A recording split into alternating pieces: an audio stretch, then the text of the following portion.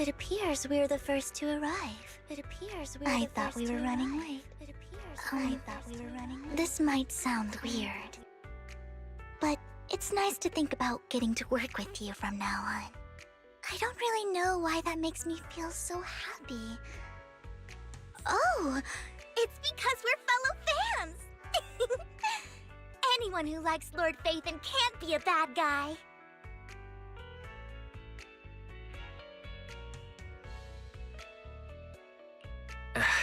You're right. Of course, Lord Phaethon is the greatest there will ever be, but you're definitely the best proxy I've ever met in person. Hugo told me before that you're really skilled, and he said we'd get along great. I never expected he'd be so right. Oh, by the way, would you like to come by my place if you have time later? I have a huge collection of Lord Phaethon merch. Phaethon, Lord Phaethon doesn't have any merch out there, right? I mean, we don't even know what he looks like, for starters.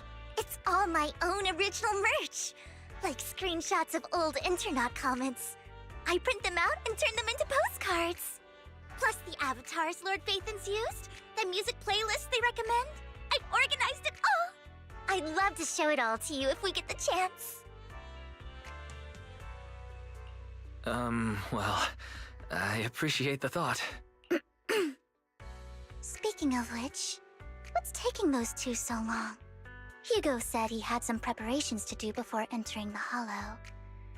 I wonder how that's coming along.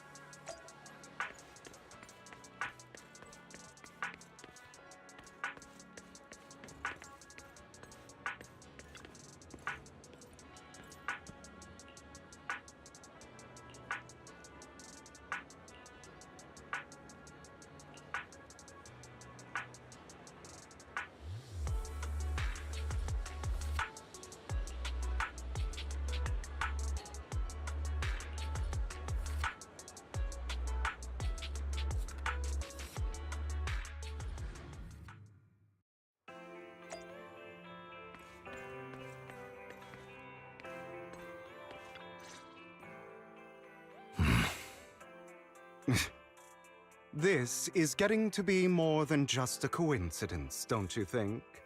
Or perhaps you are actually stalking me.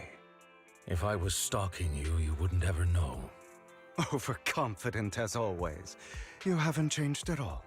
We just make it a habit to check the state of our weapons prior to combat. Thanks for that little reminder. I almost forgot. I didn't expect you to let me join. What else could I do? Master Proxy would have insisted on having you join us. I never expected for us to have a chance to enjoy some pleasant conversation like this. Without our weapons drawn, that is. It really has been too long. I still remember when we first established Mockingbird. Indeed. That was a long time ago. Thankfully, Jack went in peace. He must have known about his condition for some time. He even left us with instructions.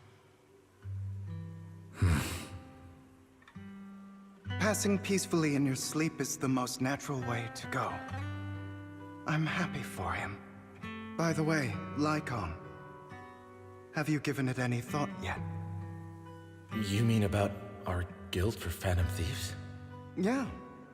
It's time for us to build an organization of our own.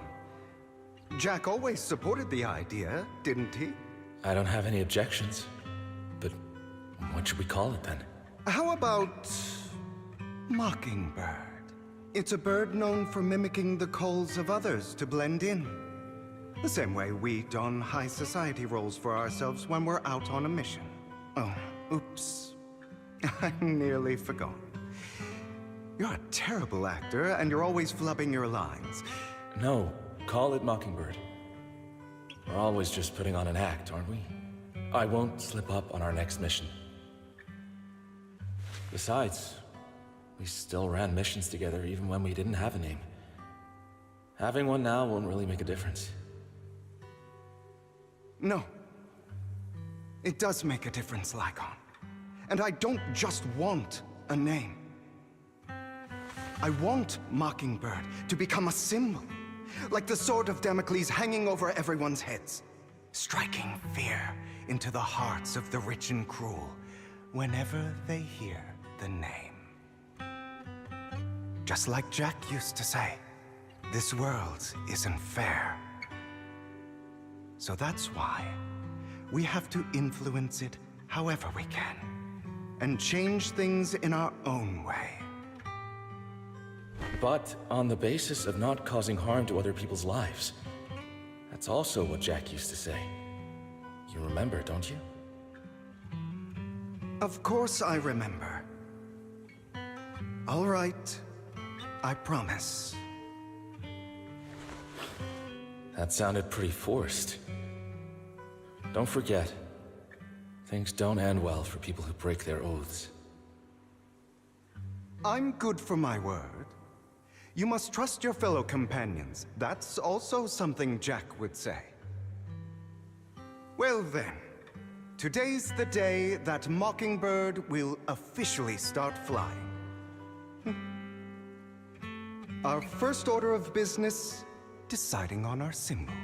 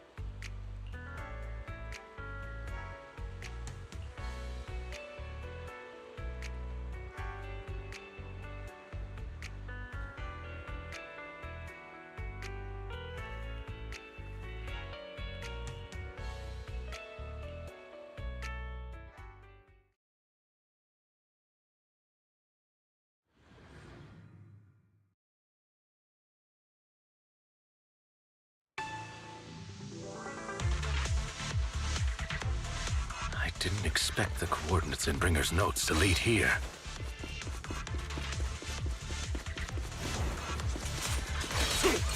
Oh, are you familiar with this place? More familiar than you, it seems. How cruel. Proxy, if they're being too noisy, can I take action? Understood.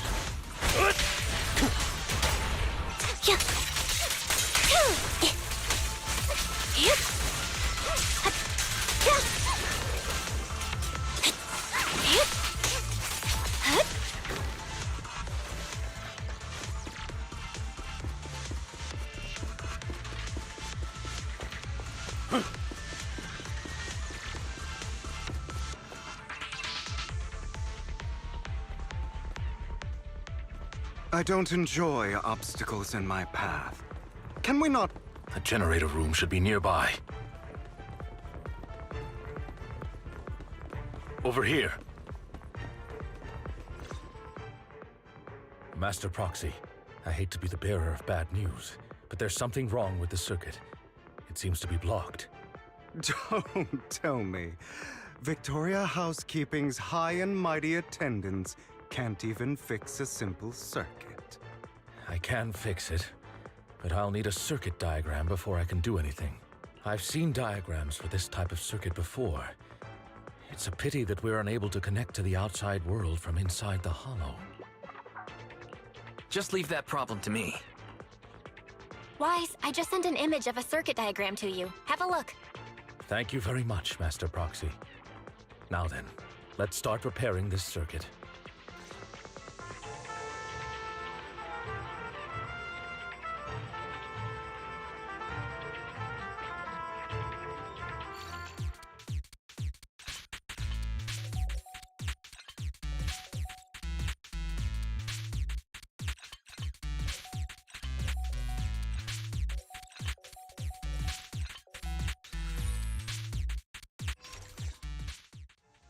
The circuit is fixed.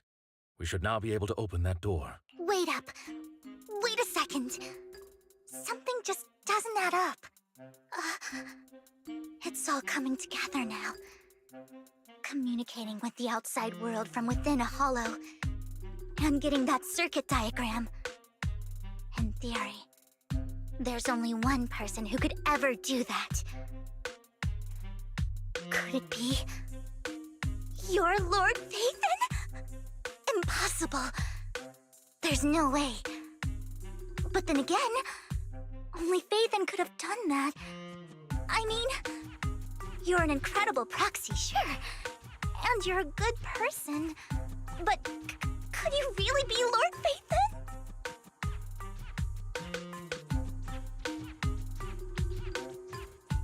That's me. I'm Phaethon. Sorry, I just never had the opportunity to tell you. Unbelievable. Lord Phaethon! I've been your biggest fan for years now! Goodness me, Lord Phaethon was right in front of me all along, and I had no idea. This is like a dream. Could you... I mean, if you're willing, could you please give me an autograph and a group photo and... Anything you want, but let's get out of the hollow first, all right? Oh, okay. Sorry, guess I got a little too excited. Anyone would be enraptured meeting someone they admire that much. Yeah, if I ever met my favorite movie director, I'd be the same. We should keep moving. This isn't the best place for idle chit-chat. In position. The door's finally open.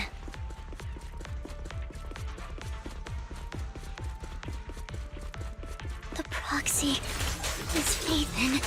Phaethon is the proxy. If this is a dream, I never want to wake up.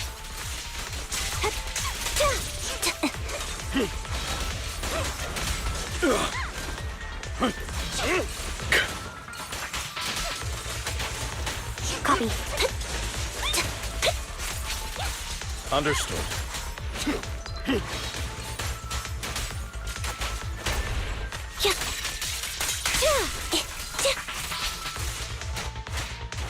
The fissure over there should lead to our destination.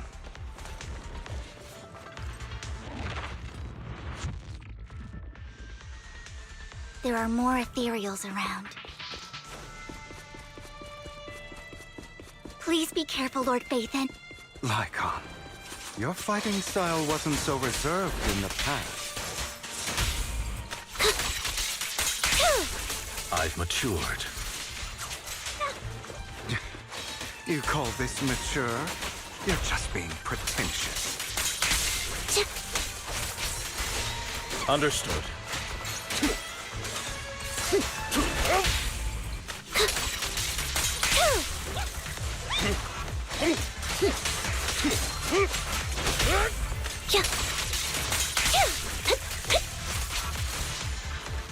In position.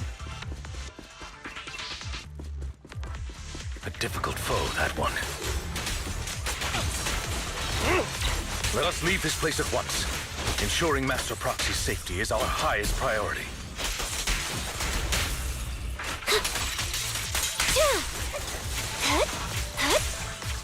I won't let anything happen to you, Lord Phaethon.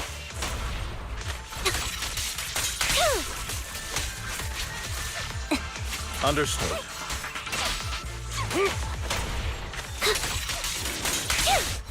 Resolve.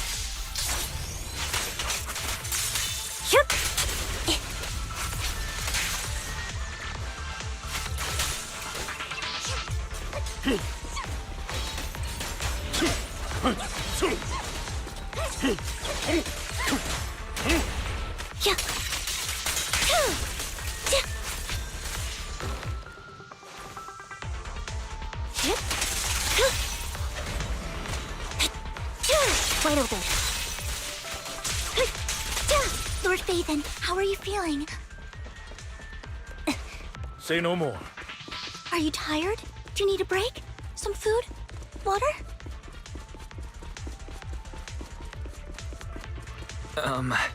Thank you for your concern. I'm fine.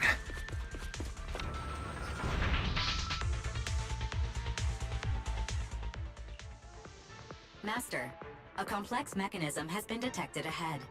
To pass through, you need to activate all 3 smaller mechanisms. Suggestion: split up and handle them simultaneously. So, we have to head to 3 different places to crack this thing. Huh? We're splitting into 3 groups?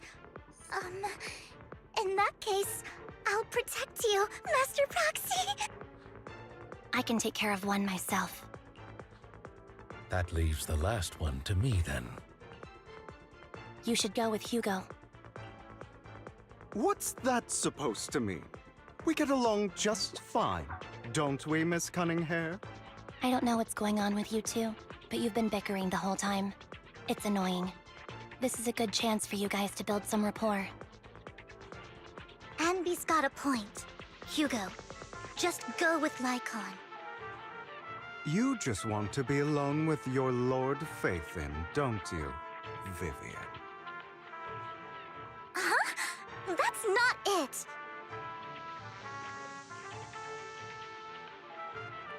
All right, sounds like a plan. It's all decided then.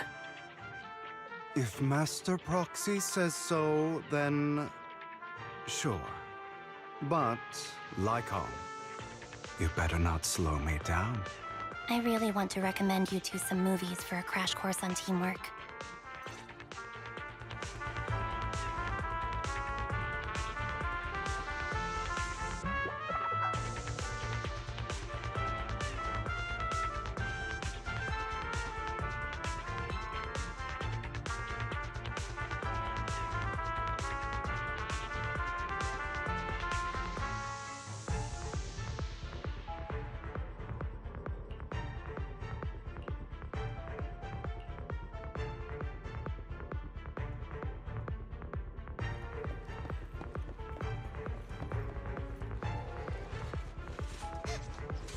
Lord Phaethon, there are too many ethereals here.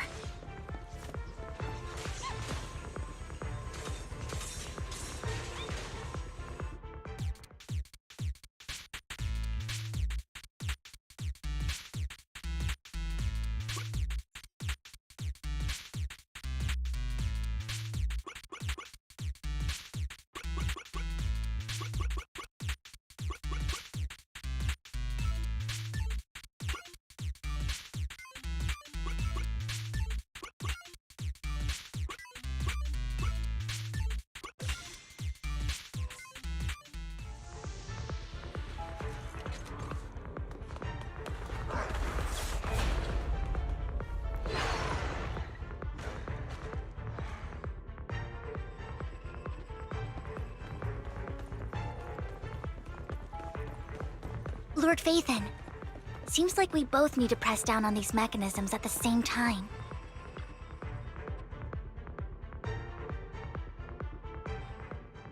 Sure enough, Lord Phaethon and I share a deeper connection. Sorry. I hope I'm not being too forward. Goodness me. Somehow I'm fighting alongside Lord Phaethon.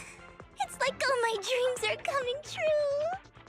I'm going to wake up any second now, aren't I?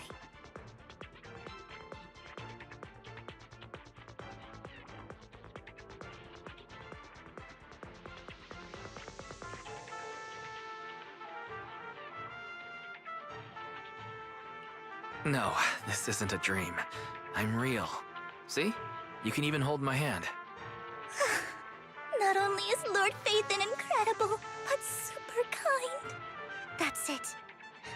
I pledge to be a die-hard Lord Phaethon fan until my very last breath.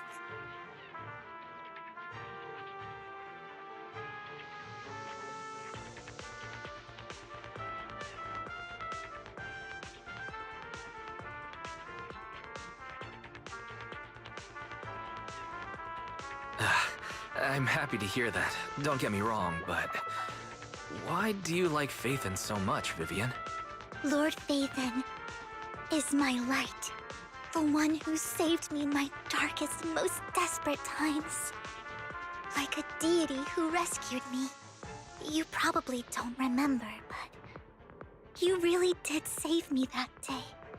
Wow, it's so embarrassing to say all this in front of you. Sorry, I hope I'm not bothering you too much.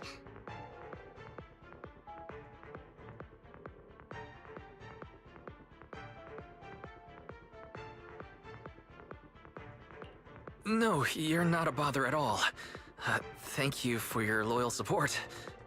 I should be the one thanking you. Just being able to see Lord Phaethon makes me the luckiest person in the whole world. Sorry to keep babbling like this. I wonder how the others are doing. I'm sure Anby will be able to manage. She's great at this kind of stuff. But as for Hugo and Lycon, let's just hope they don't get into a fight with each other. There are too many ethereals here. Though, it's not a huge problem.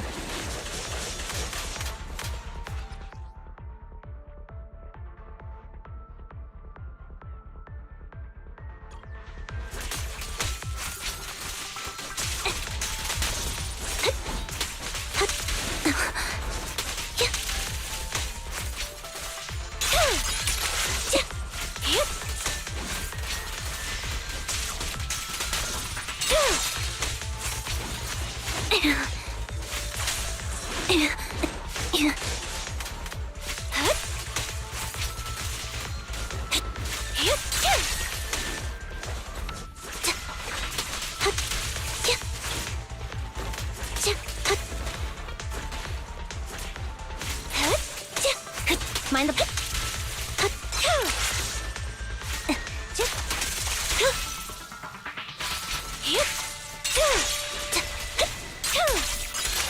It's time.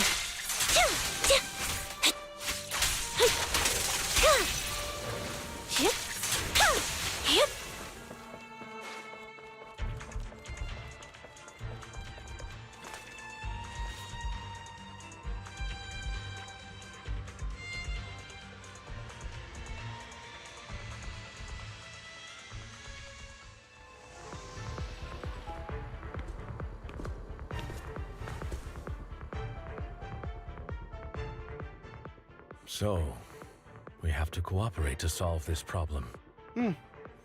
That's a real shame. I have no intention of arguing with you right now. Master Proxy and Miss Vivian are elsewhere, and we must rendezvous with them post-haste. What a coincidence. That's exactly what I was thinking. Just this once, we should trust each other. For the proxy. I have no objections. Very well. Then you'd better keep your word. I know you've never fully trusted me, Lycon, even before it all fell apart.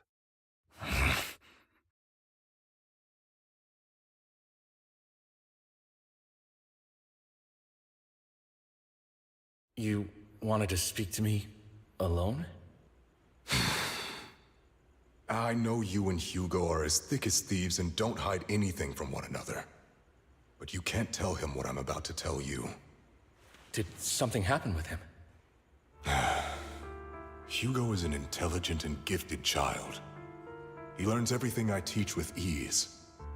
In time, he'll grow beyond me. Reach a place where people will marvel and look up to him as a beacon. Yeah. As much as I hate to admit it, he always picks things up just a teeny bit quicker than me. But none of that matters, because I can overpower him easy. I don't think being gifted is a good thing for him. What do you mean? He bears a dark and painful past. What he was taught, the hatred he was faced with, everything he picked up. It's all become an integral, inseparable part of him. I believe that beautiful flowers can blossom even in the darkest abyss. But the roots of that flower would draw from evil instead of good. Hatred instead of love. It's a curse that flows through his lineage. A curse that fate branded him with. I've seen far too many people like that throughout this long life of mine. They struggle with this curse their whole lives. But they all end up failing in the end. The path of light is narrow and fleeting. And the darkness is filled with such temptation that dropping your guard for even just a moment can send you spiraling straight into the abyss.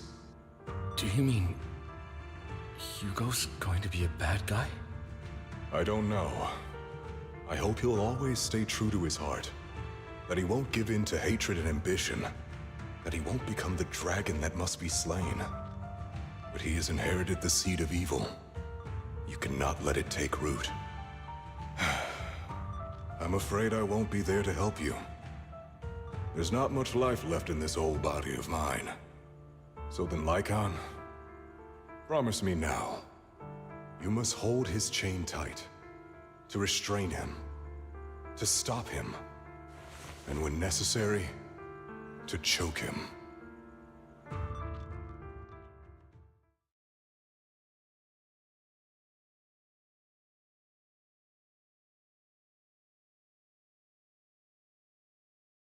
You've become slow. Or maybe you've been on guard against me this whole time, and that's what's slowing you down. Looks like I was right. Lycon. I hope you're aware that the one who betrayed Mockingbird and went to work for the Mayflowers was you. Not me. I would never betray my companion. I don't wish to repeat myself, but you should not break our oath. That's the path I've chosen, and I'm going to stick to it. But you know that path will lead you the wrong way. Who are you to lecture me about right and wrong? I believe any path that makes you feel pain must be the wrong one.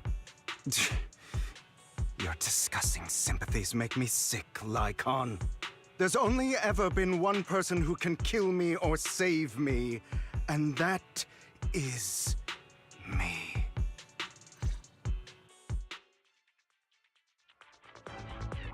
Great, it worked!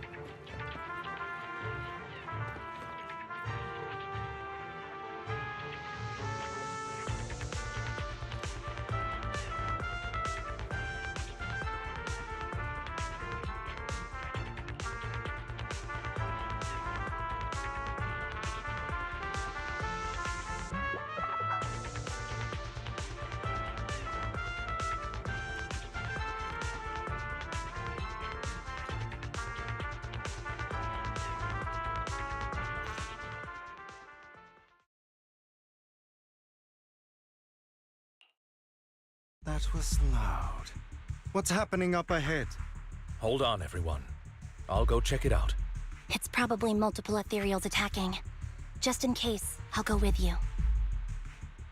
Vivian, you should go with them too. Keep an eye on Lycon, will you? I'm worried he might sell us out to the mayor when he gets the chance. I'd never do that. But if Miss Vivian wishes to join us, she's more than welcome. Okay. Then I'll go with you.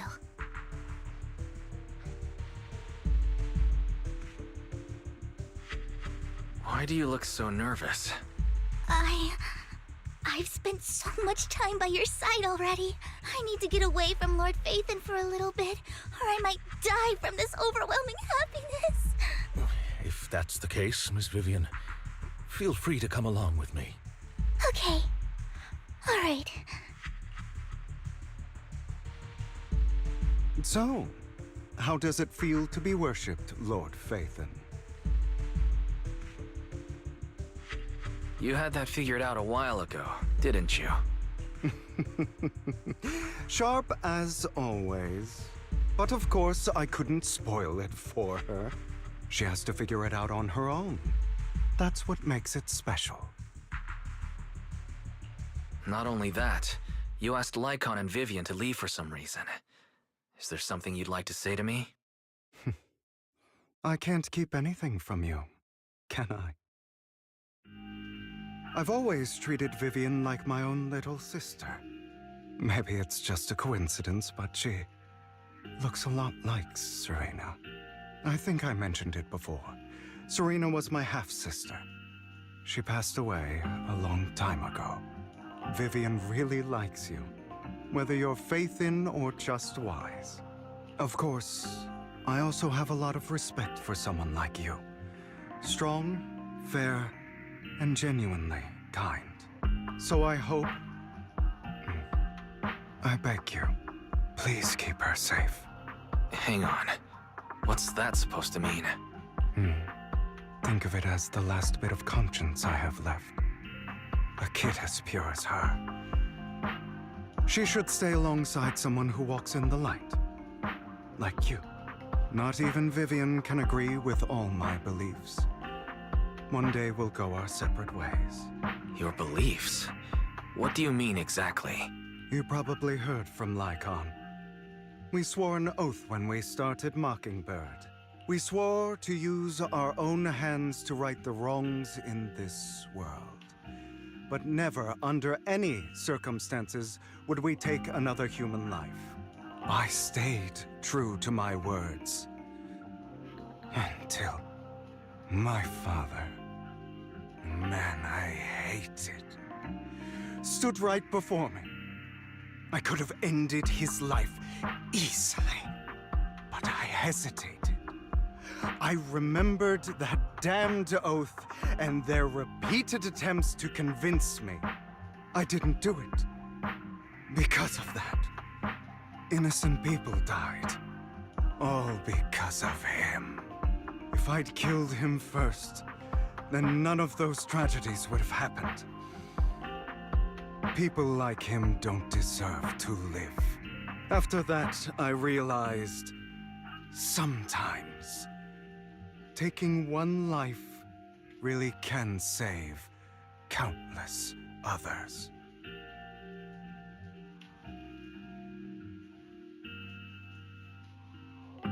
I understand where you're coming from. I knew you'd understand. Vivian has a good heart. I don't want her to get her hands dirty. But you know how it is. In this world, someone has to be the bad guy. So, I want to apologize to you. Why apologize all of a sudden? You're incredibly strong, kind, capable, and really, really lucky. The world needs more people like you. Remember that revenge movie I told you about, Children of Devils? I still haven't found it, but I came across another videotape with the same name. Turns out, in that story, the Children of Devils are actually the children of gods. Sorry for rambling. Hope you don't mind. They should be back soon. Please. Look after Vivian for me.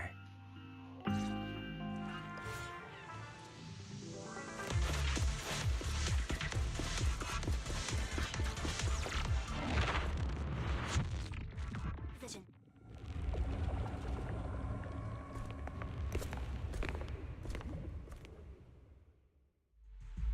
What is this? It looks like a cocoon. Careful, everyone. If I'm not mistaken, that's a sacrifice in there. It appears to be in hibernation. We don't know when it'll wake up. If it does wake up, we'll be in serious trouble. Wait, those spots Bringer marked in his notebook. Are you saying each one might have a sacrifice like this? That means there must be at least a dozen of them. And that's only counting the ones we know so far. These sacrifices may still be hibernating, but the fact that there are so many of them out there is terrifying. The Exaltists must have a way to revive them. And that's not all. These sacrifices can exist outside the Hollows. If they make their way into populated areas... I'm afraid it will lead to a catastrophic disaster likened to the fall of the old capital. That's almost certainly what they meant by vengeance against all New Eridu. Let's find a way to get rid of these sacrifices. We can't let the Exaltists have them. Thank you for helping me find this sacrifice. But sorry, kids. You won't be the ones to keep it. It's that annoying old man. Why is he here? I'd advise you to choose your words wisely, young lady. You're from the Ravenlock family. So it was you. That face. Oh, I know you. I heard about what happened to your friend. Truly unfortunate. If only she'd been smarter. It seems your goal was this sacrifice all along. You've been tailing us, haven't you? Keeping your distance so that I wouldn't notice. As expected of a Wolf Thyran, you are very perceptive. That's right. All thanks to your ex-partner, we were able to carry out our plan smoothly. My ex-partner? I'm not exactly happy being called that, but what he said is true.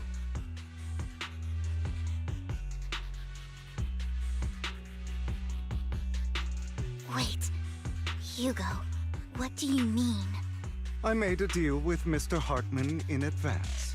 So, would you kindly step aside and let us have this sacrifice? Of course, you can choose to refuse, but if you do, then I'll have to take coercive measures. What did you offer him? Everything we know about the sacrifices plus the core itself. But... why? It's simple. I want to climb higher. Mr. Hartman offered me a chance to join Tops. Who could say no to that? No. Impossible. You promised to help me investigate the Exaltists. You told me the whole point of Mockingbird was to do anything it takes to bring a little justice to this world. Was all of that just a lie? You're just too gullible, Vivian. I also told you, everybody lies. To hide their true intentions, people lie so smoothly, they don't even bat an eye. You... What a wonderful show of betrayal and backstabbing! Bravo! I've got no interest in your little feud. But would you all be so kind as to step aside? My men still have some delicate handiwork to do. To extract that sacrifice behind you.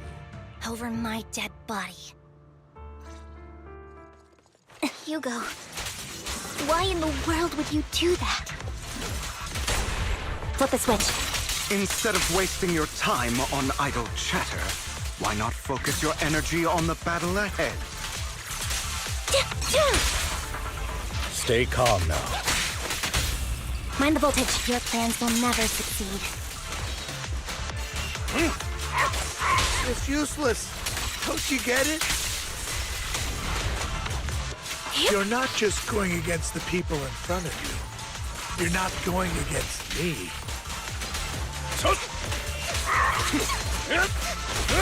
Flip the switch. Rather, the entire Ravenlock family, even the whole of Tops. There's no chance of victory for you.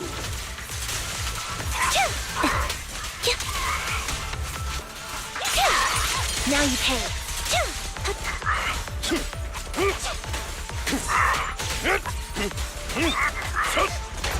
A perfect conduit.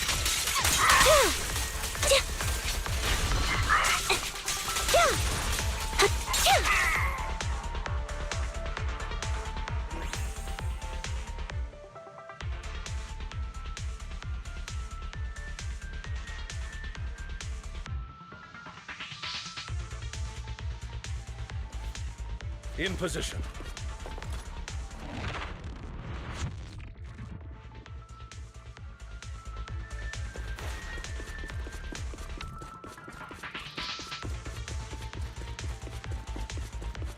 Hugo, don't make a choice you'll regret.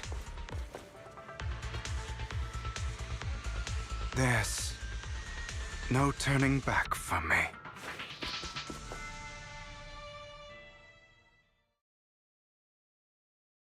Oh, you guys are such a pain. Hugo, stop standing around. Time for you to act. We had a deal. Give me the sacrifice core now. Did we? I don't remember. I imagine this is your favorite kind of entertainment. Watching allies betray each other, suspicion festering until it all turns to bitter hatred. Seeing people tear each other apart like wild beasts, just like your decaying family. Does it comfort that dead conscience of yours? You. What's that supposed to mean? I am loving the look on your face right now. Right when you think you've succeeded, I'm here to tell you it was all fake. None of it was real. Let this pain sink in. It's karma for what you did to me back then. You're insane. I have no idea what you're talking about. You still don't recognize me, do you? Let me give you a little hint.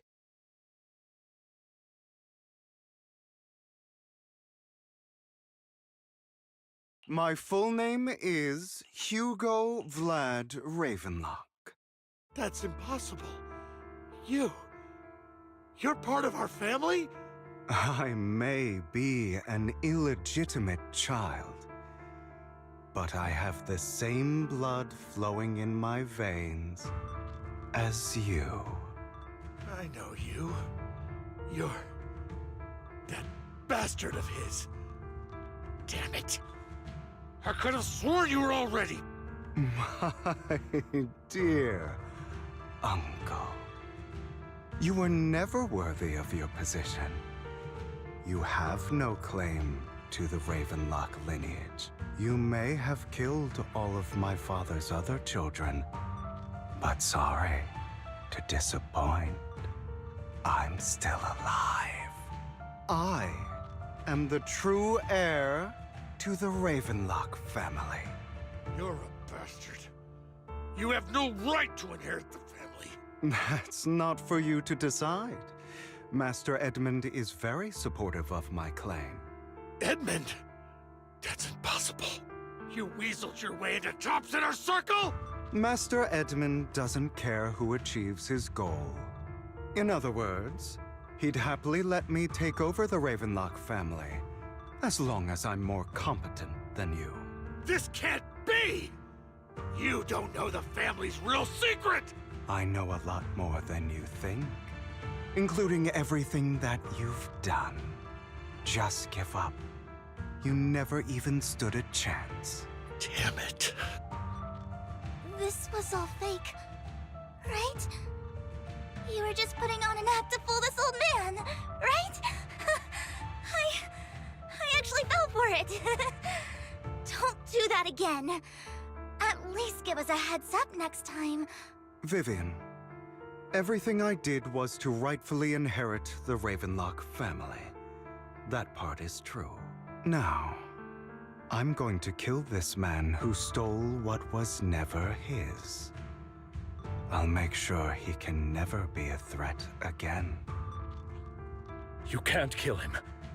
We still need information from him on the sacrifices and the Exaltists. You must be misunderstanding something, Lycon. Just like you chose the mayor, I chose Tops. At least for now, Tops has the same interests as me. I'm not going to harm my own self-interests. Be it intel on the sacrifices or the core itself. I'm handing everything over to Master Edmund. Why? I just want to take back what's mine. If fate is not willing to give me justice, then I'll just have to seize it with my own hands. Stealing, robbing, lying, or betraying. I'll do whatever it takes. Even if it means selling your soul to the devil? You know about the power struggle between Tops and City Hall. Those elites at Tops would be only too happy to see the Exaltists plotting a grand attack on New Eridu using sacrifices. That would severely harm the Mayflower's reputation and approval rating in New Eridu. And that's exactly what Tops wants to see. If that happens, countless people will die! I'm sorry it has to be this way, but I have to do this. I'm going to get everything Master Edmund wants. Inherit the Ravenlock name, climb to the top. And then I'll be able to change everything for good. For a permanent and absolute victory, we must endure the pain of cutting away rotten flesh and persevere through the darkest hour before dawn. Someone has to do it. I don't agree. Sounds like some twisted logic to me. This is the path I've chosen. Without power, resources, or strength, we can't do anything. Mockingbird is the perfect example. All the talk about using our power to tip the scales of justice and hover over them like the sword of Damocles. It's just a delusion. In their eyes, we're nothing but annoying gnats. Mockingbird has never really changed anything, or saved anyone. Never in the past, not now, and never will in the future. None of it matters.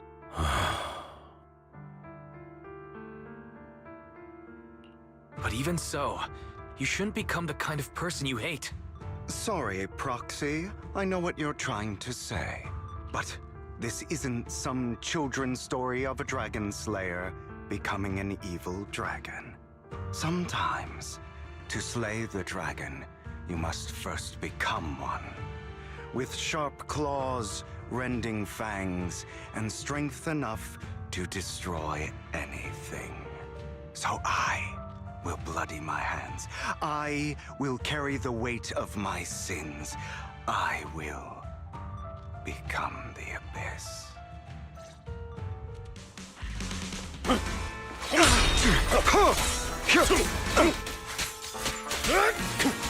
It's about time you kneel.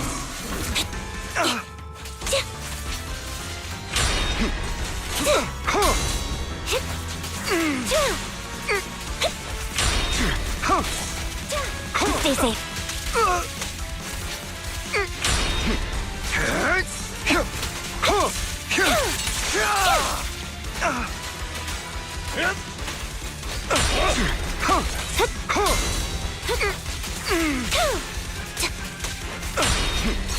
Off balance. Out of my way. Trying to run, are we?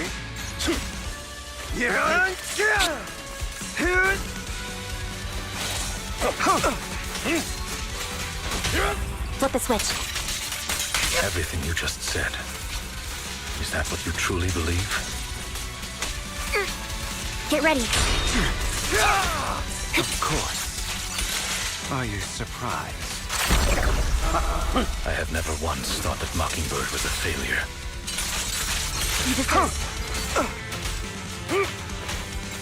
Our actions, no matter how childish or flawed, must have made their mark on the world.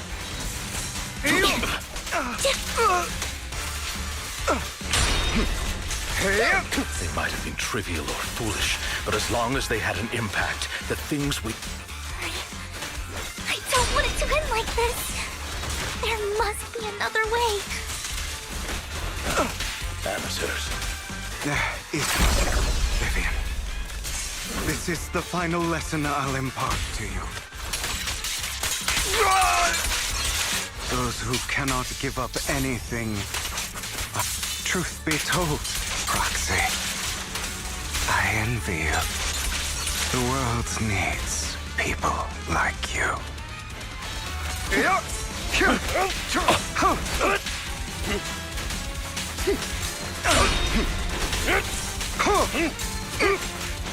I'll bite your throat out!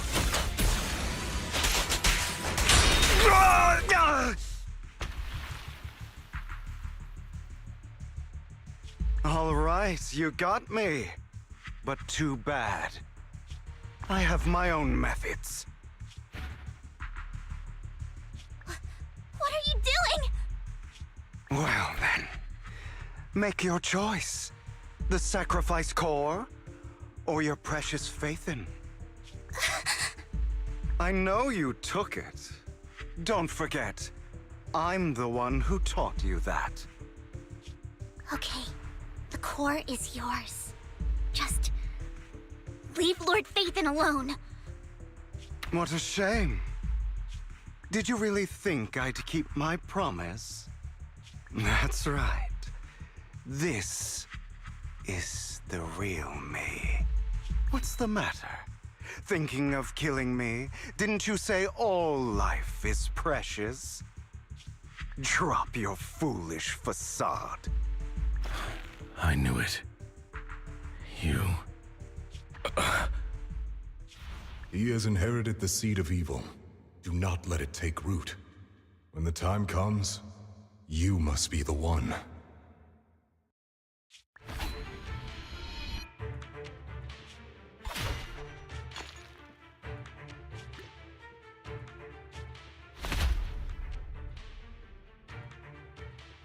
Go on, kill me. If you've got the guts, do it, traitor.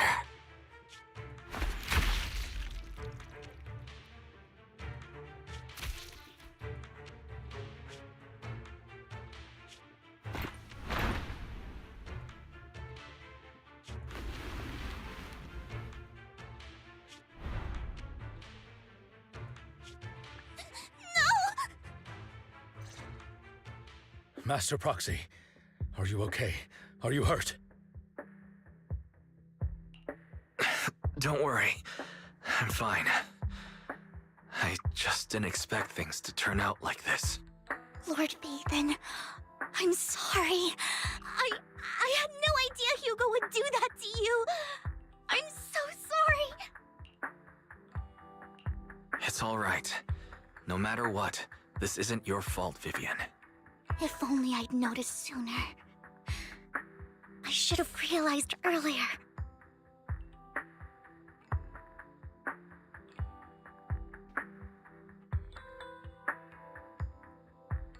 Hugo. Okay, now my audio is on. That's a hollow down Yep. there.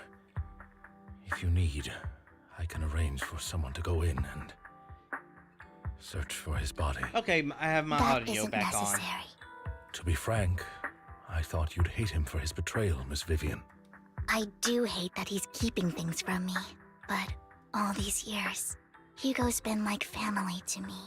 I believe he's still with us.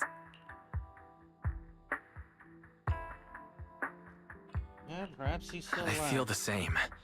It's possible he's still alive. I'm terribly sorry, but I must tell you, it is impossible for Hugo to be alive. My hand went through his heart. Sorry to interrupt, everyone. But just so you that's know, where the wound was, Hartman's but gone. something ain't... Probably slipped away during all the chaos. I'm sorry, I was so focused on Master Proxy's safety, I wasn't paying attention I don't to think it's gonna be that simple. Same, Something screwy but it gonna doesn't happen. matter. We all know what he did, and he will pay for what he did today. Yes. I'll be reporting all of this to the mayor. He's not getting away with this. Well then, now that it's all over, let's head back. Another obstacle out of the way. She's going to be pleased about this. May the Creator guide us. Okay. Fear, suffering, despair, and destruction. That's the future I see. Or faith in. Oh boy.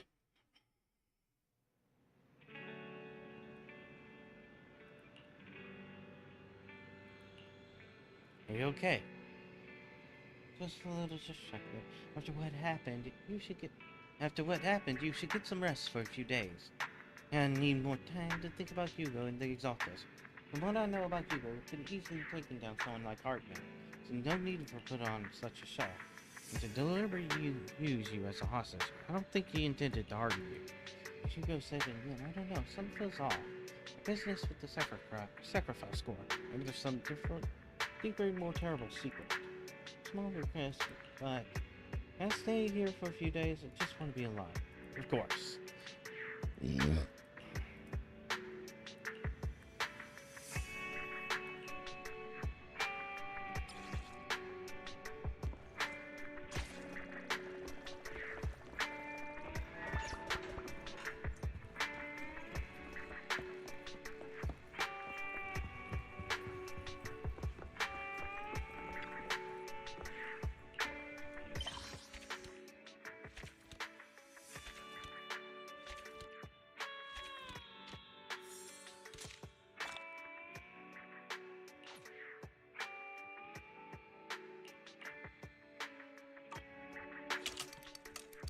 Now your mind feels clear.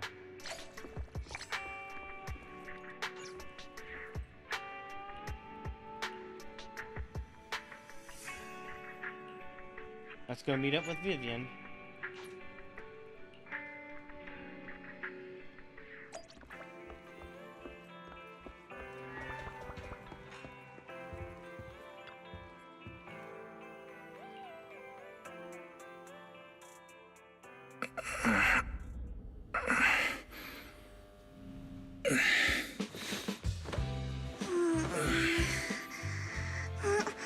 Lord Faison.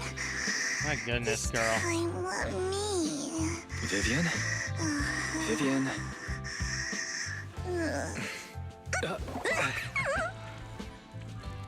Fairy! I didn't disturb your sleep, did I? Okay. Season 1 epilogue. When I got here, the other Lord Faison said you were resting on the couch and just let me in. I meant to keep you company while you slept, but then I dozed off myself. Ugh. I was going to sit here looking super cute, hands cupping my face. You know, like the #1 sleepy face I want to wake up to pose. I can't believe I ended up falling asleep myself. One sleepy face. Vivian, are you sure you're awake? That sounded like sleep talk. I'm sure sleeping in that position couldn't have been comfortable either. No, Lord Faison. I was just worried that I had disturbed your rest. Just being able to see you sleeping peacefully is already the highlight of my day. No, my entire month. Though it is a bit late, but...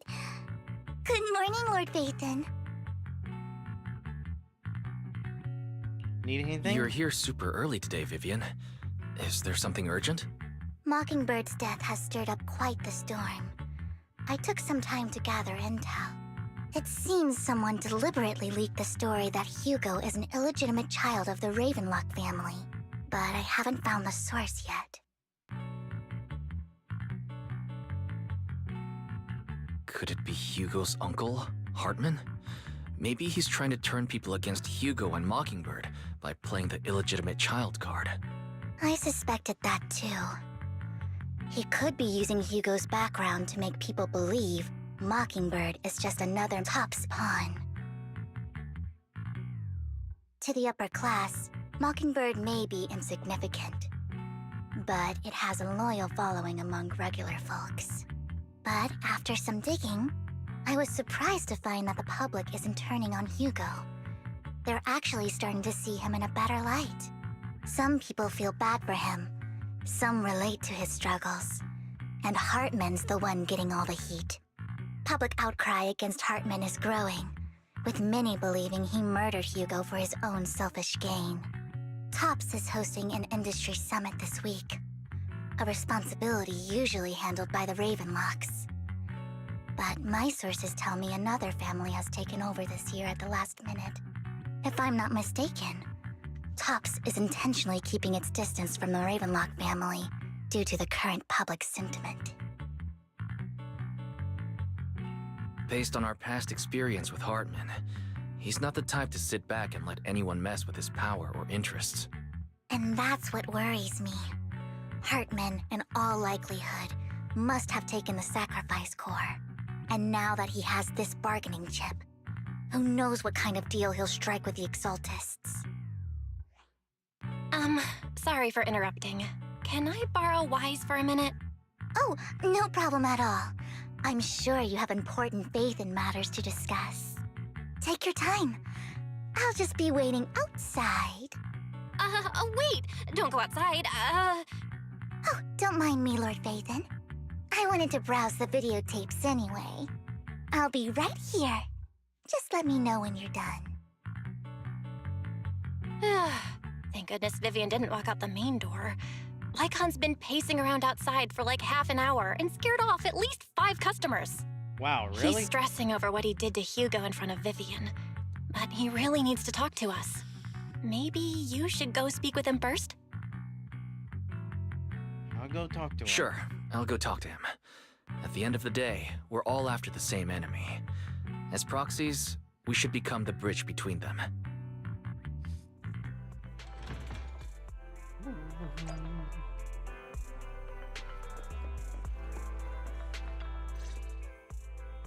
Good morning, Master Proxy. Morning. Good morning. Belle just let me know you wanted to talk to us and Vivian about something? Yes, it's an urgent request from the mayor, one that directly affects New Eridu's safety. However, before we get into the details, as a former member of Mockingbird, I'm concerned about Miss Vivian. Hugo made many mistakes and betrayed the principles of Mockingbird, but I'm certain he didn't intend to put Miss Vivian or you in danger. I don't know Miss Vivian very well, and I was the one who took her companion's life. I might not be the right person to comfort her, but I hope she doesn't regret the choices she made or lose faith in the path she chose. She looks normal. Vivian doesn't seem down at all. In fact, she's been actively gathering intel. I think she's handling this with even greater calm than I am. If you're feeling bad about what happened with Hugo, it might be a good idea to talk to Vivian directly. From what I've seen, she's not as fragile as you might think. That's reassuring to hear. I trust your judgment. You've always had a sharp eye for people. Would you mind coming in with me? I'd like to apologize to Miss Vivian in person.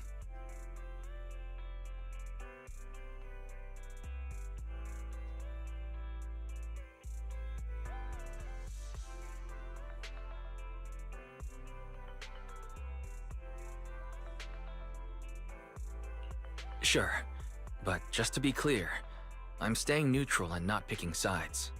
You both have your own stance on this. As a proxy, I'll do my best to help facilitate honest communication. I respect that. Thank you.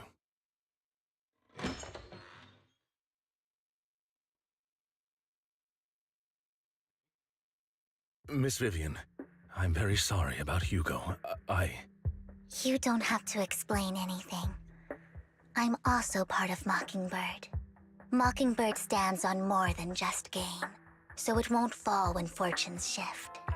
Hugo had his fixations and ambitions. I also have things I must see through. I'm determined to get to the bottom of the Exaltists and the sacrifices. Miss Vivian, as a former member of Mockingbird, you have my deepest respect. You have my word, whatever comes next. I would never harm you or Master Proxy. As for Hugo, please, accept my condolences. Condolences? That's not necessary. Mockingbird has plenty of tricks up its sleeves. This isn't the kind of act that ends so easily. Wouldn't you agree? You're right.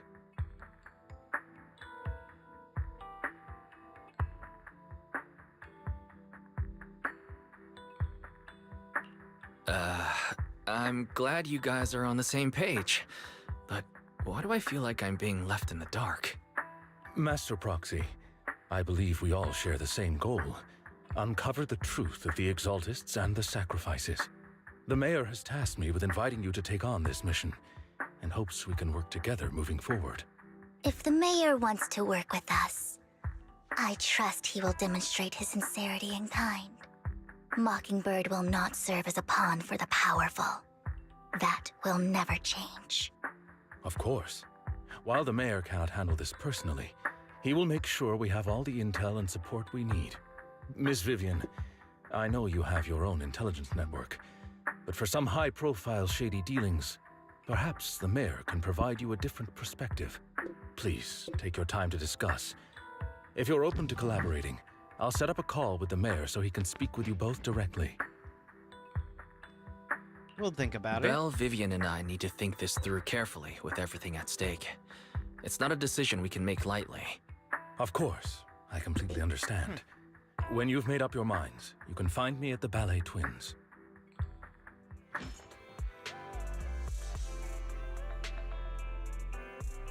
Should we talk to the Mayor? Still threat. True, at the moment, our only intel is what Bringer left behind. Don't know much else. You know, get someone to investigate it'll take a little amount of time. Time is something you can't waste. So working with the Mayor is a good option. What do you think, Vivian? As a member of Mockingbird, would it be against your values to... Mockingbird isn't just about going against authority. It hopes that all people can given equal opportunities and treatment. I don't exactly trust the Mayor, but I believe he's someone we can work with for the moment. I see Lycon.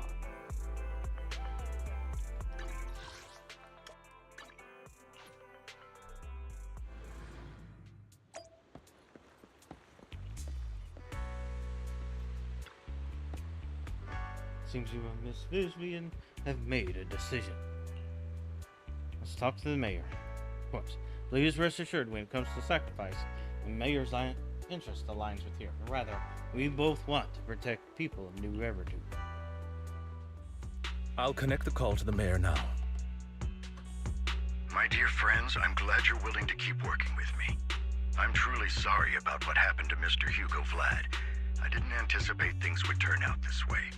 As Mayor, I can't fully condone Mockingbird's actions, but personally, I had a lot of respect for Mr. Hugo Vlad. I looked further into Bringer's map. The sacrifices were created by an Exaltist named Landon, who was active in Janus Quarter.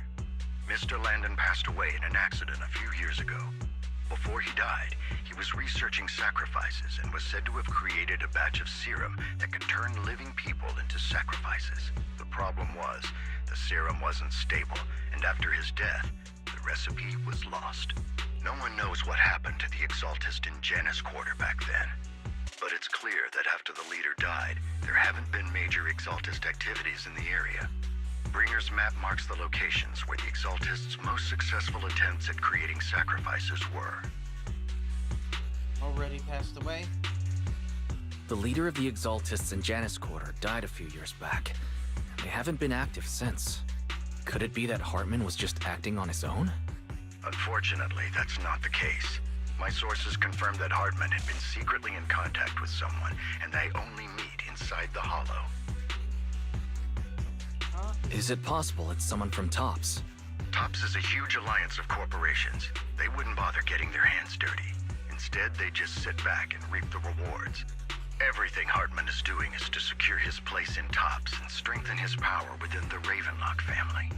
If my guess is correct, Hartman has gotten in touch with the remaining members of the Exaltists that used to follow Landon, helping them create new sacrifices. But what's in it for Tops? There's no way the Exaltists would just hand over their secrets about sacrifices to Hartman, right? A sacrifice outbreak would throw the city into chaos. And that's when Tops steps in, taking control of the situation on their terms. The public will see the mayor as incompetent, while Tops comes off as the real protectors of the city. And when that happens, public trust will shift towards Tops. And Mr. Mayor, you might find yourself in an unfavorable situation. Still sharp as ever, Miss Vivian. So, what exactly do we stand to gain from partnering with you? Please don't tell me you're doing this out of some noble concern for your citizens. I'm not some hero of justice, and I don't believe in lofty ideals or empty promises. We have a common enemy. While our ideologies may differ, we can work together on this.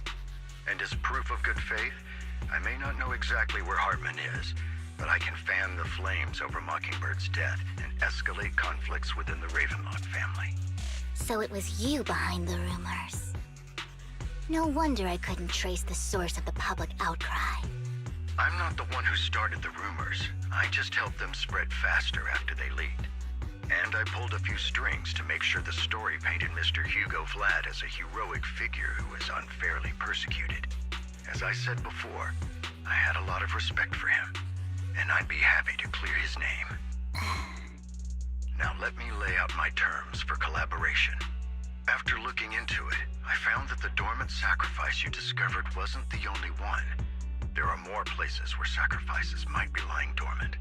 Too many eyes are on me right now, so I can't send my own men to deal with it. I'd like to ask you to retrieve the sacrifices from those locations.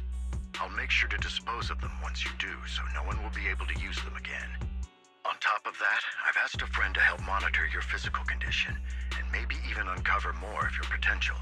Her research overlaps with your teacher's work. You don't need to worry about her capabilities. She's a Void Hunter rank special investigator. Teacher's research? Really? A Void Hunter rank special investigator is going to be assisting us? And she's involved in our teacher's research? That's right. She's heading to Janna's quarter for some business. I wanted to set up a formal meeting, but she declined. She prefers to assess things on her own, and will reach out when the time is right. She'll let you know the details then. So it looks like you both are on board with this commission and ready to help recover the sacrifices? Okay. This affects a lot of ordinary people in New Eridu. We'll do our best. I know you won't let me down. Given our positions, we might not be friends, but we're definitely not enemies. I'll leave the rest to you then. I've got to go.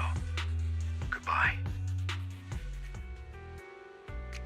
Well, if the two of you decided to work with us, with your help, we can surely recover the sacrifice. I have other business to deal with, so please excuse me. If you require anything, please feel free to contact me anytime. Lord Phaethon, shall we head out?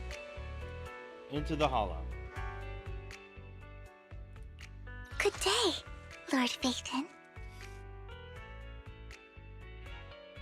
Do I have any anomaly types in the team?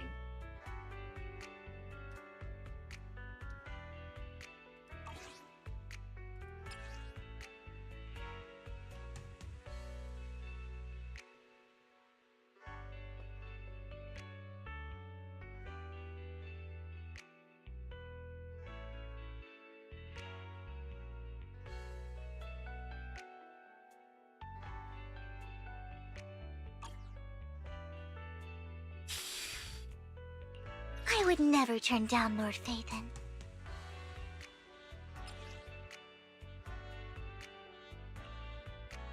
I really don't have any anomaly characters.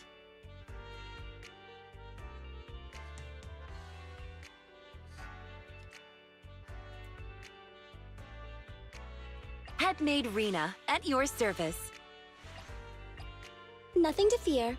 The cunning hairs are here. Oh, I'm Good not day, allowed to have a third Lord character. Phaethon. Need something? My services are expensive.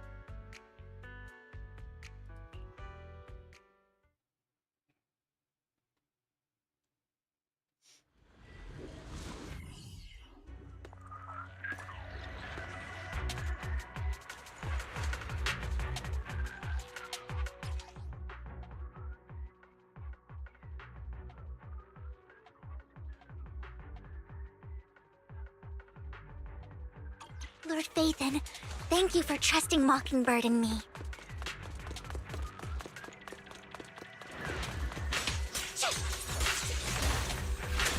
Fine. What's this? Fool. Don't underestimate me.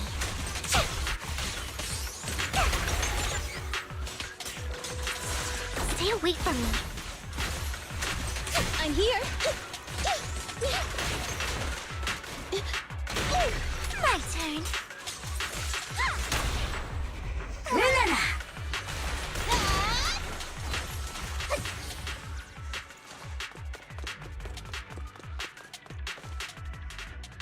Has someone already taken the dormant sacrifice from here?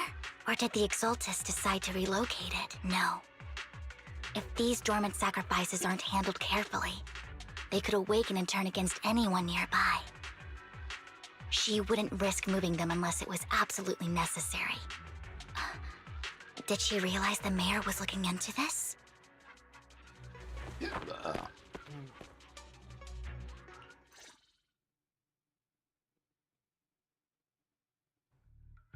Did Hartman just make up this intel to get a shot working with us at Tops?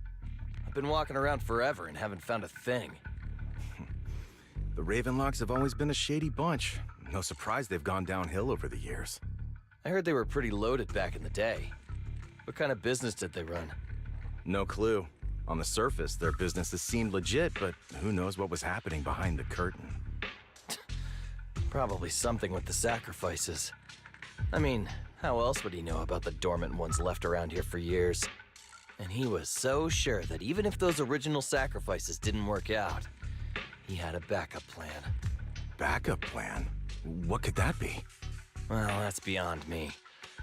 I just happened to overhear something while I was next to Mr. Edmund one day. What's Tops planning to do with all these sacrifices, huh? For research? Do you think we'll ever have a normal life in the Hollows? Don't ask questions you shouldn't be asking. All right. There's nothing here anyway. Let's leave the Hollow and report back on what we found. And we'll make it just in time to clock out for the fieldwork shift. Let's get out of here first. Okay. Hartman, that fool. He'll do anything to get into Tops, even if it means playing with fire. She's an Exaltist. Human lives have never mattered to her. The more people get dragged in, the greater the danger. Who's the she? Vivian, you seem a bit frazzled.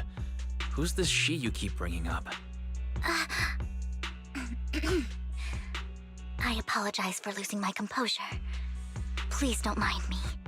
The she I'm referring to is with the Exaltists.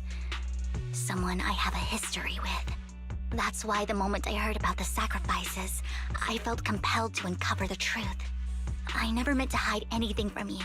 It's just that, for me, the Exaltists bring back painful memories. And I'm not ready to face them yet. So, Lord Phaethon, please give me a little more time. Once I've gathered my thoughts, I promise I'll tell you everything.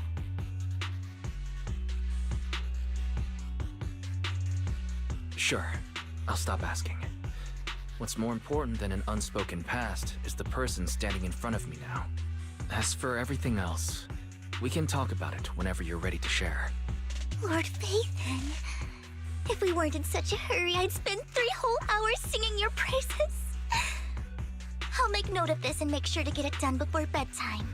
First things first, let's track down those dormant sacrifices. The Exaltists have probably realized someone's after them by now. I wish we knew what Hartman's backup plan is. Do you? I just can't shake the feeling that... Back to the game. Don't touch me. Something bad is about to happen.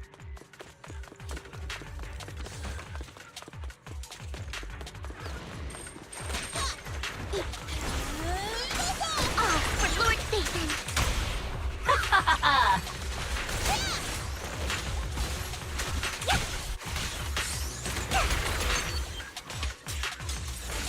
Fool.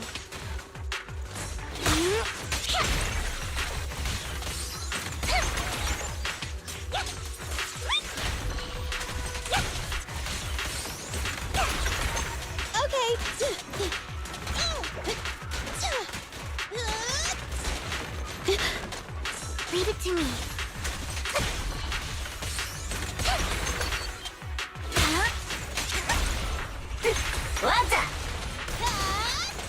Don't underestimate me.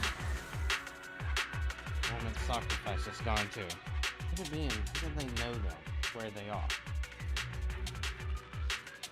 Hugo may have done terrible things, but he had his reasons. Mockingbird might be seen as the bad guys by a lot of people, but...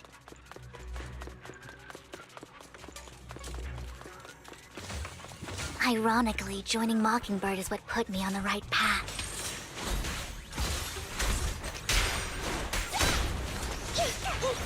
For the first time, I'm needed for more than just my curse. All for Lord Phaethon!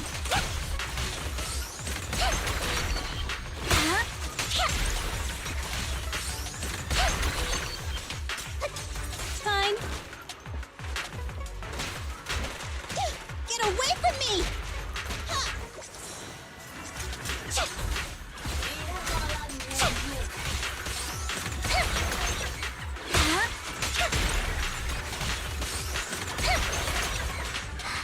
Nothing here either. Are we too late? Weird.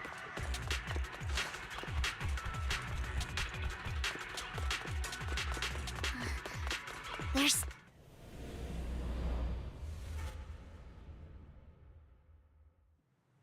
Fool.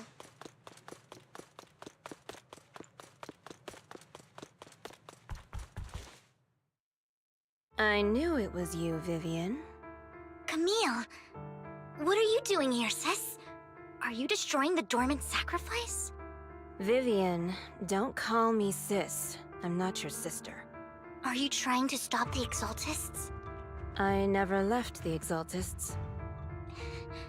You know what Landon did back then! Lord Landon did it for the Creator. His methods may have been extreme, but they were necessary. Back then, you walked away. You should do the same now. We didn't meet today. Take your friends and leave. What's wrong? Are you being forced into this? I can help you. Help me? Like how you helped her? Vivian, you're crying. You see me, don't you? No, You haven't changed a bit, Vivian. No need to hide your tears. I know exactly what's ahead for me. You've made your choice, and I've made mine. One last piece of advice. Stay out of this. She loathes you. I won't tell her we met today. Don't show yourself around us again. Camille! Alright.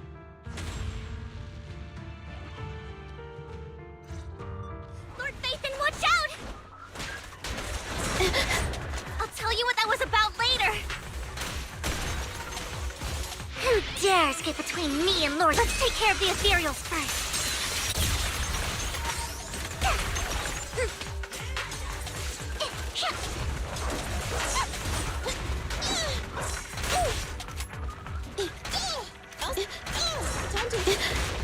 Just this once.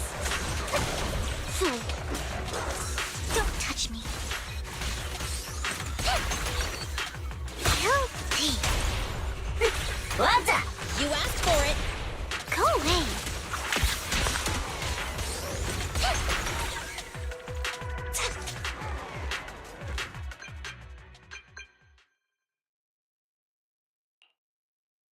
You've been gone forever. Did you run into any trouble? We searched the coordinates the mayor provided. Most of them were already empty. No dormant sacrifice. Camille, the Exaltists have been actively destroying the dormant sacrifices. Really? Why would the Exaltists go after the sacrifices? I saw it too, but I can't figure out why the Exaltists would do this. Yeah, I thought they And would one try of to them save him. is someone I once knew. I thought she would leave the Exaltists after Landon's death, but she stayed. Wait, what did I miss? Why do you know so much about the Exaltists, Vivian? When I was a child, I stayed with the Exaltists for a while. Back then, Landon was one of the most respected figures among the Exaltists in this region. A lot happened, and after Landon died, I left. I can't turn a blind eye to the sacrifices. I know all too well how many lives have been lost bringing them into existence. Ever since I learned a sacrifice had appeared in Janus Quarter, I haven't been able to stop worrying. I won't let history repeat itself. That's why I asked Hugo to investigate, starting with the Sacrifice Corps. Vivian. Please stop. I'm not looking for comfort. I'm just recounting the story for you to understand the situation. We've got bigger things to focus on. But when I do need comforting, I'll come straight to you. I hope you'll make time for me, Lord Vathan. Just so you know, I'm not the easiest to console.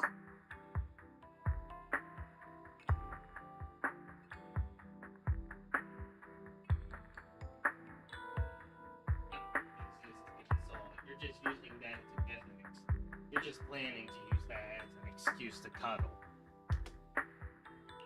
Absolutely. If you're feeling down, we'll be here for you.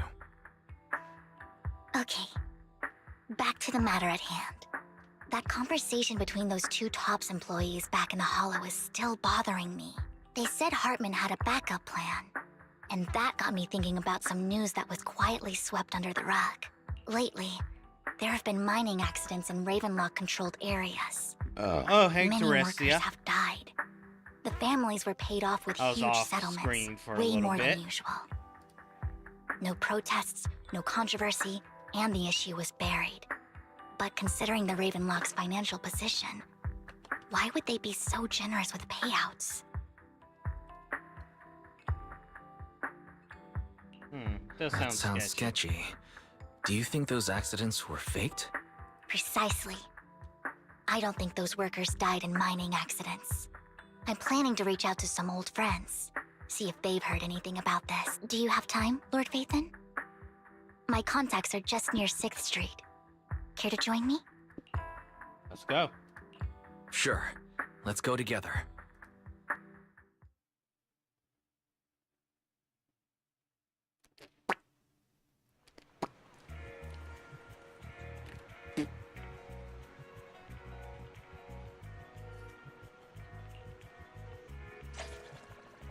Alright, how's things looking? Oh, that finally went up. Alright, that's one down. Oh, we're not getting this done today. That's, I still got 4 more commissions to do. And probably gonna be an hour. I do not have that much time. Unless they're all a half hour each. An old friend of mine said she has some new intel.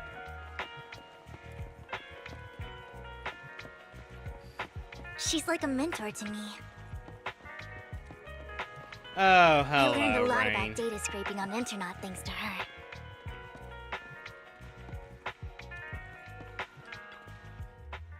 Nice to see you again, Rain. Long time no see. Yeah, it's been a while. Rain? So you're the old friend Vivian was talking about. Yeah, Phaethon. Long time no see. Rain, you actually know that Lord Phaethon is Lord Phaethon? No, I mean, you actually know Wise is Lord Phaethon. I didn't know right away. One time, I needed a favor from Nicole. I only found out after meeting them. I mean, who would expect a legendary proxy to be running a video store for a living? Oh, by the way, your idol... Rain, let's not bring up old stuff. Lord Phaethon wouldn't be interested in that. Why are you all tense? Right! Lord Phaethon lives on 6th Street too, and might know your idol. Your Remember idol? when you traced that post on Internet to 6th Street and actually went to check it out? And you came back all bummed, spouting nonsense. Like there was only a black cat at the location, and maybe your idol is actually a talking cat. Or something like that. Yeah, I know that cat. I think I know that black cat. It hangs around our shop now. Lord Phaethon, please, let's drop this topic. Is this Come about on, Astra? Vivian. It's been years, and you still won't say who your idol is. If you'd just let me, I'd have tracked them down ages ago. I get it. You want to find the person who's important to you on your own. But you've tried so hard already. It's okay to lean on me a little, you know. I'm sure your idol won't hold it against you. I shouldn't have come to see you. Huh? What's wrong? Alright. Rain, Vivian said you might have some intel for us. Should we get into that first? All right, let's get down to business. Here's something I'm pretty sure about. The Ravenlock family's claim that those missing workers died in an accident? Don't buy it. Bullshit. The last Instant signal bullshit. from those workers was near the Hollow. Then communication went dark. I think they were taken into the Hollow. And yesterday, I picked up that the Ravenlock family secretly hired some people to search the Hollow's perimeter. I caught a weird distress signal from someone and managed to track down the source. When I tried to reach out, the signal cut out completely. The last trace of the signal was near Lumina Square. Finding someone in real life isn't really my thing, so that's where you come in. Okay, we'll take a look around. You just said this is something you're sure of. Do you have anything you're not so sure of? I dug up some info online, and one thing stood out. A few days ago, there were some creepy sounds coming from an abandoned warehouse by the place was locked up, so no one could see what was happening inside. Not sure if it's related to your search. If you don't find anything useful around here, it might be worth checking out. Well, that's all I have for you. Thank you, Rain. Don't get all emotional on me now. I'm just helping out a friend. This one's on the house. Consider it payback for the favor you did me last. But if you still want to find your idol, hit me up. I've been curious for what... Alright, don't worry about it. I'll manage it myself. Stop being so nosy, Rain. Nosy? Nah, just professionally curious. What kind of person is worth all this searching, huh? But honestly, whoever they are in real life, they've become a part of you. You've come a long way in this search, Vivian. I much prefer the person you are now. So if you find this person, don't chicken out. Go meet them. People will appreciate you for who you are. Rain. I might not care about the real world or what it'll be like, but I hope everyone I know can live a good life. I'm counting on you to save the world, guys. All right, I have other business to take care of, so I'll leave the rest to you.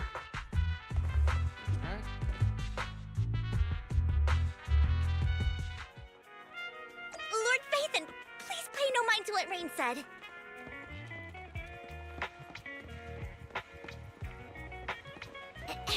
That Ellen, big guy's up ahead.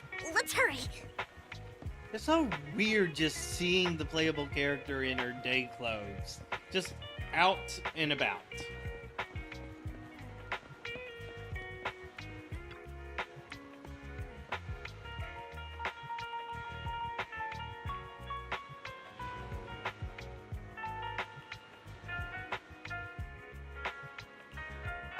Know each other?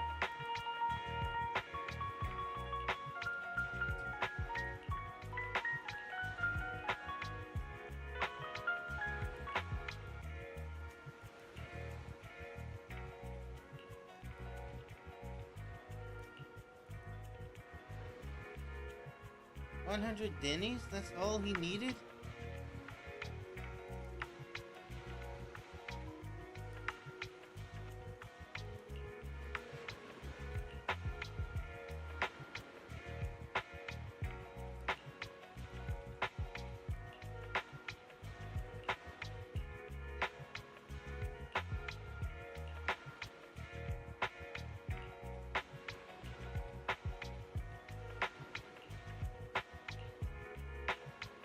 Yep, you were super helpful.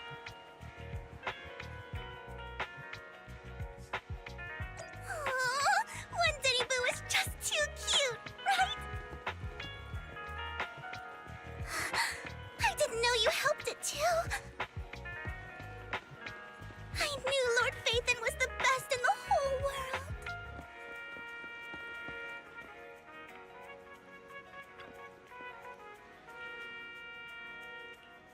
Alright. See what's going on. Don't take me back, please. I was wrong. I know I messed up. I don't want your money anymore. Please, no. Calm down. Who are you? I won't say anything. Just let me go. I don't know anything. I swear, I know nothing. We're not PubSec, the HIA, or the Ravenlock family. We won't force you into anything. There's no need to be afraid. What do you want from me then? We simply want to know where the Ravenlock family took you and what they made you do. I can't say. I can't tell you. I have a family. They'll hurt them. You never saw me. Please, just stop asking. Don't you wish to see your family? I don't deserve to see them. It's my fault. I was greedy. I did this to myself. But your family must miss you dearly. I'm sure they won't blame you. No, it's my fault. It's all on me. I don't want to drag them into this. If the whole ship is sinking, no one on board can escape. I'm just a nobody. And right now, there's nothing I can do to change anything. If you care about your family and friends, now is your chance to stop the disaster before it's too late. Even a butterfly flapping its wings can send a tsunami surging across the ocean. No one knows how this will turn out. But if you do nothing now, the only thing waiting for you at the end will be regret. We're not here to turn you in, and we won't force you to confront them. You'll be safe with us. I'll help you return to your family. But you must tell us precisely what happened. Hartman offered a huge amount of money, looking for workers to go into the hollow to guard something. The money was way too good. We all kind of figured something wasn't right. I thought it was just smuggling or guarding some kind of illegal ether resources, so I signed up. After we sent in our applications, Hartman's men took us into the hollow. The first place we went, there was a strange box. When we got there, they handed us some pills, saying they'd improve our aptitude for ether, for us to last longer in the hollow. But after I took them, everything went fuzzy. Something was definitely off about those pills. When I woke up, I saw my coworkers dead in front of me. And there was blood all over my hands. They said something about me being a good experiment, moved me somewhere else, and locked me up. They wanted to inject me with something. I got scared and didn't know what was gonna happen. But then a blonde guy found me, gave me a carrot, and let me go. So I escaped. I didn't want to kill anyone. I don't know. It wasn't your fault that your coworkers died. You were just a tool in their hands. Do you remember the place they first took you? Do you know what was in that box? I only remember the first place was like a rooftop. I think it was on top of a tall building. What exactly was in that box? I can't remember. I'm not lying. Those pills they gave us, they make you hallucinate. I took just one and my mind felt like it wasn't my own. My memories turned into a blur. I'm telling the truth. I'm not trying to run from my mistakes. I just really can't remember what happened. I know you're not lying. We'll arrange for your protection. You can rest easy and recover, and your family won't be dragged into this. Once this is all over, you will be able to reunite with them. Alright, we contact Blackcon. Mayor drops the mouse. Rena arrives and takes the man away, motioning to the mayor. You're calm. Sometimes I wonder if you've had some kind of special training, Vivian. No matter who you're up against, you seem to analyze the pros and cons and make a judgment in no time. Actually, I wasn't always like this. I used to run away when things got tough. There was even a point where I just wanted to disappear. As if my very existence was the source of suffering. I wondered. Perhaps leaving it all behind could put an end to the pain. It's hard to picture that. My first impression of you was pretty, assertive. Well, I was on a mission at the auction when we first met. And just as Rain said, I've come a long way from who I used to be. Speaking of Rain, it's quite a coincidence that you two know each other and are actually close. You even know one Denny Boo. That surprised me. We might have crossed paths without even realizing it. Enough about me. Tell me more about you, Lord Phaethon. Where have you been? You need to do some And what have stretching. you experienced? Looking back, it feels like I've been through a lot lately. Belle and I even lost our Phaethon account. It's a long story, starting with how the Cunning Hares took something from the Red Fang gang.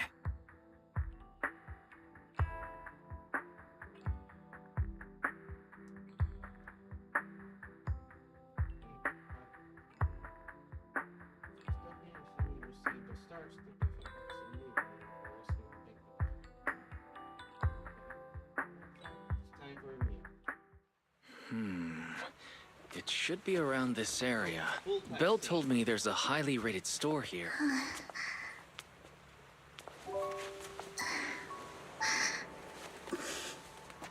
Lord Phaethon!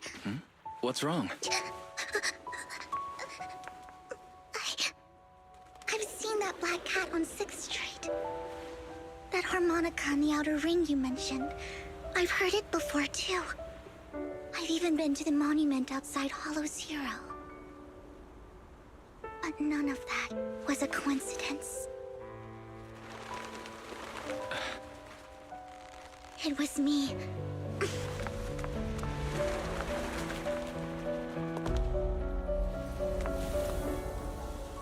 Following you, and now I've finally made it to your side. Ever since I was little, I had been seen as the bringer of bad fortune. I had traveled to many places and witnessed far too much misfortune. Every tear I shed brought disaster. I've heard too many curses to count. I loathed my tears as much as I despised my own existence. Wherever I stayed, tragedy followed. I had roamed too many places, and each time, it ended the same way. I didn't know where I could go anymore. One night, I stumbled upon a post discussing me, whether they knew me or not. Everyone seemed convinced that I was the source of the curse. Some mocked me with cruel intent. Some wished I would vanish, and others speculated maliciously. It really seemed that my very existence was a disaster. In that moment, as darkness enveloped the city, I saw lights flickering to life all around New Eridu. So many lights. And not knowing where to go, I thought, if only I could disappear into those lights. I made up my mind. And right then, my phone rang. I decided to take one last look. I wanted to know who left me my final message from this world. It was you, Lord Phaethon. Me? Huh? Me? Yes. And I checked with the other Lord Phaethon. You were the one using the account at that time. But I know you probably don't remember it. After all, it was just an ordinary day, with an ordinary post and meaningless comments online. But for me, it was the night I finally realized where I could go. I wanted to walk the paths you had walked. Alright, that's see giving me the sights happy you had seen. goosebumps. I'm getting the happy chills. And then, one day, share it all with you, face to face. So, I have to ask, what exactly did I say in that reply? Well, you'll have to figure it out for yourself. I'm not telling you. You're putting my memory to the test. So, Lord Phaethon, thank you. Not only for that comment you made that day, which was a silver lining for me, but for giving me the courage to become who I am today. The Vivian standing right in front of you now, Lord Phaethon. I truly like who I've become.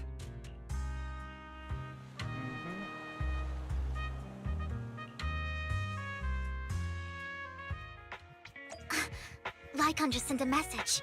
There's an update. Let's head back to the video store and go over the details together.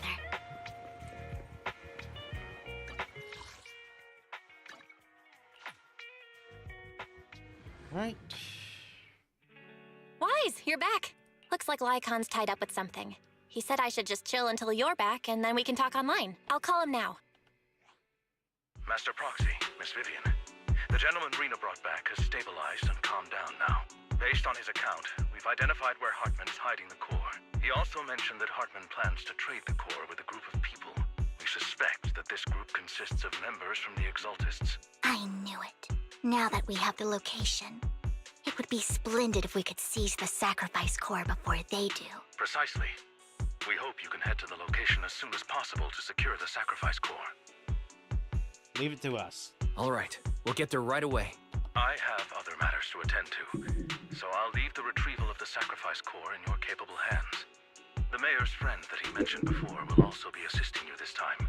The target coordinates have been shared with her, and she'll meet you there. Please ensure your safety, and I wish you all the best. Head out as soon as you're ready. We must obtain the sacrifice score. Yet again. Nothing to fear. Time to make some money. I'm going to need a new, good anomaly unit at some point.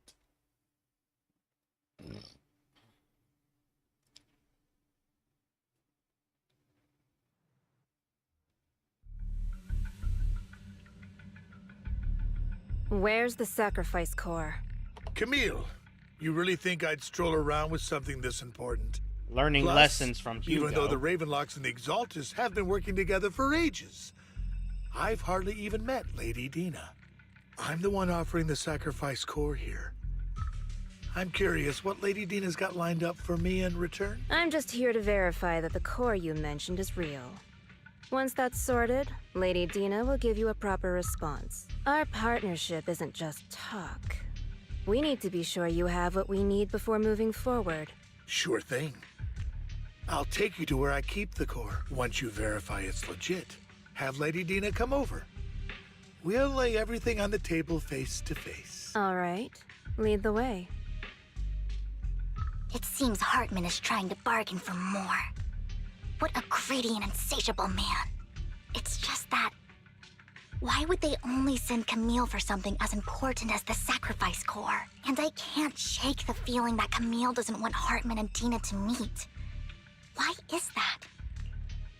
Who's Dina? So this Dina they were talking about, is she the leader of the Exaltists?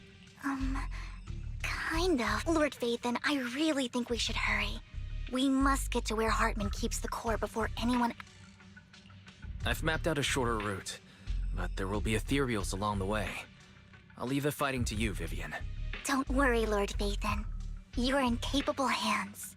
I'll ensure your safety. Don't touch me. Ethereals! Stay away from Lord Phaethon!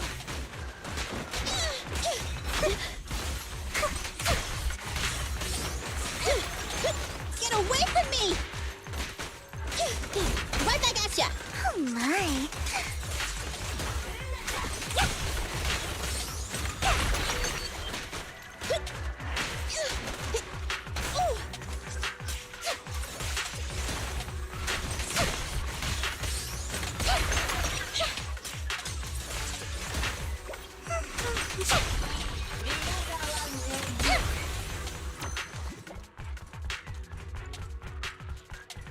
Looks like Hartman's trying to negotiate for more leverage. Fine. Let's get out of here before we're spotted. Together. Let's keep moving, Lord Phaethon. Fool.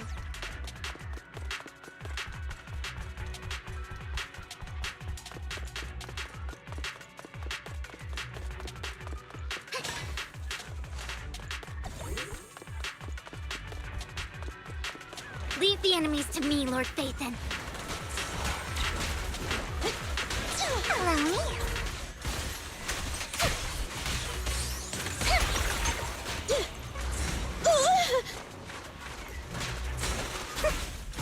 Off with you.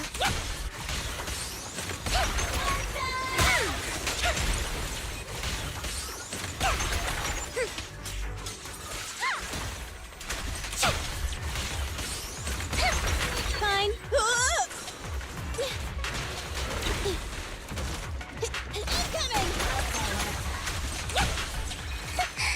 Idiot.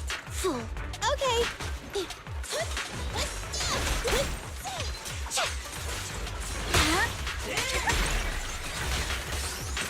Ambush.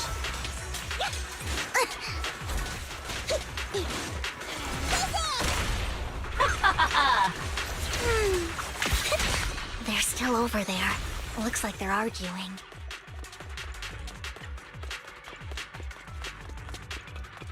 This is our chance. Let's hurry. Fool. No matter who has the sacrifice core, Hartman or the Exaltists, it would be really dangerous. Hand over what's in the box. Let me give you a... We do this the hard way. Underestimate me. Don't you know? You sure talk big, little girl. Let's see if you can get past me. Let's hurry and secure the sacrifice core.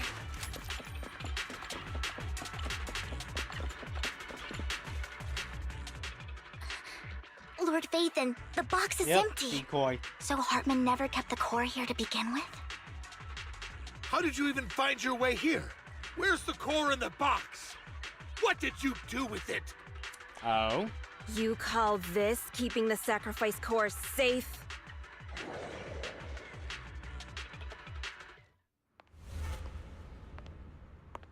Oh? You're new. Vivian, it's been ages. Dina! Oh my, you actually remember me. So sweet. Look at you, thriving. I thought you'd totally forgotten about our past.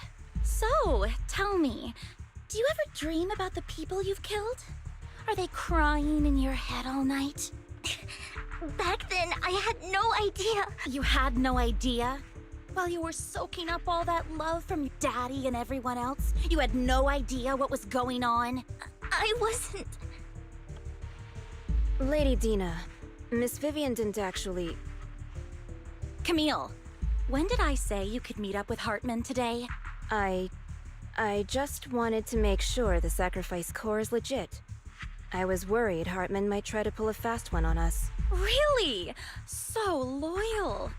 I thought you'd be more like the old days. Just a few words from Vivian, and you'd be plotting my demise. Just like what you did with Father. I won't, Lady Dina. Don't even think about betraying me, Camille. You owe me for what went down back then. However, I do understand your worries. This core, it's fake. No way! I got this straight from Hugo. It can't be fake. Unless he gave you a fake from the fake start. without any proof. Ugh, seriously?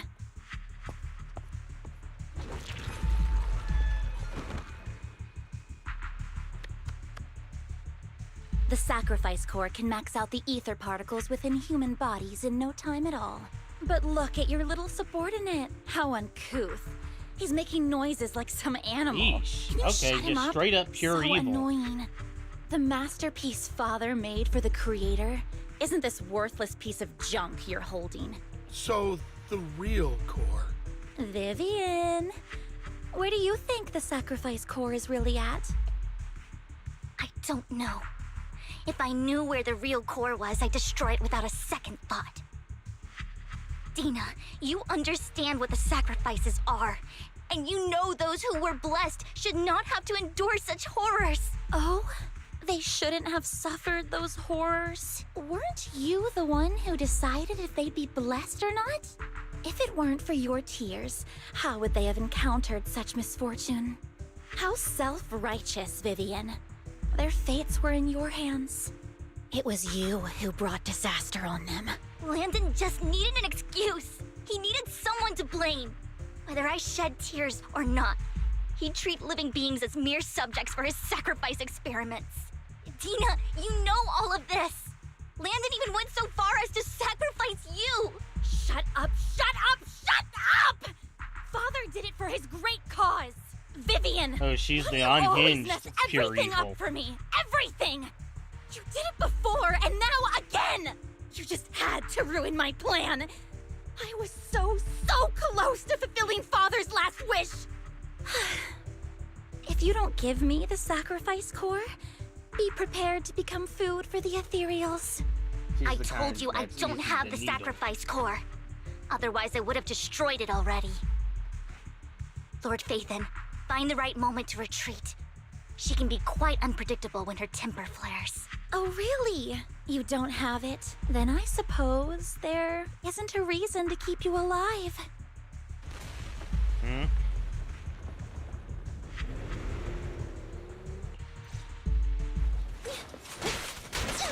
More ethereals are coming. Guilty.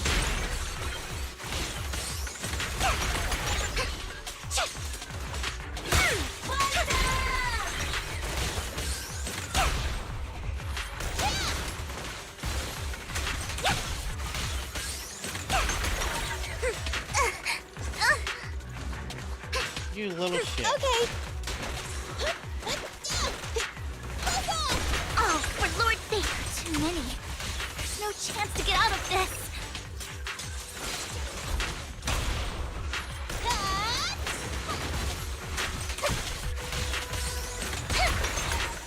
You better not get my dress dirty.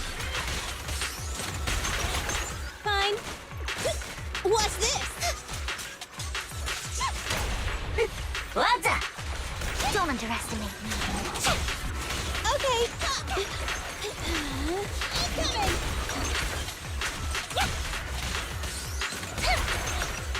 Guilty.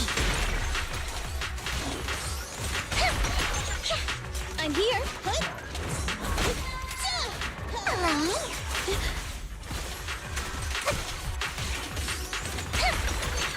Who dares get between me and Lord Phaethon? Fine. Time to redo.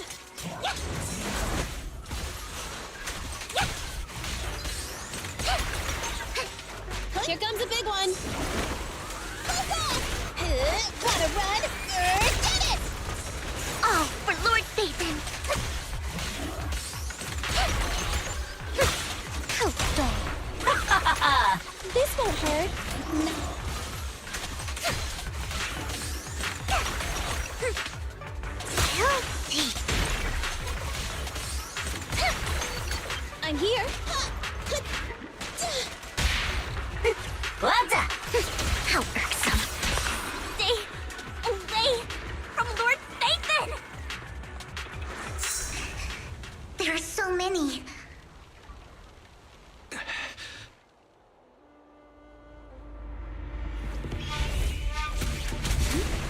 It's ink. And we got our Chinese leader. Shun Palace, good fortune, closed gate, safety. What? An evil miasma gathers here. Another place of conflict. If you wish to avoid disaster, then head southeast.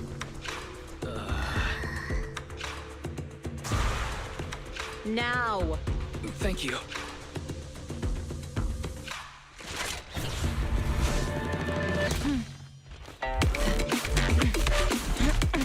Girl.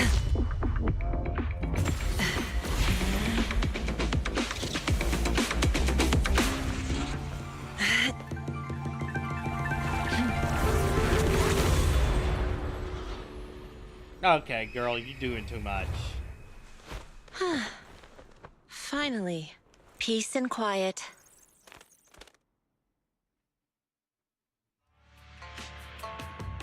You must be wise, right? Mayflower Yeah. mentioned a special partner might need my help. And you must be the powerhouse of the next region. You are? May I ask, who are you? I'm the 13th generation master of Yunque Summit. You can call me Yishuan. Mayflower Yishuan. passed along your info, and I was curious what kind of person you are, so I came to see. At first, I thought it might be a hassle, but your energy feels really calming. Quite nice, actually. You're the investigator? So, you're the investigator the mayor mentioned. Yes. He also asked me to be your temporary teacher and offer you a bit of guidance. Guidance? Guidance? What does that mean exactly? Unfortunately, this isn't the right time or place to talk. I have some investigation work to catch up on, and it seems you've got quite a lot on your hands, so let's part ways for now. I'll find a good time to visit you soon. Okay. I'm so sorry, Lord Vathan. I'm just not feeling very well. I think I'll head back for now. I'll investigate the sacrifice core and reach out once I find something. Alright. You don't look so great. Let's get out of here and figure things out later. Alright. Wise, I know you like being able to go into hollows, but let's go back to using Eos. Lord Vathan, are you going to rest now? You feeling down? I can head back later, Vivian. You seem a bit off since we left the hollow. Want to talk? I'm here to If you listen. want to talk about what's bothering you, I'm here. Sometimes it helps to get it out. I didn't mean to keep my past from you, Lord Vathan. When I was little, people thought I brought misfortune, so no matter where I went, no one wanted me around for long. Then, one day, Landon adopted me and brought me to the Exaltists. There, I met Dina, who was so kind to me, treating me like a dear sister. She told me her father, Landon, was a great man who'd one day make everyone stop fearing the Hollows, so all life could live freely inside and outside of them. Dina helped Landon pick people for the blessing, and everyone in the Exaltists respected her greatly. Those who received the blessing would have a better ether aptitude, allowing them to enter the Hollow freely without fear of sudden disaster. Back then, Dina would chat with me every day, always about the Exaltists and her father. But things between us shifted when Landon asked me to step in for Dina. Landon told me I didn't only bring misfortune, and that if I listened to him, I could actually help people. After that, he'd take me to meet people, and if I shed tears, he'd give them a blessing medicine. Those who got the blessing could dodge calamities. At first, I was ecstatic, thinking I could help others. I shared my joy with Dina, but that was when she started to pull away from me.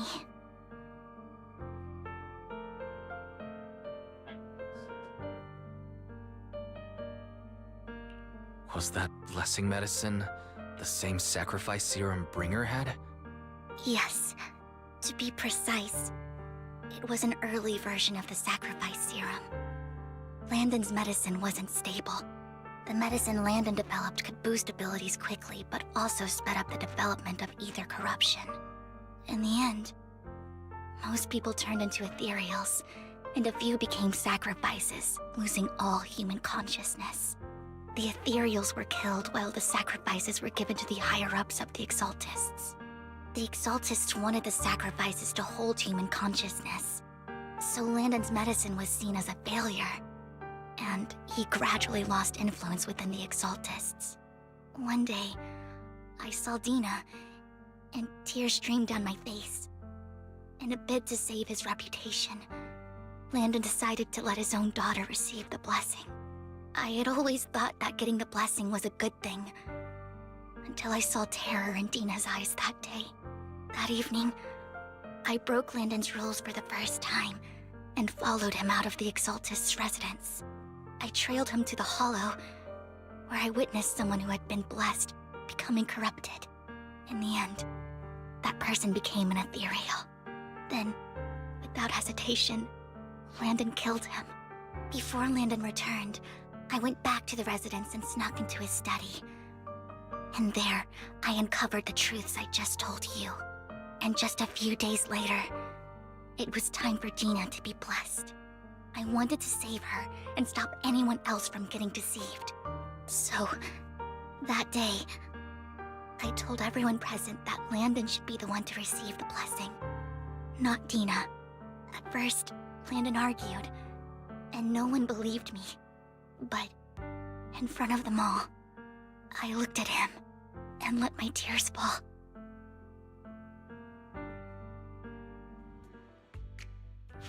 Lord Landon, please accept the blessing. Vivian, you... Why won't you accept the blessing? Were you lying to us? Ungrateful fools! You have no use anymore! Liar! Run! Run! Dina! Dina, wake up! We have to go! Vivian? What's happening? Listen to me! Lord Landon's so-called blessing isn't...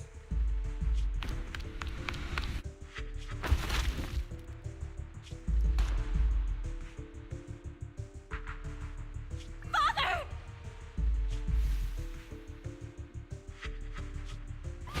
No, I was just... Mom, I want to go home. It's got nothing to do with us. This is just what happens when you don't accept the blessing. Vivian, was this you? Dina, I just didn't want you to accept the blessing. Everyone who does ends up... I just don't want to lose my father. You knew? If you knew what he's done, you... He's my father. He's all I have. Stop being self-righteous, Vivian. You only ever bring misfortune.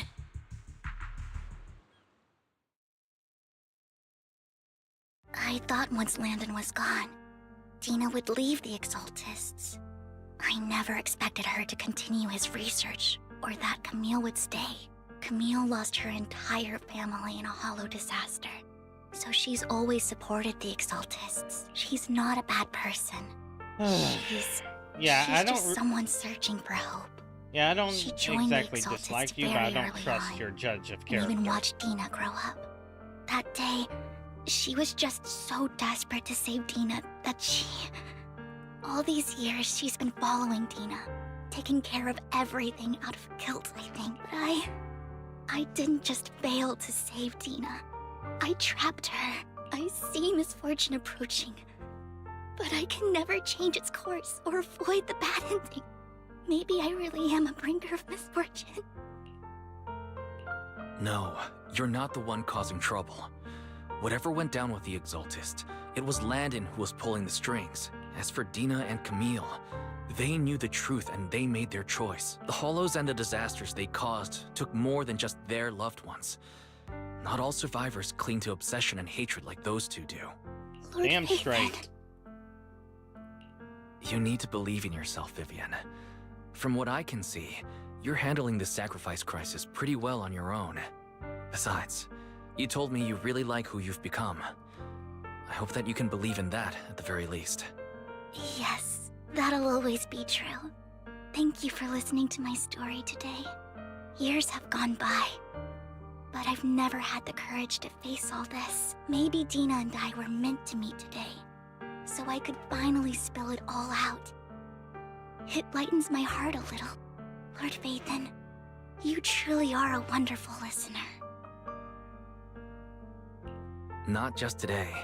Whenever you're feeling down, know that I'm here for you. I will. It's been such a long day. You must be exhausted. I'll track down the location of the sacrifice core and let you know what I find. Good night, Lord Phaethon.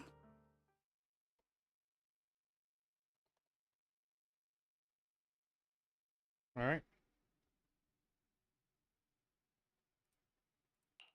It's almost noon.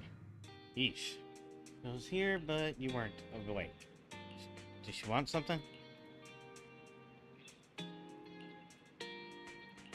Alright. Alright, go now.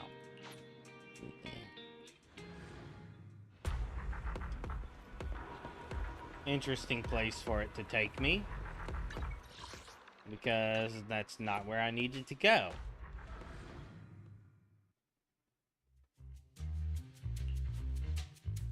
Shawl. Shawl? I didn't expect you to be working here. Perfect. I was just covering someone's shift. The screening here is super strict, and I was afraid the supervisor would realize I was new and subbing for someone, so I hid in the control room during the supervisor's inspection.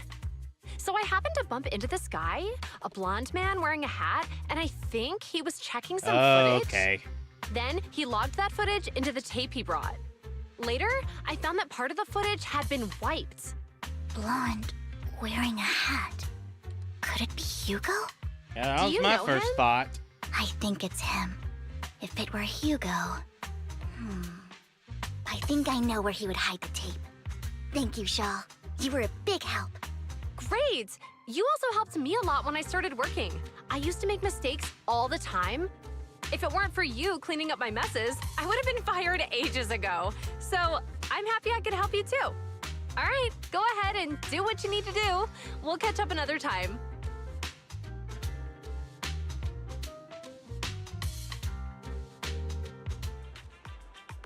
Well, Phaethon, you're here. One used to work part-time with just happened to be covering her shift there. Learned from her that Hugo once took some footage away from him. Hugo was planning something, so he hid the footage. Wants to know where and who came here. You should be able to guess where he put the tape. How? We are marketing on it. We should be surprised we have subtle ways of communicating. Once on a mission, we can't use communicators. So Hugo traded a few birds to put trackers on so we communicate. But after that mission ended, we let them roam free. I just checked their trackers. All those birds flew near our scene a few days. Still flies around here from time to time. Tracker only gives a ground range, but I believe this might be something Hugo left for us. Not mistaken, it's hitting where the bird is. You see a bird? Send me a picture of it. I should be able to recognize it.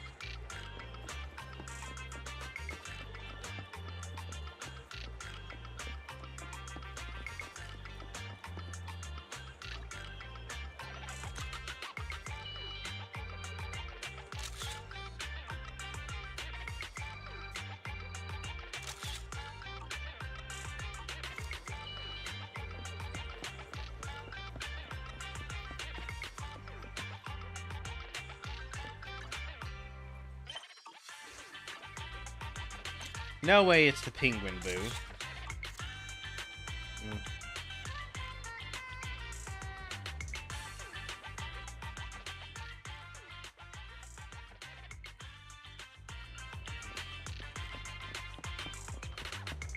Let's try getting in a little closer.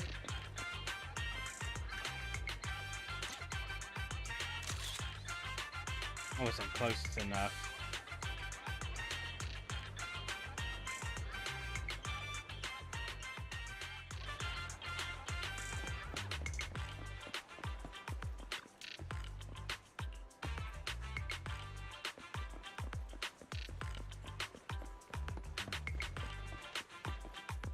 The heck are you doing?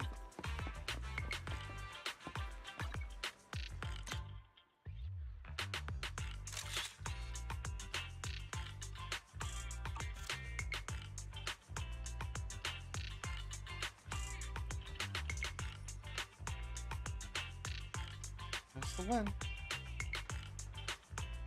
These boxes.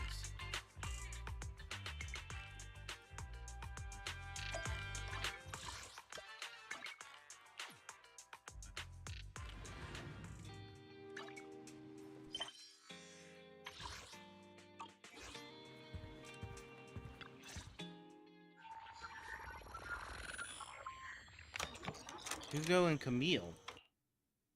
If I'm not mistaken, you and Vivian share the same goal. Silence is no good for negotiation. I just don't want Dina to reach a point of no return. Hasn't she already reached that point with what she's doing? The formula for the Landon serum was lost, but a batch survived. And Dina was able to develop a substance that can be used for mind control. She's trying to combine the two to make sacrifices that would obey human commands. If the dormant sacrifice and the remaining Landon serum are destroyed, we can put an end to this. Dina's concoction can't create sacrifices on its own. And the sacrifice core? That belongs to the creator, not her. Although I find Landon's methods despicable, I can't deny that the Exaltists and the Creator are leading us in the right direction. I just don't want Dina to spend her life trapped by her father's mistakes. I mean, no offense, but I find your protectiveness rather weird. I will confirm the location of the dormant sacrifice and find the chance to relay the information. I do not want any of my people to be going into danger. As for the sacrifice core, I can only guarantee that it will not fall into her hands. As for how things will ultimately The Creator will guide me. Creepy. Oh, hey, Luna. How you doing? Camille was actually destroying the dormant sacrifice? Days to going pretty good. Compared to Camille's motives, I'm more concerned about whether Hugo has more plans lined up. Hugo... Wise, Lycon just sent a message saying he's got something urgent that he needs to talk to us about now. All right, let's patch him in. All right, let's get Master Wolfman Proxy, in. I apologize for disturbing you. We have just learned that the Ravenlock family will host a banquet tonight. This banquet is rather special, as they're allowing members of their family to invite business partners to attend. I like how it actually sounds like he's on the phone. With Hartman at the center of controversy, there are many members of the family who are eager to use this opportunity to replace him. The mayor has been spreading rumors of a young tycoon who inherited a sizable fortune and is looking to partner with a person from an old and influential family. This information has lured a young man named Burton from the Ravenlock family. So, you want me to pose as this tycoon and use Burton to infiltrate the banquet? Correct. And Hartman's study is also located within the venue. I see. Hartman's study might hold valuable information. About me? It seems like there's nothing left for me to do. You can attend as her +1. +1? Lord Phaethon, please go with me! The absolute breaking It seems of her. Miss Vivian requires your presence, so... Yes, just your presence will help me immensely! Yeah. Sure. If we go together, we'll be able to keep an eye out for each other. I'll accompany Vivian. Yeah, that's not what I'll she's send you the thinking time about. and place for the meeting with Burton. If you encounter any danger, please evacuate immediately or contact me for backup. I hope everything goes well for you tonight. You get in contact with Burton. He said he'll come to Swift Street later to escort us to the banquet. Alright, we need to look out for. Don't worry, Lord Faithin. Just leave the socializing to me. I won't let any evildoers get close to you. But since there's still some time before we have to go, should we watch a tape on formal etiquette? I'd learned everything for videotapes when I first went undercover at a banquet. Though such a method isn't sufficient to master it, it's enough to deal with this one incursion. Let's go then. Mm-hmm.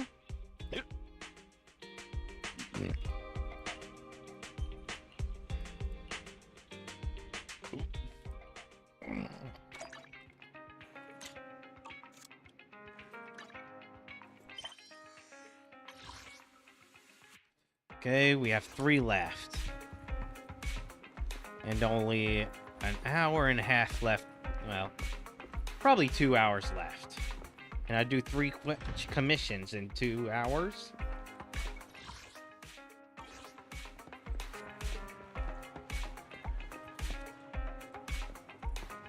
Miss Banshee it is. Yes, there's something the matter. I mean, this person doesn't look like your bodyguard. Ravenlocks can protect me, no? That's true, then why would I bring a bodyguard? This is my companion for the evening. I heard the Ravenlocks are hosting a banquet for at least all of Locke's life, so he wanted to come.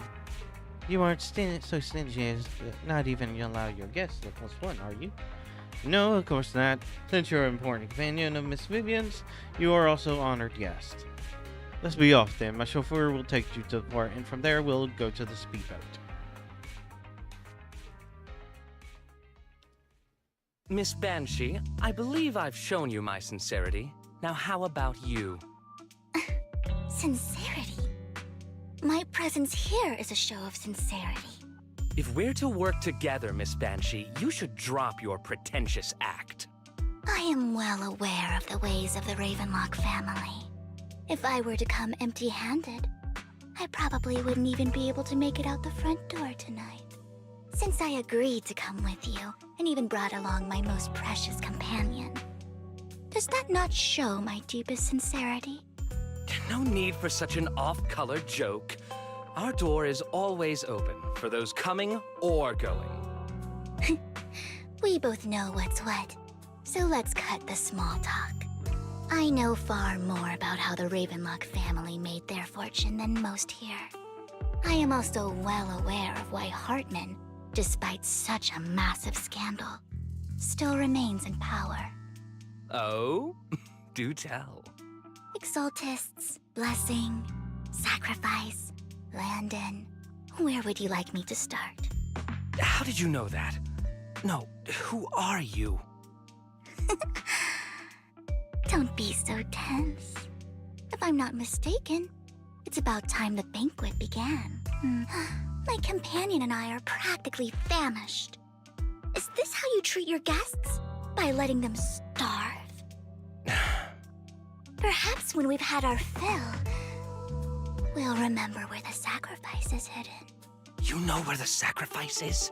So, can we go get something to eat now? And I'm also looking forward to receiving a special dessert from you. We can discuss what you wish to know while we enjoy dessert. Of course. I wouldn't let such an important guest discuss matters on an empty stomach. As for dessert, I will prepare it myself, and I guarantee it will satisfy you. I'll come find you later. I wish you a pleasant evening. Was that dessert talk a euphemism? These kinds of people are exhausting to deal with. I really don't know how Hugo used to put up with it. What do you mean by dessert? Was there a special meaning to the dessert you mentioned just now? I thought he'd stay for longer, but he left once you said that. Hugo taught me that bringing up dessert in such situations is a way of telling the other party they need to offer more. Fortunately, that old fox Hartman is terrified of losing power. He's definitely keeping the destruction of the sacrifice and the fact that the sacrifice core is fake hidden from the other family members. Otherwise, Burden wouldn't have been so willing to raise his offer. Lord Faithin, let's find Hartman's study when the banquet is at its busiest. Alright. Alright. I've already taken note of the surrounding terrain. Once more people arrive, we'll enter the garden through the door in the corner of the banquet hall. Wherever you go, I'll follow, Lord Phaethon.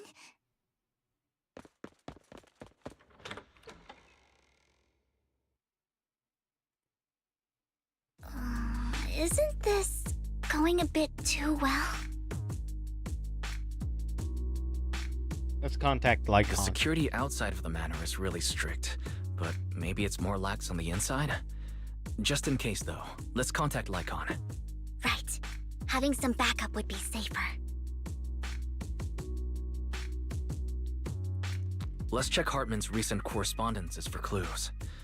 I still have concerns about the sacrifice core. Right. Though the core he gave Dina was fake, Hartman might have left a trick up his sleeve and hid the real one. Alright. Then let's split up.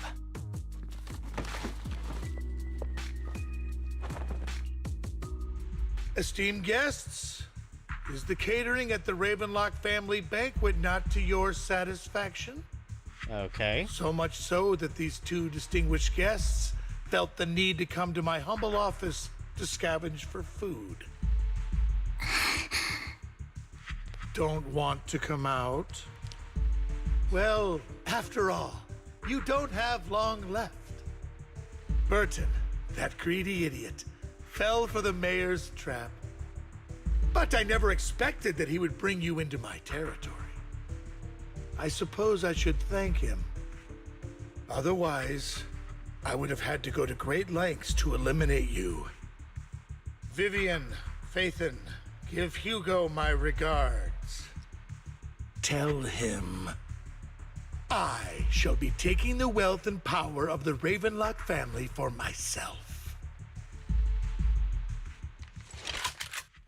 Alright. The bullet. How? Hello, Dear uncle, why must we be so distant with one another?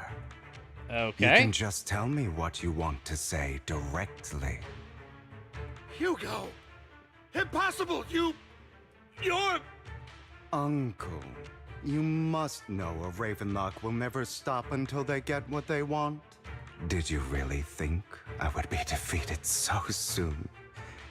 When I have yet to trample you into the dirt. Yeah, I gotta wonder what kind of Bastard! magic trick he pulled off. You only know how to resort to these petty tricks! I'm pretty sure that's not a petty Petty trick. tricks? Perhaps you'd like to know what I managed to accomplish using this faked death of mine, my dear uncle.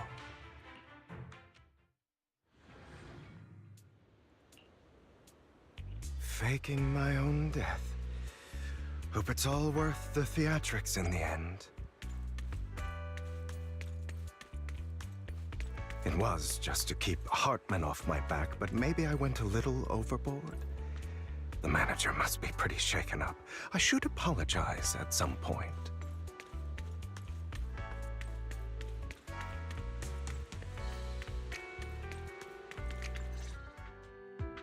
You're taking longer to rest than I expected.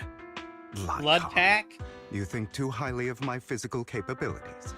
Well, thank you for your cooperation. I must say, if nothing else, at least your acting skills have improved. Why do you look so angry? You should be happy. We pulled that off together with flawless teamwork and managed to fool everyone. Drop your foolish facade. I'm glad you still remember the code we set all those years ago. And thank you for ensuring your sleight of hand didn't deteriorate. Oh, right. I should also thank the blood bag hidden in my clothes and our other props. Do you remember when we last used this trick? It was probably ages ago. Sometimes I really don't understand you. Have you never thought about what the consequences would be if I didn't understand your code? If I decided against helping you? Or if I just couldn't control my strength properly? You'd understand it. Of course, if things really did go awry, I had alternative plans. You wouldn't be so arrogant as to think I'd bet everything on you, would you? You're insane. Aw, I'm flattered. Oh, that's not the text. So what exactly is the purpose behind all this? Surely after going to such great lengths to erase your own existence, you don't just plan to hide here and reminisce about the past with me. Don't try to brush this off. I've already helped you enact your plan. Tell me the truth. Don't get your tail in a twist. I have more plans that require your assistance, so naturally I would not hide anything from you. Simply put, as things stand, whether as Hugo Vlad or as Mockingbird, I am doomed to die. Seems you've made quite a few enemies. As a member of the Ravenlock family, I negotiated with Edmund and managed to obtain resources from Tops for my future plans. I also confirmed what attitude they held toward your master, the Mayflower family.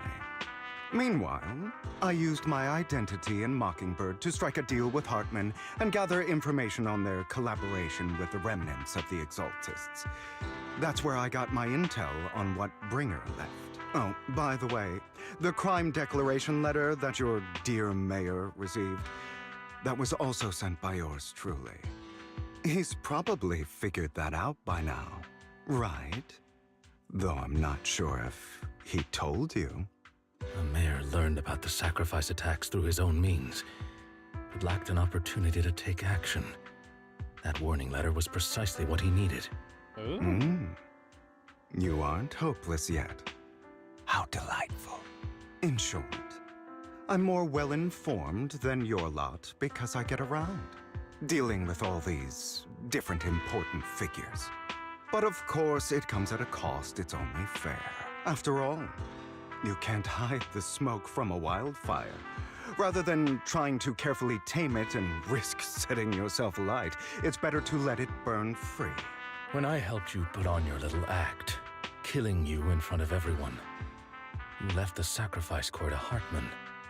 That was intentional too, then? Oh, yes. And it worked like a charm, didn't it? Now no one cares for me anymore, and all eyes are on Hartman. A perfect situation for keeping the Ravenlock family in check while dealing a cutting blow to the Exaltists behind them. Another crucial point is Vivian and Phaethon. I must sever any ties they have with me or Mockingbird. Although I feel bad for Phaethon about what happened, but it had to be done.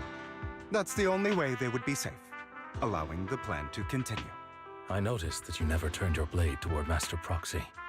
So, those words you said back then were also... I will bloody my hands. I will carry the weight of my sins.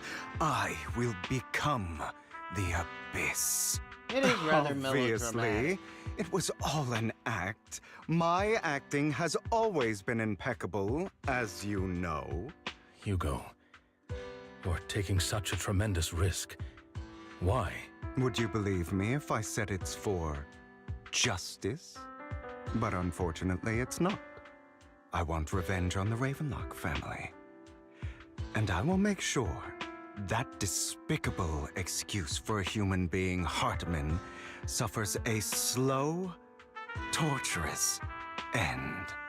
Of course, I also promised Vivian that I would help her investigate the whole thing with the Exaltists. That's all. You don't look too good. Is it your wounds? No. This is the first problem I plan to resolve. Lycon, do you have a place that is sufficiently discreet, quiet, and can take a lot of damage? Oh?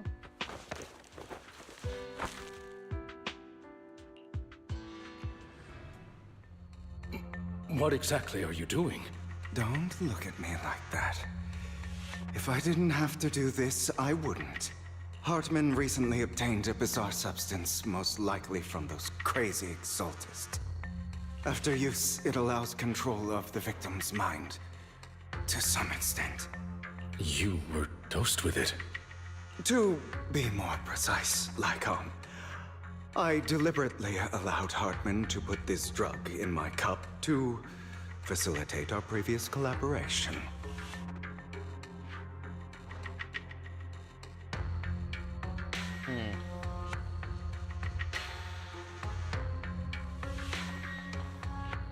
After finding out about it, I quickly found someone to help analyze its composition. The good news is he gave me a very low dosage, perhaps because he was afraid I might notice.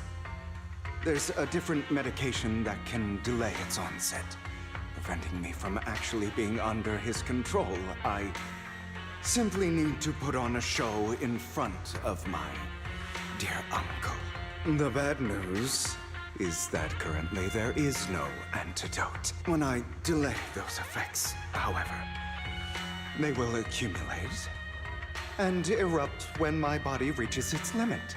Oh? It may even break my mind, and that's exactly what's happening now. I need to endure those accumulated consequences. So, I will lock myself in this room for however long that takes. I've tied my limbs to prevent me from smashing this place or accidentally hurting myself. Anyway, after you leave, do not open this door, no matter what you hear. I recommend seeking professional medical assistance. This is advice I received from a doctor. Or are you saying you don't believe I can make it? This is more hyperpolar behavior than covalent. So, Icon, come find me here at the scheduled time. All you need to do is smile and await my victory. What if I want to stop you? You know you won't succeed. You never have. And you never will. Well, time is short. Let's begin. I understand. Don't die, you stupid bastard.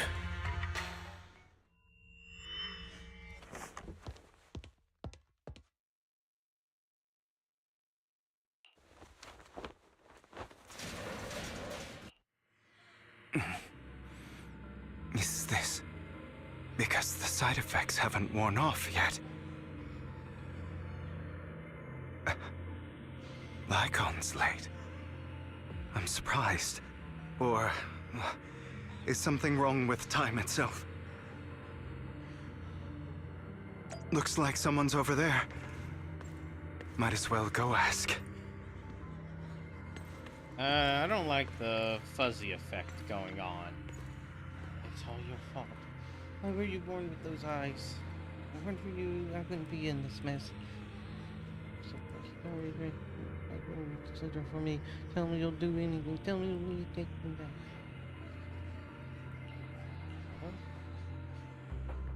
It's all your fault. Wait, that's your mother? I wish I had never given birth to you.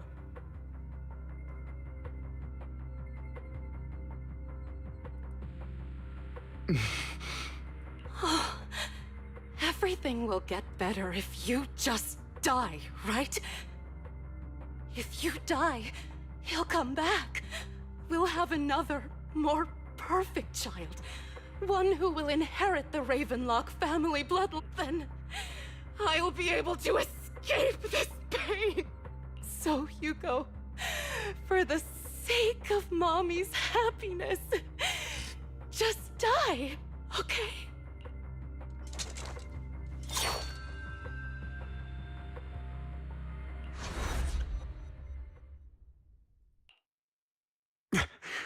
So, I wasn't awake yet after all. That's because you don't want to wake up again. Who are you? I am you. Hidden Okay, I was wrong about his archetype. He's not covalent, he is hyperpolar. You want to kill her, don't you? Your so-called mother. Every time she beat you without reason. Which means there's no way he actually killed his sister. Gouge out your eyes when she sold you into that hell, laughing all the while. Why not admit your hatred? As you are, you can hunt her down and make her pay for the living hell of a childhood she made you suffer. Yes, I hate her. I hate her because she was foolish and shallow, greedy and stupid. I hate her because she doesn't deserve to be a mother. She did everything she could to try and get into the Ravenlock family, believing she could live a life of luxury without having to do anything and never realizing she was a pawn, discarded from the very beginning. So she chose to blame me. Blame me for my heterochromia. Blame me for my very existence. But I won't kill her, because I know it won't change anything. She was incapable of loving me, just as she is incapable of loving herself. Have you been brainwashed by that dog? Keeping up the act of being some magnanimous and forgiving fool? Don't compare us. I've simply come to understand love or hate. I make my own choices, and they have nothing to do with anyone else. She sold you to the Ravenlock family for a huge sum of money. She used that money to start a new life without you. While she was indulging herself, you were going through hell in the Ravenlock Manor. Does it not torment you? Do you not feel the hatred? Do you not want to demand answers? Kill her. Only by killing her can you be truly free. For a long time, I thought the same way. But now, well, I want to make a different choice. Stop lying to yourself. You never had a choice. This weak-minded thinking will only lead you to failure. Like before, you'll be nothing but a worm, trampled into the dirt by those so-called elites. Do you still not get it? This is how the world is, and always has been. Hesitate and you'll be the victim. If you don't grab your knife first, you'll end up being on the other end of the blade. If you want to change anything, you must first become the one who makes the rules. Just like that woman. The only reason she could treat us that way was because we were weak. So listen to me. Find that woman, kill her, and prove to this world your strength! It's what she deserves! Why forgive them? They don't deserve it. I'm not forgiving them. Yeah, Or that's the rather, correct choice. I don't care about them. They don't even matter, at least not yet.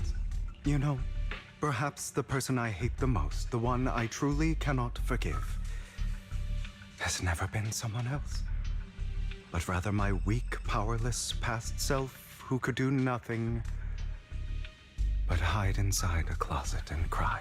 I hate myself for having neither the strength nor the courage to resist. I hate myself for begging for so-called familial love, even after being treated so terribly. I hate that despite the pain of my wounds, I still hope to receive the carrot and not the stick. And that me is you. Correct. So, I forgive you. I forgive myself. You'll regret this, fool. Your pretty words mean nothing. You will ultimately return here to me. He might be the only hyperpolar freak in a Hoyoverse who doesn't have a monstrous transformation.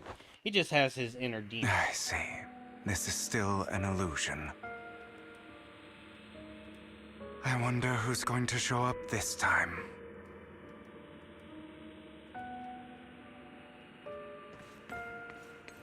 Brother! Yep, sister. Hugo, let's play hide and seek! I'm already hiding! You'll find me, right? Like you always do! Serena.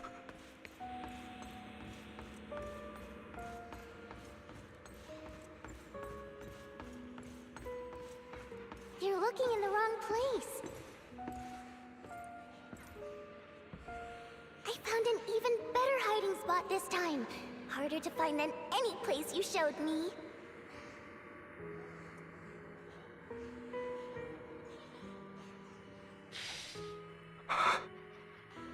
Hey, Hugo. Do you ever wonder why I had to die? It was because of me. That's right. It was because of you.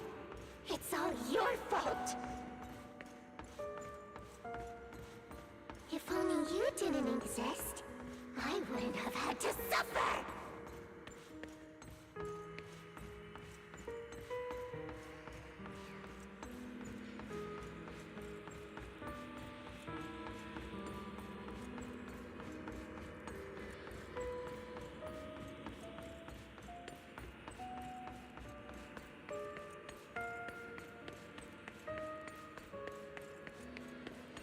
Still looking in the wrong spot. I can't believe you still haven't found me after all this time.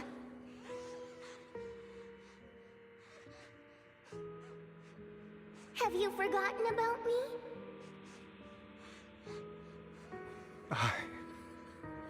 I haven't forgotten. It's okay. I'll forgive you. I'll still be nice to you, just like before.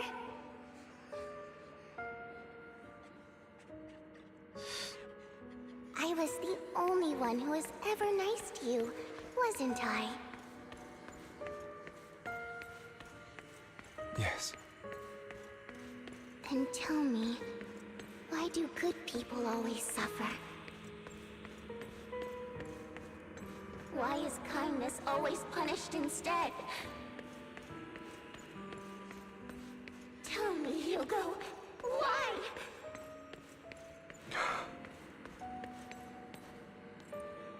Hugo, are you lost? Go back the way you came. I left you a surprise there.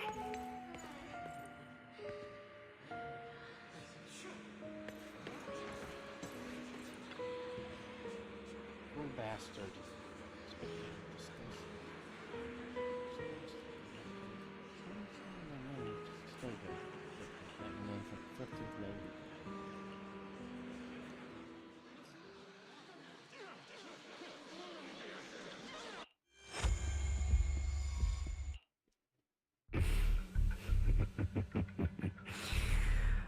I told you that you would eventually return.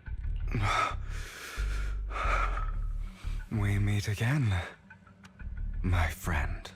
I told you, I am you. The side of you that you've always tried to deny existed. Of course. I know. This time it's about Serena. Right? Yes. Your half-sister. And the only child in the Ravenlock family who was kind to you. Unfortunately. It was her kindness that led to her untimely death. It was my fault. I don't like the way you blame yourself. Because that means I'm to blame as well. And I don't think I did anything wrong. Your mother sold you to the Ravenlocks. And your father? He saw your talent and wanted to use you to push the other children into competing with each other. My brothers and sisters wanted to get rid of me from the moment they first saw me. In their eyes, you were no more than a slave. But Serena dared to treat you, a slave, as if you were human. And so, she was fated to die. They tried to kill me many times, but I was careful, and they did not succeed. So they killed Serena, who was weaker, an easier target, and pinned everything on you. Serena died in your place. Those cruel brats thought that by reporting this to Father, they could use it to get rid of you, a rival who threatened their positions. Yet, not only did Father not blame you for the incident, he praised you for it. In this world, only the ruthless, cruel, and merciless can stand at the top. And that's exactly what you managed to live up to, no? You found a perfect opportunity thereafter to catch the ringleader of the group who framed you and almost beat him to death.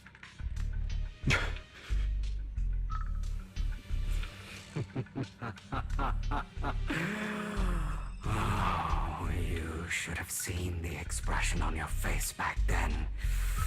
Oh, crazed and manic with utmost delight. I don't remember that.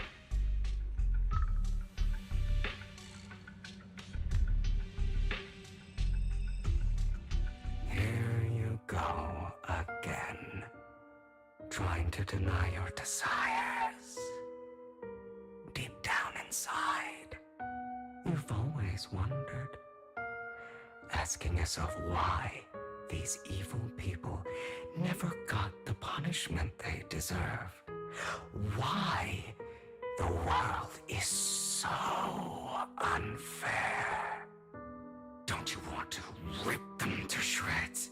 Just like that day when you beat that boy's face into the dirt until he was barely recognizable. His disgusting blood staining your fists.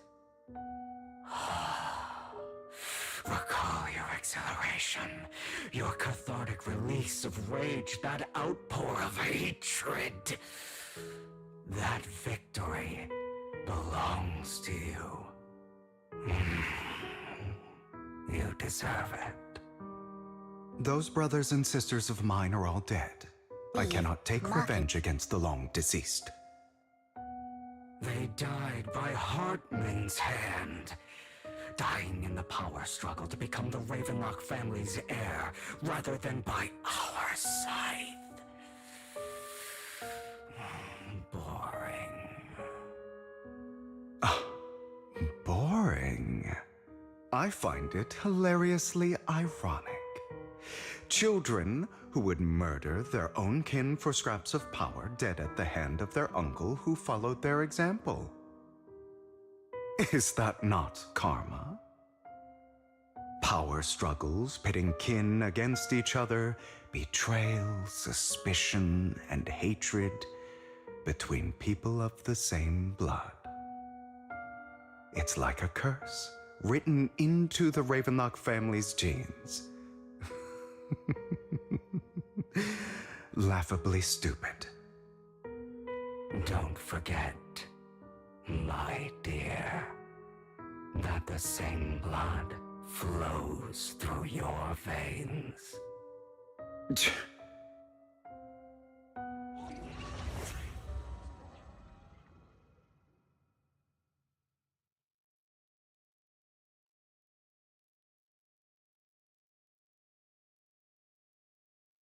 That's right. my dear nephew? No matter how much you deny it, the blood of the Ravenlock family flows through your veins. Survival of the fittest. Only the strongest deserve to live. Only the strongest deserve to rule. This is the path of success that has led the Ravenlock family to victory countless times. A blessing and a curse etched into your flesh and blood. As long as you live, you'll never escape the mark of family.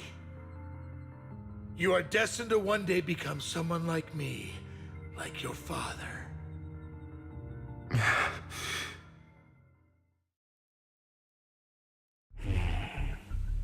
Is that fear I sense? I can see you trembling. Why does the Ravenlock bloodline terrify you so? I won't become like my father. Never. You won't become a failure like him. So relax. Our power eclipses him, and so does our ambition. So, do not deny your own desires. Do not resist your own ambition. This is the talent you were born with. The best gift fate has ever given you. Admit it. Deep within your heart lies a spark, yearning to ignite a raging inferno that will burn everything down. And I am that spark.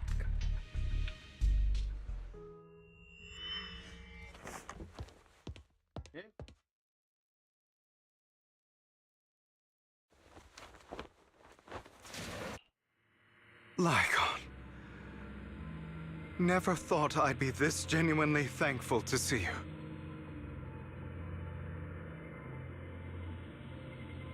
Seeing you means this never-ending nightmare is finally over, right?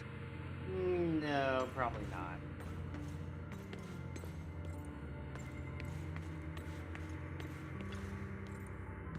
Why did you work through it?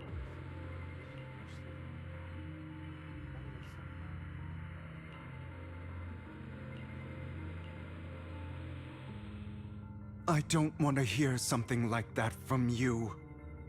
You have no idea what that man, my father, is really like. A person who stops at nothing for their own interests and ambitions. Just like what you're doing right now. And what do you think I'm doing this for? All of this was part of your plan. You knew where the Ravenlock family was going to be, so you set Mockingbird's target there. To seek revenge, you plotted to assassinate your own father, but he was too vigilant, and you failed.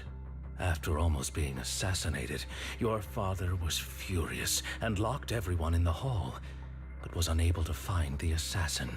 And what a coincidence that a hollow disaster just occurred in the vicinity. So he used it to eliminate all the unfamiliar faces there, turning them into victims of the Hollow, an easy feat for the Ravenlock family. So, the one who killed innocents was my father, not me. You knew what choice an extremist like him would make, and you used the chaos to once again attempt an assassination. This time you succeeded. You killed your own father at the cost of innocent lives. Admit it, Hugo. You don't care about anyone else. The only thing you care about is your revenge. How is that any different from your father? Enough. I'm tired. I may hate him for betraying me, but he wouldn't say something like that. Oh. What? You aren't Lycon. You're the other me, hidden deep within my heart.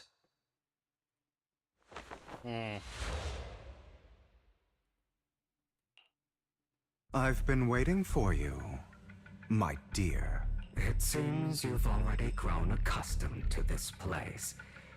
Even turning the tables on me. Just as you said, you are me, and I am you. There's no such thing as having an advantage over oneself. We are ultimately one and the same, forever inseparable. Then you should know what I want to say. When you and Lycon split, you didn't even try to clear up the misunderstanding, didn't deny or argue against what he said. Because you realized that deep down, he was right about you. You just hadn't acted on it yet. Some people live only to bring more suffering into this world. Sometimes, murder is what brings justice back into this world. For that, I must stain these hands in blood. That's right. Just like what you said before you faked your death. Were those words really just an act? To slay the dragon, you must first become one. Wish you know the truth better than anyone. If you hadn't hesitated, and instead seized the first opportunity to kill your father, none of what followed would have happened. Innocent civilians wouldn't have died. Your partner wouldn't have lost an eye and both legs trying to save people. And Mockingbird would have never gotten to that point. You can save more people. Save good people. Save more lives than the evil ones you take. I've spent countless hours in regret over that incident. So why not submit to your true nature? You want to be the judge, jury, and executioner of this world. And you can. I wasn't responsible for Father's death. The true mastermind is my uncle, Hartman. His schemes to kill the head of the family were all so he could take control. Mockingbird was simply unlucky enough to get caught up in it. So, for a behemoth like the Ravenlock family, with its roots so deep, a single person's death, regardless of who that person is, wouldn't change anything. Of course, whether it's Tops, the Mayflower family, or even the entire world, it's actually all the same. I refuse to be dragged down by pointless hatred any longer. You foolish, stubborn idiot. Do you understand the power of hatred? Have we not come this far precisely because of it? Or are you going to follow Lycon and Jack's twisted logic? Come on. You don't actually trust anyone? Otherwise, why would you hide this whole scheme of faking your death from them?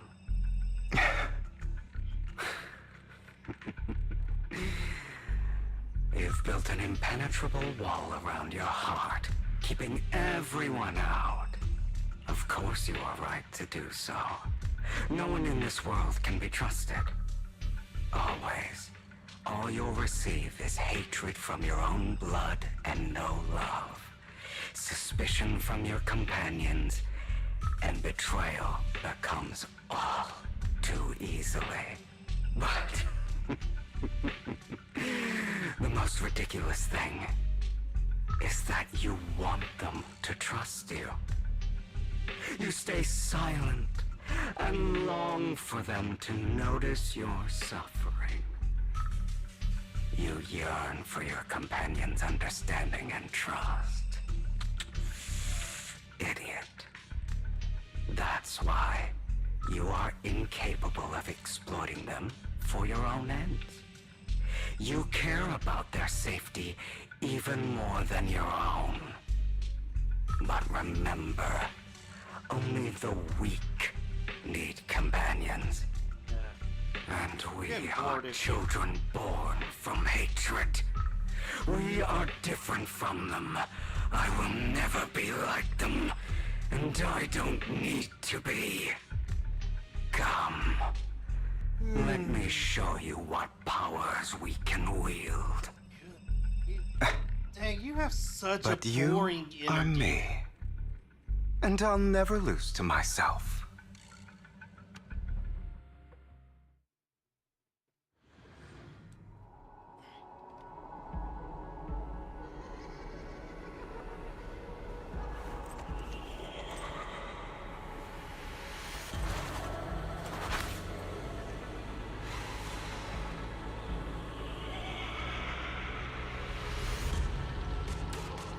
Alright, we about to fight.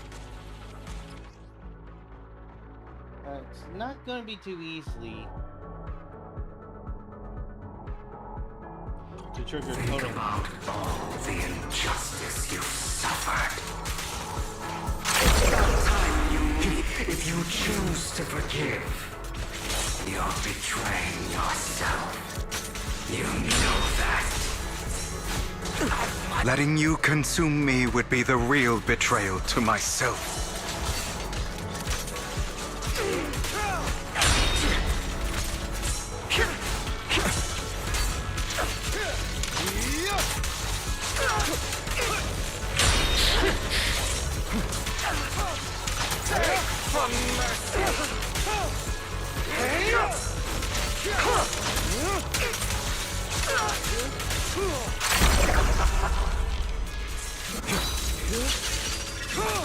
You're just afraid to admit it.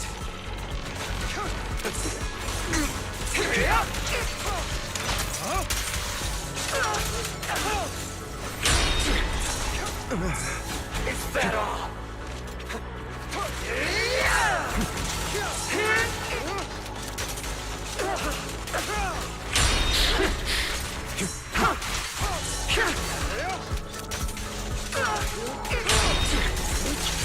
Out of my way! You're too scared to face your true self and what you truly desire.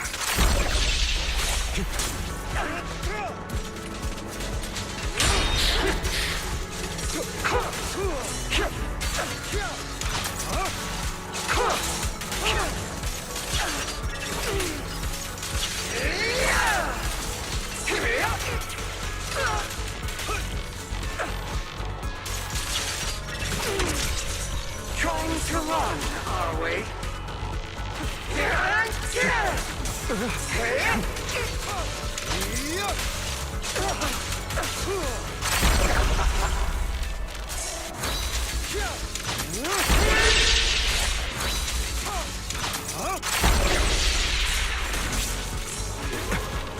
Pathetic! Are you trying to kill me? You think you can just get rid of me? Without me, you are nothing. For what it's worth, thank you. Don't be afraid. You and I are inseparable. You're part of me, just as I am part of you. Fancy words won't change anything. No. It's not just platitudes. I finally understand now. Some pain only fades when it's seen, when it's accepted.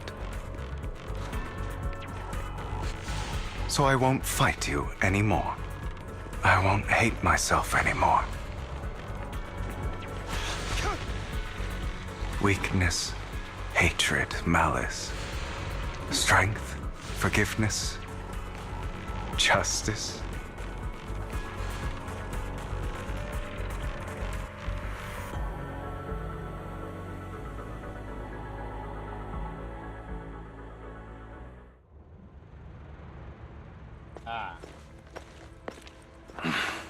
Hugo, it's time.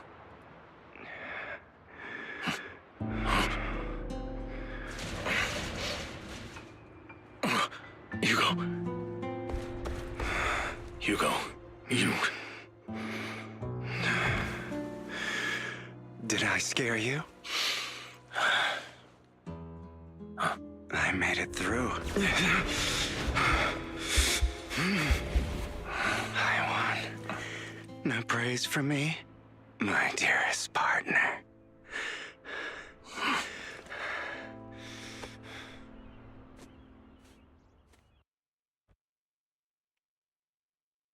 Okay, let's go. This is just like what I saw in my dream. Ah, my former partner. You're still as punctual as ever. Are you sure you're fully recovered? How about we fight? And I'll show you how recovered I am. I refuse to fight someone who is in need of medical attention.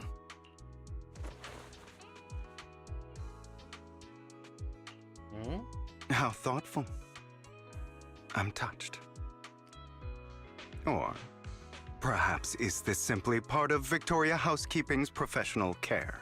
I'd rather you not starve to death. Not to your liking. I'm fairly certain this is the same kind as before. No. I've just gone too long without food. It feels a bit uncomfortable. Either way, thank you. Now tell me, what exactly happened in the warehouse? Just going a bit crazy from... you know what? Were you expecting anything else? But... I did have a very long dream. A dream about many things from the past.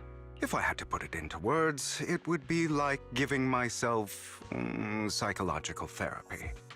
You seem like you could benefit from some too. How about it? Want to book a session with me? Trust me, I'm a pro. Seems you really have recovered. Well, of course. I'm feeling pretty great right now. Like I could argue with you all day on every petty detail of who exactly was in the wrong back then. I wanted to ask, what you said about Mockingbird before, when you faked your death, was that part of the act? Oh, you mean the part about how Mockingbird has never really changed anything or saved anyone. I didn't expect you to still be so hung up on this. Interesting. After all, it was you who chose to betray Mockingbird. To betray me. Just as I said before, I never considered Mockingbird a failure. Perhaps Mockingbird deviated from its origins, but it has its value. You shouldn't reject the things you've done. Or Mockingbird. I have contemplated this before. Yes. Mockingbird has helped some people and has genuinely managed to cause trouble. For those who abuse their positions of power for evil. Yet those in high positions still possess immense resources, and the people we helped remain destitute and suffering, willing to become slaves to those in power for scraps. But just as you said, even if what we did was childishly idealistic and flawed, as little as we actually achieved, even the slightest change is by no means meaningless. Nothing holds more value to me than Mockingbird.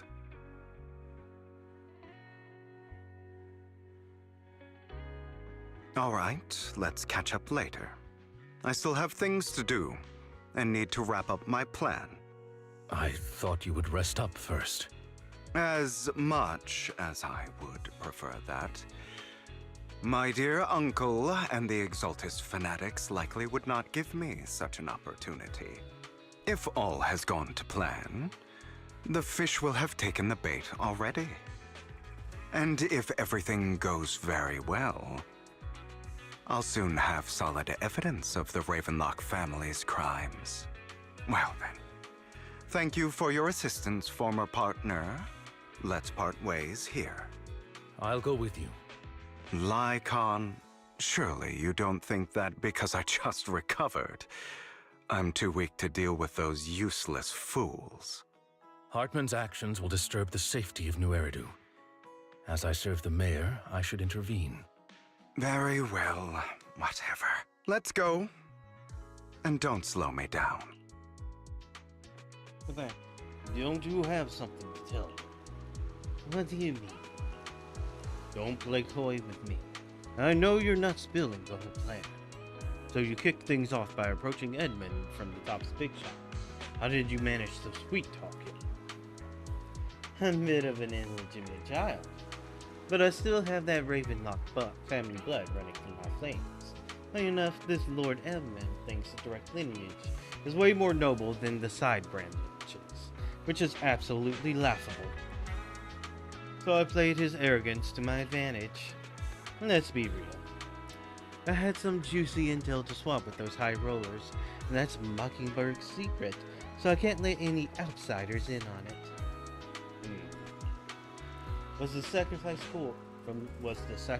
core from the mayor's lab your handiwork too? You could say that. The security was no joke, so I had to leverage Tops for my extra intel. After all, as you know, they got plenty of moles planted next to your mayor. It was you who threw the sacrifice core up for auction. You know they'd be there all over it. Yep, I implied the sacrifice core right into the robe of heroes. They matched quite nicely, don't you think? Classic you. I've heard after the auction they found a stash of counterfeit Denny's. Feel free to take them out, guys. But honestly, I think those Denny's would rather be out in the wild than sitting on those accounts. Alright, I'm done speaking.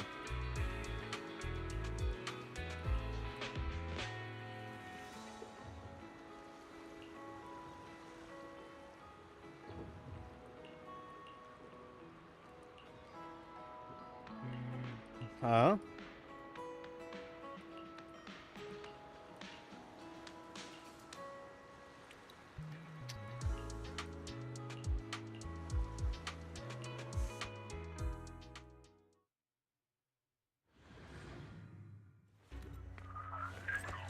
Oh, and we're suddenly inside a hollow. I'm sure you've heard about the missing workers from companies under the Ravenlock family, too.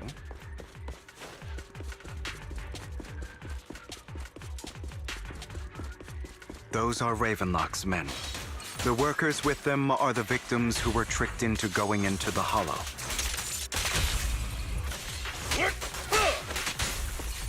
As you wish.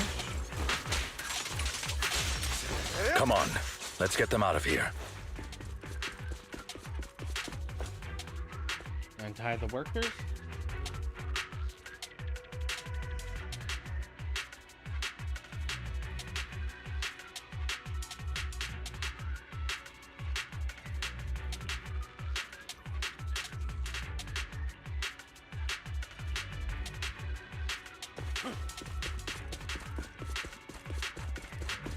Bunch of nobodies. Annoying as hell. Kill them! You're welcome to try.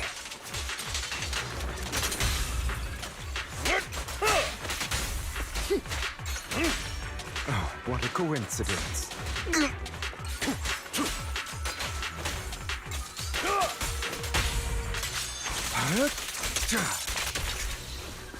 He has a nice ability to group up all the weaklings. More workers here. And quite a lot of them.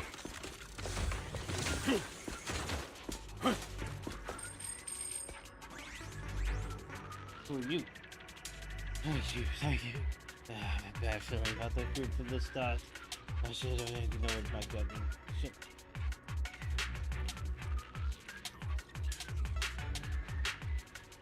Is Hartman behind this, too?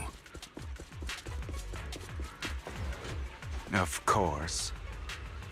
He threw them into the Hollow like offerings for the Exaltists.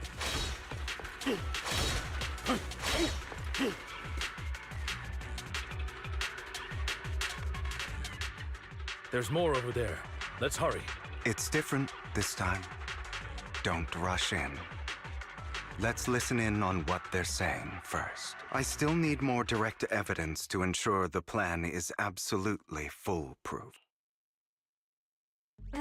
The compensation you promised. It's all real, right?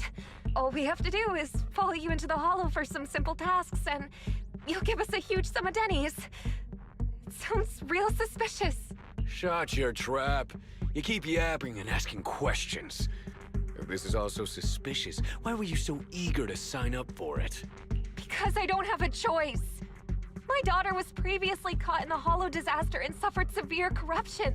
The treatment costs have completely drained our family's savings. So that's why... It's the same for me. A serious illness at a senior age. I need the money.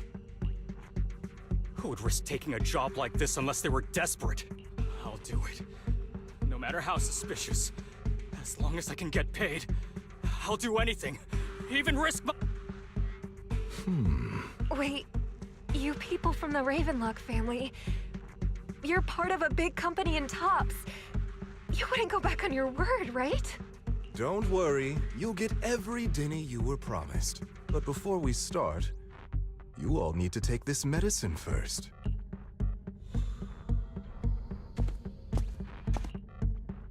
Bro, should we really be doing this already? These workers keep talking. We're wasting time like this, and the sooner they take it, the sooner it'll be over. Consider it an early release for them. What? You didn't say anything about having to take pills before. Look, this is good stuff, all right? It'll increase your ether aptitude. There's tons of people who'd kill for something like this. Exactly! You'll be working in the hollow for several hours. This is essential medication. You have to take it before we continue. If you refuse, then, of course, you won't receive the compensation either. Lycon, what are you doing? Rescuing those workers, of course. There's clearly something off about those pills. We can't let them take them. Now is not the right time. As I said, we need more evidence to ensure the plan works. And as I said many years ago, you can't exploit innocence to achieve your goal. So that's how you see it.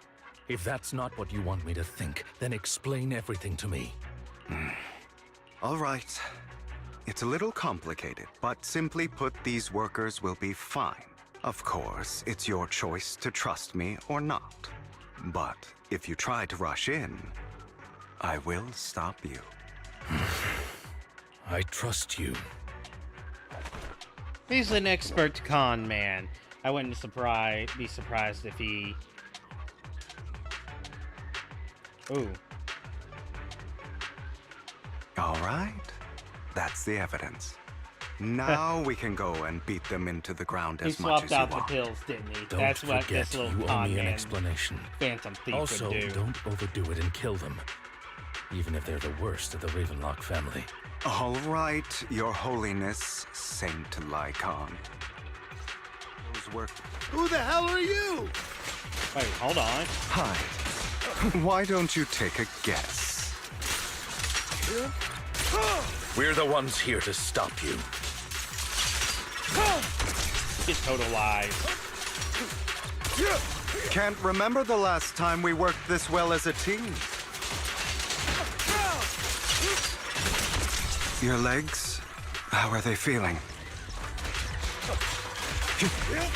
I'm fine. To be honest, I think I prefer the way you used to fight. Before me. You had a lot more aggression. I've merely learned to control my strength. Allow me to reap your... Okay, getting all those total lies. God damn it! Who the hell are you? Ravenlock. Savor the name while you can, for it will soon cease to exist. What's that supposed to mean? It means exactly what I said. I think this might be good for you. Sever your ties while you can. You still have a chance to walk your own path. The family's honor comes above all else. Ooh, that's Is my that trigger really word. what you think? I saw the compassion on your face just now. You're not from the main family, right? That's why you were assigned to these trivial tasks. But in reality, there's no need for you to keep playing this boring game for them. I don't have a choice. From the moment I was born into the Ravenlock family, You always have a choice, if you're willing to act.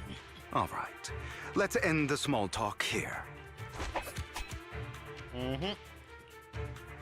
Don't worry, Lycon. I didn't hit them too hard, just enough to keep them quiet. How's that? My acting's pretty good, right? Oh, girl! As always, a certain someone should take some lessons from you. I'll leave the rest to you then. Okie dokie. Oh, dang, girl, dude, you got some You got some good moles. Okay, now can you tell me exactly what's going on here? As you can see, that worker just now was actually an informant of mine. The pills were swapped out with vitamin tablets. Outside of this batch, some workers have already taken the actual substance Hartman has. But rest assured, the antidote for it is already in development. I found the best in the field to help, and with the data I collected before, we should have results soon. I wanted to ask.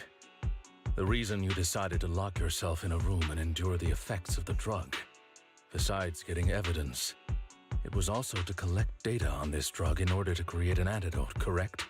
It seems you're not completely beyond hope. I thought you were just being stubborn. Sometimes I wonder if you know me at all. Then, I have one last question. Why did you never tell me any of this back then? The truth is, I heard everything. That entire conversation between you and Jack. Before he passed away in that small attic. When Jack called you aside and gave you those warnings. When he told me you might go down the wrong path? That's right. You never said anything. What would I even do? Scream and rage over your suspicions, or get on my knees and beg for you to trust me? You know there's no way I'd allow myself to do such a thing. Besides, back then, even I was confused about myself. Jack, he... It's all in the past. You don't need to explain anything to me. Enough. We should get going. If we're going to reminisce over the past, we should find a more suitable location. Oh, this commission is taking a while. Lycon? That incident back then. I didn't do it. It was a scheme Hartman devised to take over the family. It was Hartman who killed my father, too. I only discovered the truth long after the fact. I did indeed attack my father, and I thought he was dead. But he wasn't. I couldn't kill him. And even before, I still think they deserve death. But I no longer care to personally deliver that fate.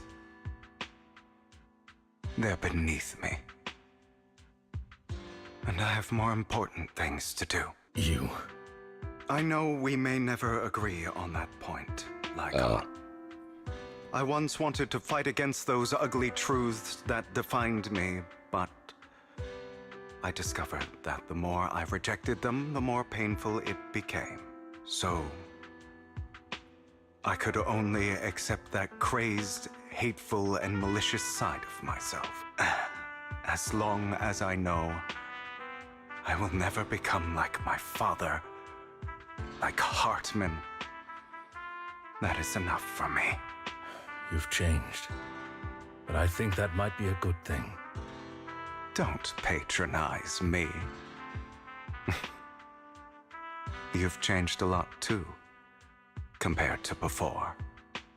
I still disagree with Jack's words, and I won't forgive your betrayal.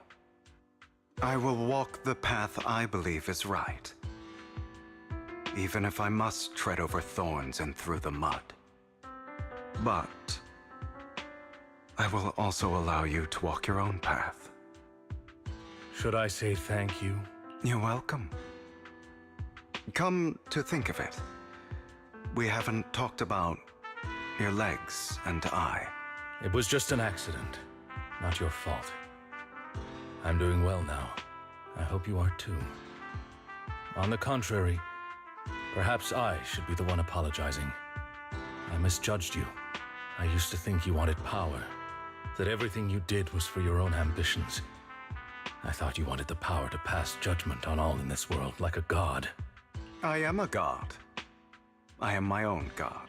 Or you could say that in this world, everyone is their own god.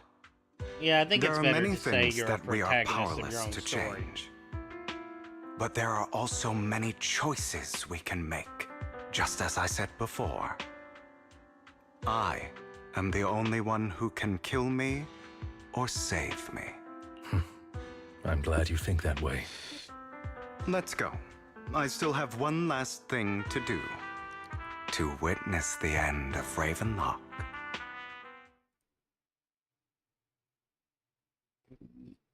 Okay. You really think you can take my place if I die? Never, you filthy bastard! Your little tricks mean nothing. As long as the Ravenlock family stands, I can still get back on my feet. You still don't get it, do you? This was never about avenging my father. And I don't care about taking your place. I didn't come this far just to kill you. That'd be pathetic. Right on cue. Why don't you take a look at this, Uncle? On behalf of Tops, I'd like to clarify that we had no involvement in the Ravenlock family's actions. Tops is officially terminating all partnerships with the Ravenlock family, effective immediately. We will have no further... Get dropped like a hot potato. Are you crazy? What the hell do you get out of ruining the Ravenlocks? You want to be a petty thief forever? Thief? Oh, Uncle. Allow me to he's no reintroduce thief. myself. He's Mockingbird. I'm the name people whisper about. The one who robs the rich and gives to the poor. I'm the master con artist who can fool anyone, anytime. I'm the leader of Mockingbird. The one who turns every headline into my own stage. I have friends who'd catch me if I fall, partners who'd shed tears for me, and allies who always have my back. I am Hugo Vlad. You're the one who needs the Ravenlock name. I never did. You ungrateful bastard! You should have never been born. You flatter me. Same goes for you, Uncle.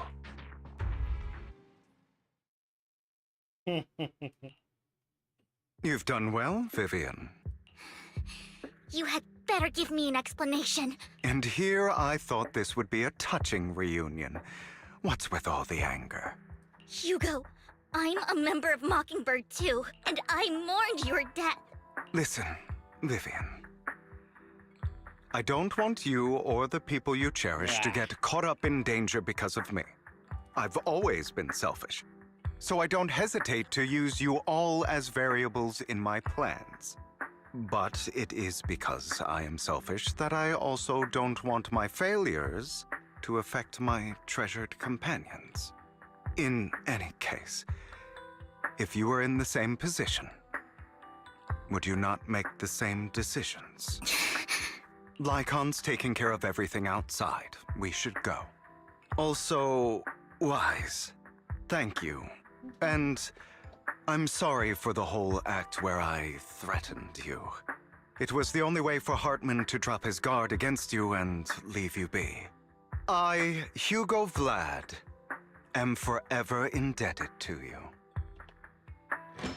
Lycon's assistant, you leave the Ravenlock Manor and return to the store. Master Proxy, although it is late, there is some important intel that I must give you now. Did you know about Hugo's plan to fake his death and everything that's been happening, Lycon? I was simply playing along. After all, I could not determine whether Hugo's plan would pose a threat to you. You are a student of the mayor's late friend, and I am obligated to protect you. You still have that habit of finding awkward excuses when you're embarrassed. Mr. Hugo Vlad, if you have any important intelligence to share, please do so with haste. I need to return to rest before midnight. You two sure are, close. For the sake of a certain old fossil's sleep schedule, I'll keep it brief. I learned from Camille that Dina intends to embed the sacrifice core into the sacrifice. Apparently, it will make the sacrifice much stronger. Sacrifices created this way will not retain their minds and will indiscriminately attack all living beings, including their creator. So the Exaltists don't do this. It would bring them no benefit. But Dina's concoction can control people's minds. If a person takes the pill and is injected with the serum Landon left behind, the sacrifice would be under its creator's control. Although the dormant sacrifice has been destroyed, Dina found a batch of that serum her father created and wants to create new sacrifices. Putting aside the sacrifice for now, Hartman's sacrifice core is fake. We don't know where the real one disappeared to. The real core has always been here. Here? In Lord Phaethan's video store? Vivian, crazy. Do you remember when I suggested you give that collectible to our dear Proxy? I remember. But that was just an ordinary pendant. And I've met the person who submitted it. She has absolutely no connection to the Exaltists. How about our dear Proxy take out that pendant so we can take a look?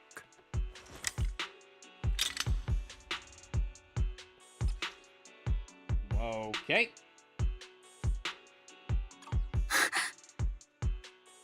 Fake the entire time. I'll take your surprised expressions as a compliment for my little trick. Damn, dude. Not bad. I will hand over this core to the mayor as agreed. Since he fulfilled his promise to protect Vivian and the manager while I was pretending to be dead, I won't go back on my promises. No wonder the mayor would promote rhetoric favorable to Mockingbird. I can't believe I thought he was actually being sincere. Since we have the sacrifice core, all we have to do now is stop Dina from using innocent people to make more sacrifices. Yes. And we need to destroy the last batch of Landon's serum. Hopefully with no options left, Dina will give up her obsession. All right. That's the important stuff. I'm going to go and confirm where Landon's serum's been stashed. More likely, Dina's I'll contact gonna go you on a again murder once I spree. have something. Or try to. Aren't you in a rush to get back and rest? You act like you're going to turn into a werewolf after midnight or something. If anyone's a werewolf, it's you. Ironically enough. How you feeling now? Relax, I'm not kicking the bucket just yet. But you look a bit more run down than before. I'm just getting over something nasty, that's all. Maybe should've. Like, I don't remember what I said back then. When I faked my death. The permanent action was in your pain. Putting away wrong jokes and persecution with the dark. Wrong sure, but it was arrogant enough. I'm playing God, picking new ways. I'd rather just do what I can do. Just kind of at the end of the day, person can shit going good. Nothing more. Rather come along. I appreciate the confidence. You got a lot of explaining to do. No more secrets.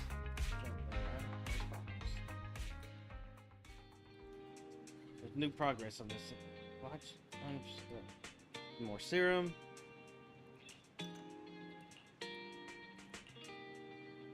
Let's wait a moment. I want to look at the journey. Okay, so we only have one left. I might be able to finish this.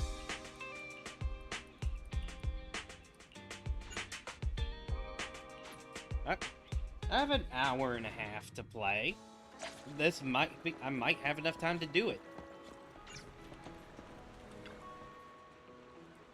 The managers, you're here. Having two Lord Faithens lead away from me, I must be the luckiest person alive today.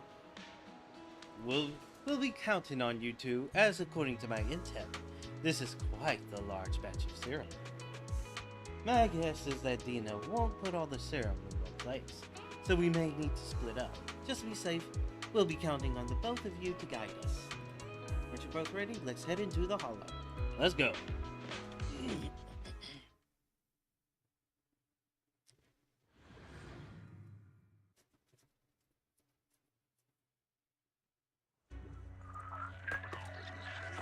Alright, we're playing as Vivian, and we're just straight up giving it to you. Landon's stash should be somewhere nearby. Oh, we got the full team. I did some digging. Some of the missing workers were brought here too. Understood. Dina's getting ready to make her move. Don't worry, we'll clear them out.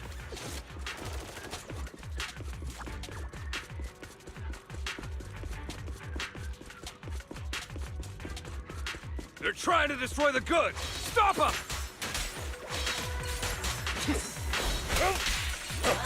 We need to take care of the guards first.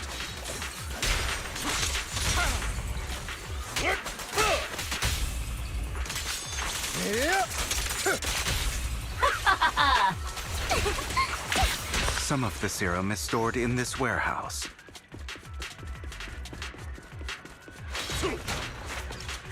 You're not taking anything from here! Hugo, get the guards first. Can't handle it.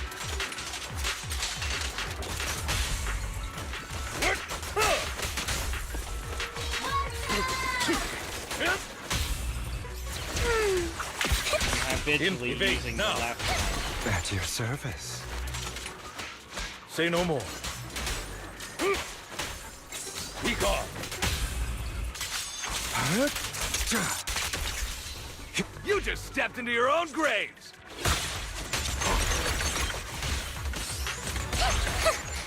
Fools.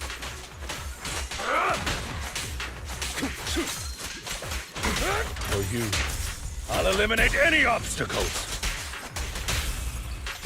How irksome. Heads for flowers that bloom in the abyss. Prepare to kneel before me. Repent! Out of my way! Amateurs.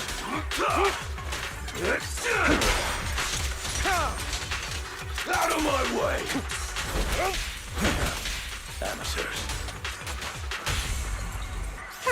A boring opponent. Tales for the dawn that sets the world alight. The end is nigh.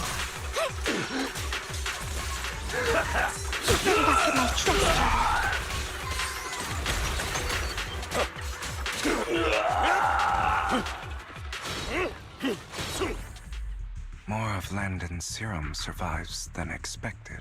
Fortunately, since they're still here, it means Dina hasn't executed the final step of her plan. There is likely a lot more stashed around here, and we have yet to locate the missing people. Our actions here won't go unnoticed. Perhaps they're making plans to deal with us on their side.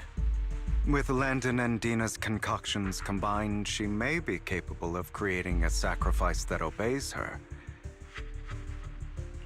How about we split up? Hugo and Lycon will destroy what remains of the substance around here, and Vivian and I will go search elsewhere. Very well. Let's go with your plan. But be careful if you encounter Dina and her people. According to Camille, she's absolutely obsessed with completing her father's dying wish. Who knows what she may try? Let's part ways here for now. And perhaps the other manager could use Eos to guide us. Sure. I've been feeling way better these past few days, so just leave it to me. It's only now that I realize how fortunate we are to have two Lord Faithens. Yeah, Vivian but loves it. I feel like our work's doubled. In the past, Wise and I would only ever work on the same route. Greater power means more responsibility. And in any case, I'm sure the mayor would be able to provide double compensation. He's a very generous person, after all. Right, Lycon? I will request additional compensation from the mayor. It's not about compensation. It's just... I'm still not used to us being separated in the Hollow, so I'm worried about Wise's safety.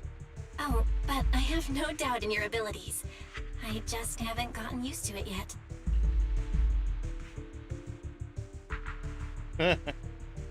Ooh.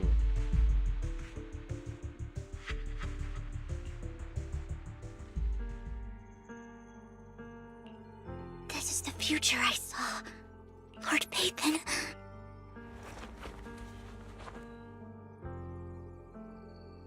I'm sorry. This time, I will make sure the future I saw does not come to pass.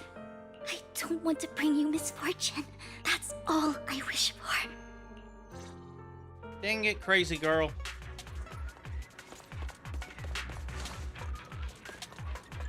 Leave this to me, Lord Phaethon. How dull.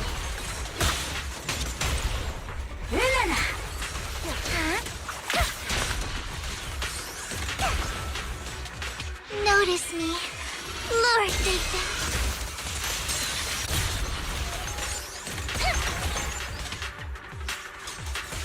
Don't touch me. Fool, Lord Phaethon. There might be more serum here.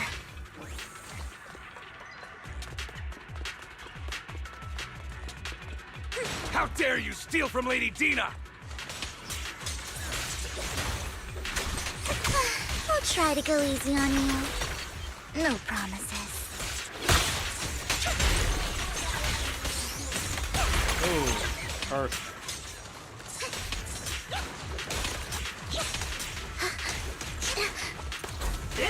Don't touch me. Don't touch me. Trying to make them group up. It's not cooperating. Sometimes they There do. are containers by the usually they fissure.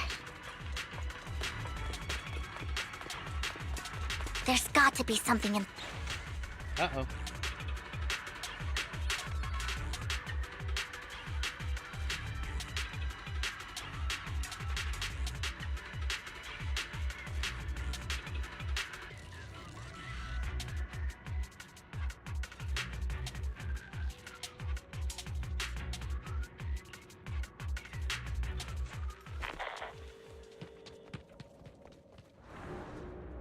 Dina?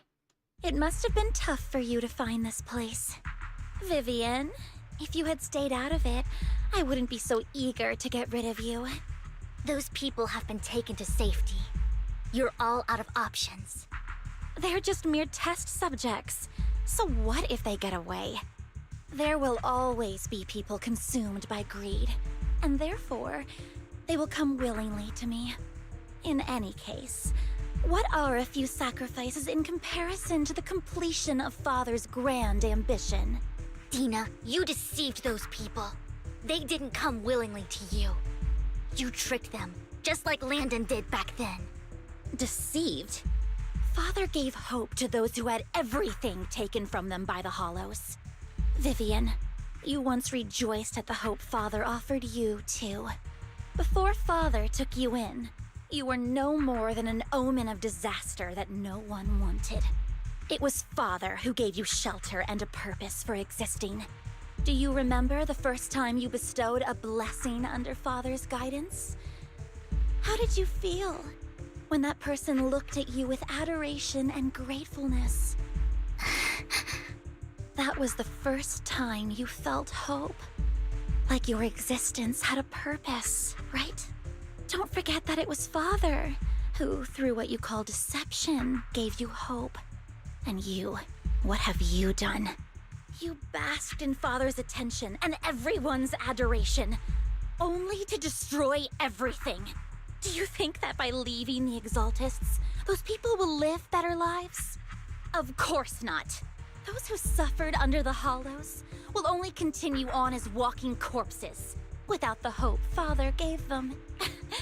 Do you really think you're some sort of savior, Vivian?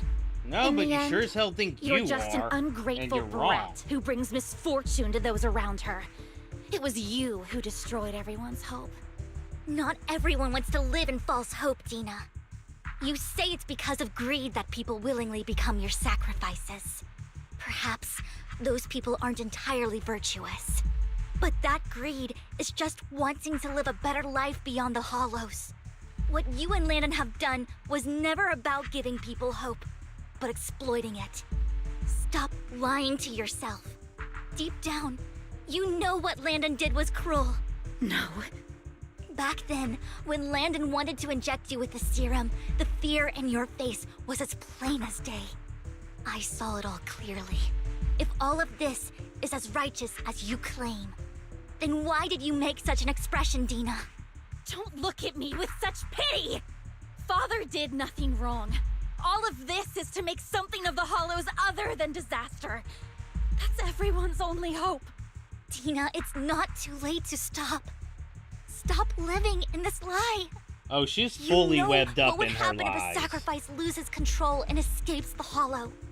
It's not the Hollows that are to blame for those people's deaths, but the hope you keep talking about. That will cause more despair and claim more lives. That is merely the necessary sacrifice to accomplish a greater goal. No one deserves to be a sacrifice. Your hypocritical magnanimity disgusts me. I can always go and get more test subjects if they've escaped. And I will be able to replicate Father's serum with enough time. With you not if we gone, don't let you. I'll be able to complete Father's gift to the Creator and fulfill his last wish. Camille, release the failed subjects. Lady Dina. Camille, are you going to do what you did before? You keep saying you'll follow the Creator, but it's all lies. Lady Dina, the Hollows took my family from me. I understand that there's no way to get back what I've lost. It was Lord Landon who told me that the Creator would guide me. One day, Hollows will no longer be disasters. Everyone will be able to survive inside them. I look forward to the day when this hope becomes reality. I watched you grow up, and I know that you've always looked up to your father. He gives you hope, and I destroyed that hope with my own hands. I know the pain of loss, so I've always felt guilty. I want to atone for the hope I destroyed. But Dina, I don't want to ruin more lives, and I don't want to continue watching you destroy yourself. Vivian is right. Not everyone wants to live in false hope. So, please, stop. Camille, are you abandoning me too? I'm not abandoning you. I just don't want to see you go past the point of no return. The point of no return? I passed that point ages ago. No, Dina. You can still turn back. I'll be your way back. Oh, boy. Where are you going, Camille? I made a deal with Hugo and the mayor. If someone needs to take the fall for this, let it be me. I did it. All of it. I've been forcing Landon's only daughter, Dina, to research how to create sacrifices. I colluded with the Ravenlock fucking family God, she for does my not own gain. deserve this. Everything Dina did was under duress. Since I've kept her captive for so long, she doesn't have the skills to survive as an independent member of society. She'll need a caretaker and teacher.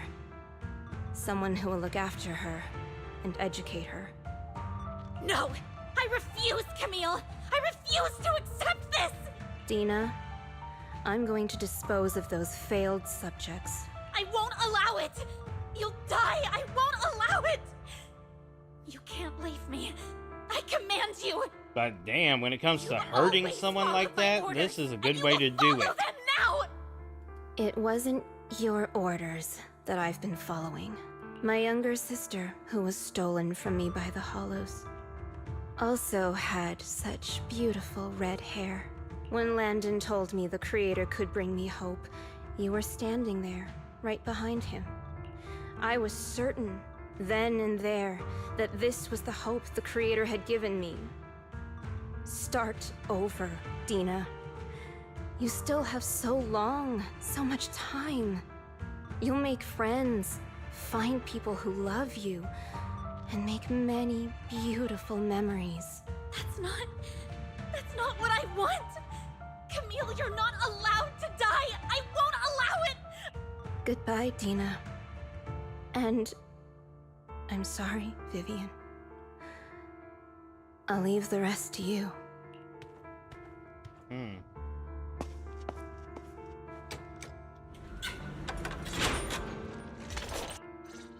Take out these ethereals first.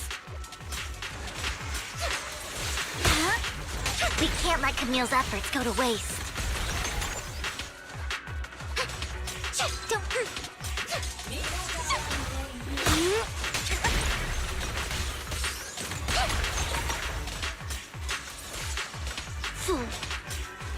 Let's go after Dina, Lord Phaethon. Get rid of those. They must be on the other side of the fissure.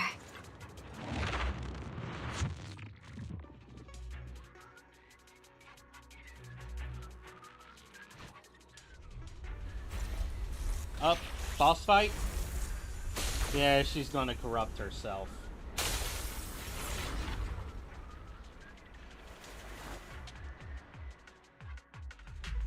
Are you satisfied now, Vivian? You And she's were the gonna one blame who brought Vivian. yourself to this point.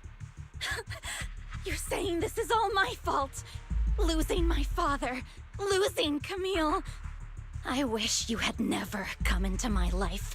At first, when Father brought you home, I was happy. There are so many Exaltists, yet Father never allowed me to get too close with any of them. I never had any friends either. But when Father brought you back, he told me to take good care of you, that you were my first friend. I was also so happy the first time you took my place in helping Father select a person to receive the blessing, because it meant you were different from all those other people. You could stay with me, but soon I grew jealous. Of course you did. You took the attention that should have belonged to me. You even took Father's love from me. It's only because of my ability that Landon... I know, but... Vivian, jealousy is something you cannot control. Of course, the same goes for fear and hatred. I was terrified that one day you would look at me and shed tears. I knew if that day ever came, Father would not hesitate to force the blessing upon me. And when that day did come, I hated you for causing my father's death. Tina, you knew everything about what happened back then, so... why are you still defending Landon? And why didn't you tell me back then? If I had known earlier, maybe I could have found a way.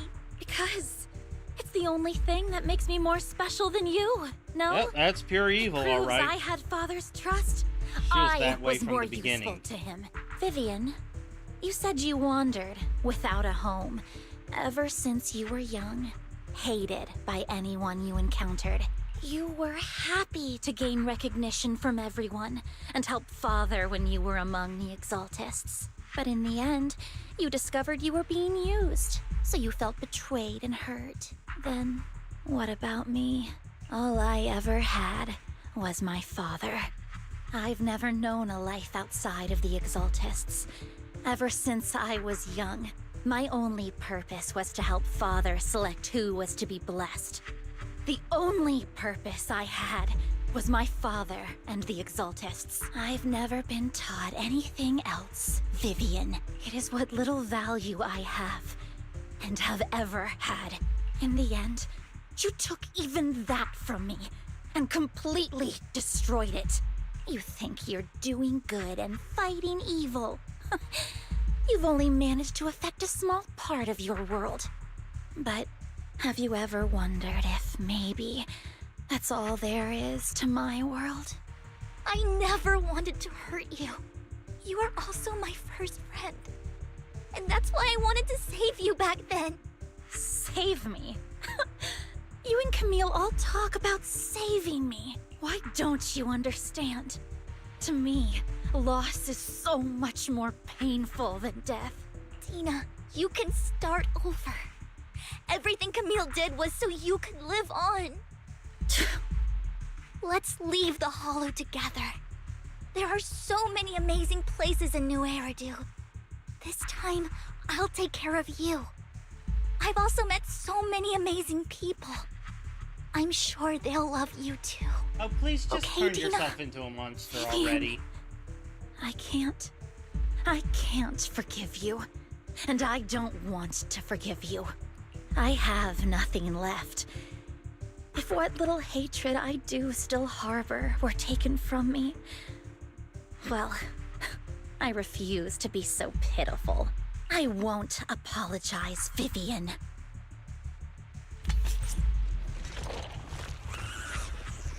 Finally. I don't want to hate myself. So I can only hate you for killing my father, and hate Camille for leaving me. That's just the kind of person I am. Hateful and despicable. I refuse to owe anyone anything. I refuse to feel regret. I won't. Vivian, I will keep hating you. I will take all who are precious to you. I will also hate Camille.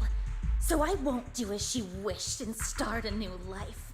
Vivian, if you had never existed, if I had never, you would be...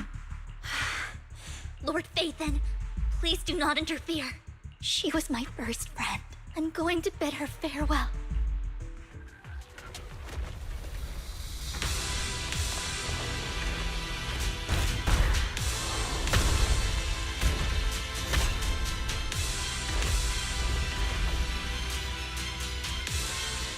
Dina, soon the pain will be over. Lord Phaethon, don't come any closer!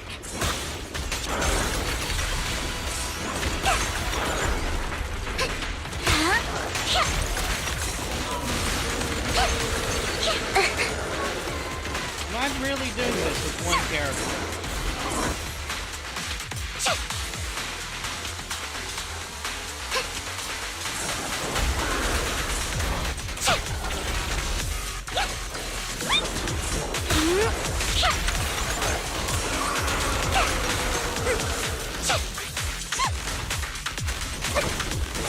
Who dares get between me and Lord Phaethon?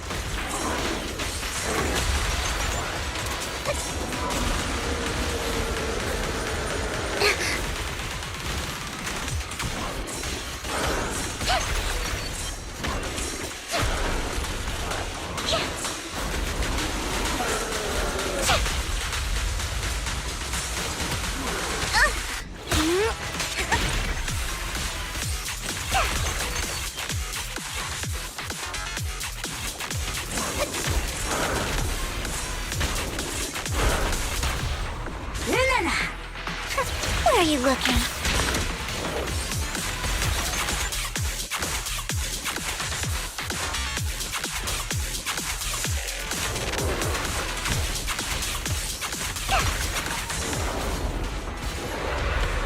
Phase 2.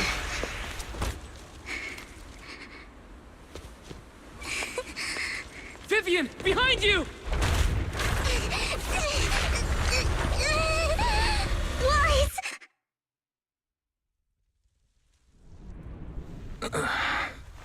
What happened? What the...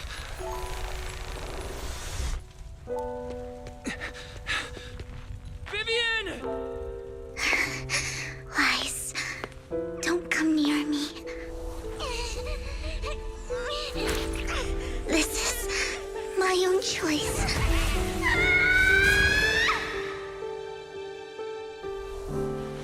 I will change the fate I saw. Vivian! I just want you to remember me when I looked my best. Vivian! Careful. Vivian, your body. I'm sorry you had to see me like this, but I don't want to be the one that only brings misfortune anymore. No. There's got to be another way. It's so warm, and the night is beautiful.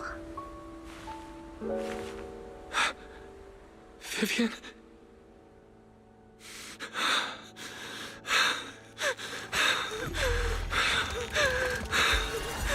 No! It can't end like this! Yeah. Ether purification.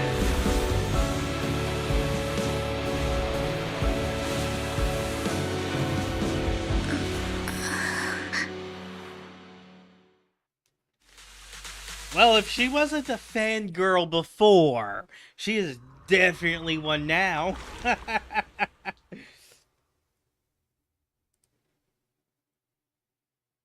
Wise. Wise. Wise, you're finally awake.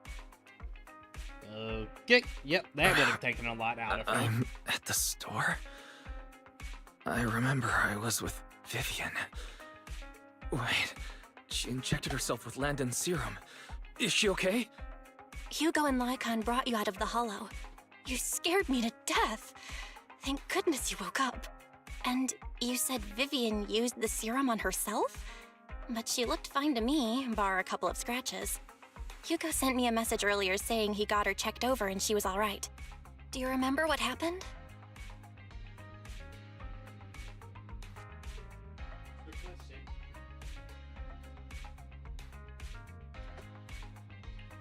The situation was dire, so Vivian used the serum on herself to defeat the ethereals. I saw the crystallization process starting to occur. I can't describe exactly what happened. I saw something blurry, but I just wanted to stop Vivian's corruption process. I don't know exactly what I did, but then I lost consciousness. What happened after that? When I led Hugo and Lycon there, it was just you and Vivian lying there on the ground. We couldn't wake either of you. Let's put that aside for now. Do you feel any discomfort-wise? Dizzy? I'm a bit dizzy, but otherwise, I'm fine. Don't worry. Phew, that's good. You should rest for tonight. Hugo and Vivian said they'll come over tomorrow, so we can discuss the details then. Okay. Sorry for worrying you, Belle. Good night. Lord Phaethon! How are you feeling? No headaches? Leg pains? Heart palpitations? Loss of appetite?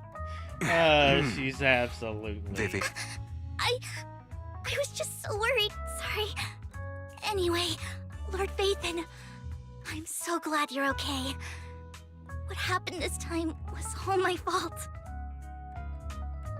Not your fault. Things were dire, and you did what There's you a had to. possibility for her Plus, being a future if it threat weren't for detector, you, but her we wouldn't be here mannerisms now. just don't match. So what happened? Wise said he saw the crystallization process start. But I didn't see anything through Eos. Hugo? Lycon? Did either of you guys see it? Allow me to explain. Miss Vivian told us what happened after she awoke, and the mayor arranged a full medical checkup for her. Based on the results, Miss Vivian indeed shows mild corruption sequelae. But if the crystallization process had already started, the lingering effects should be far more severe. So not fully to be precise, purified. If the process had already reached the point of mass surface crystallization, it should have taken no time at all to become an ethereal. So, The mayor theorizes that it was the etheric energy within Master Proxy's body that affected Vivian's condition and the surrounding etheric particles, causing Vivian's corruption to recede. Essentially, corruption is a reaction between the etheric particles inside the body and in the surrounding environment. Therefore, it relates etheric energy. Master Proxy, you are special. This is a gift your teacher left you.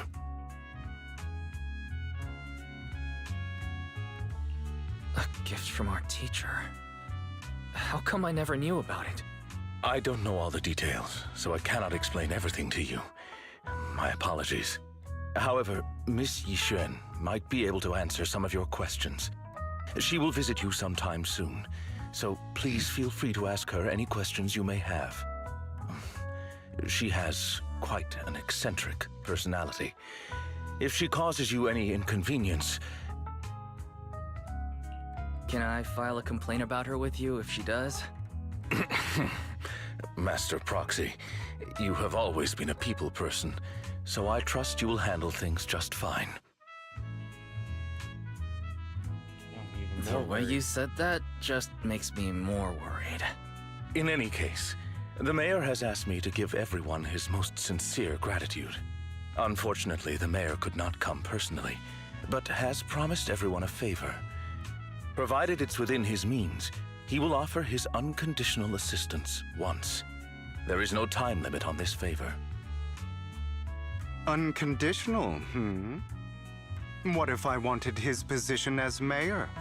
If that is what you desire, then the mayor and his subordinates will be first in line to vote for you in the next election. As for the other votes, you'll have to work for them on your own. But should you assume office, I hope you take full responsibility for handling all day-to-day matters and lead by example. By sheer happenstance, the mayor has provided you with a copy of his current assignment, the City Waste Sorting and Processing proposal. Old fox, indeed. Well, that's a great way to keep your job. Make sure the people who might want it don't want it. The mayor imagined, you might ask. I have prepared all the necessary documents, and the ceremony expenses will be covered by the mayor as a gift. As long as Master Proxy agrees, we can sign and process the documents immediately. But this matter requires mutual consent and cannot involve coercion, confinement, or one party's lack of consciousness. That last part was... I would never do that to Lord Faith. Wait, hold on. Probably. Wait, hold on. What? But this matter requires... I have prepared all the necessary documents, and the ceremony expenses will be covered by the mayor as a gift. Wow. As long as Master Proxy agrees, we can sign and process the documents immediately. Okay, the implication is a marriage proposal. At least not today. As for you, Master Proxies, the mayor has some sense of what you desire. That said, he hopes you might speak with Miss Yixuan first before you decide the timing of that favor.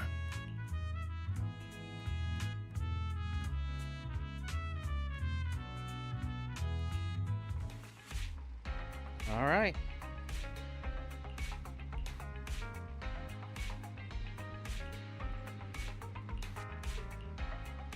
Head upstairs to rest.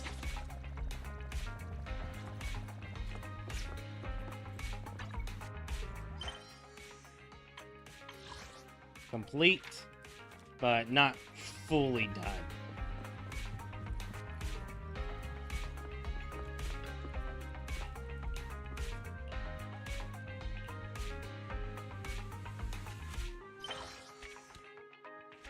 Now it's fully done.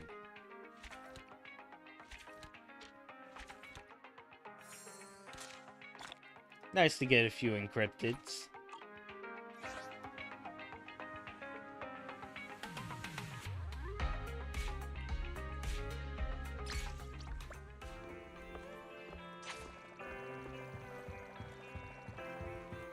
Talk to Belle.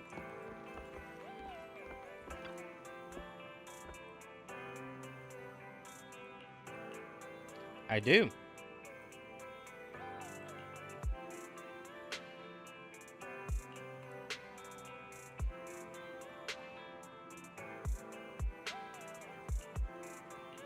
Really?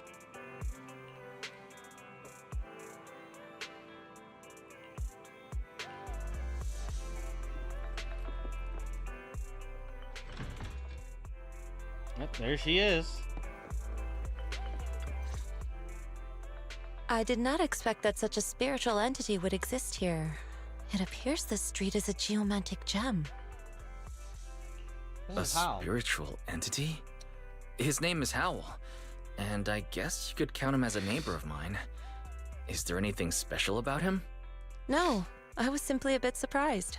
It's rare to find such an intelligent individual of this breed. No Even underestimate. huskies can be really smart, like Howl. You're right.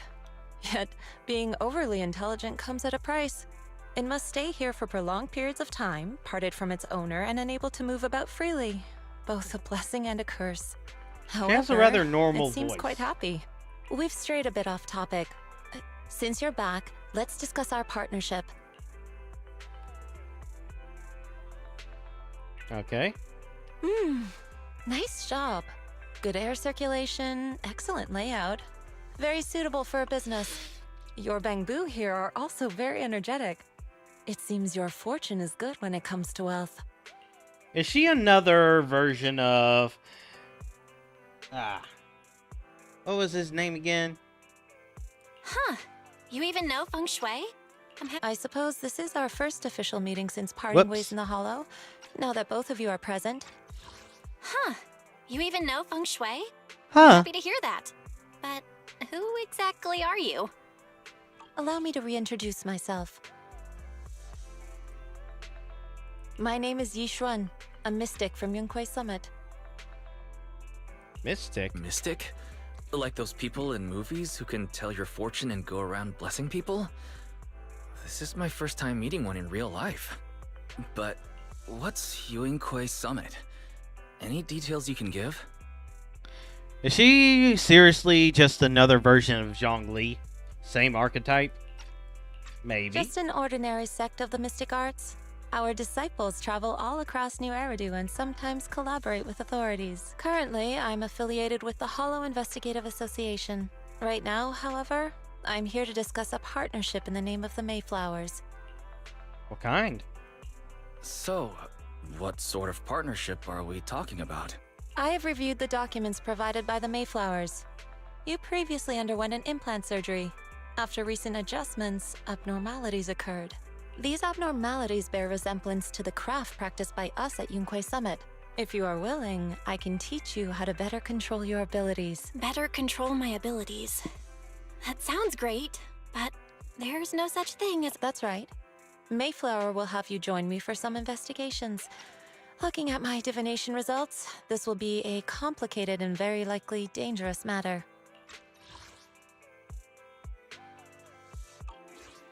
He's still going over the details, but should have more information for you soon. You can wait until then to decide. Perfect for going out. Sure. I know that store.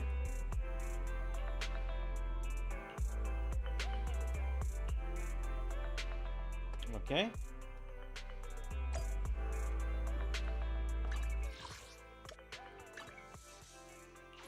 So we still have this.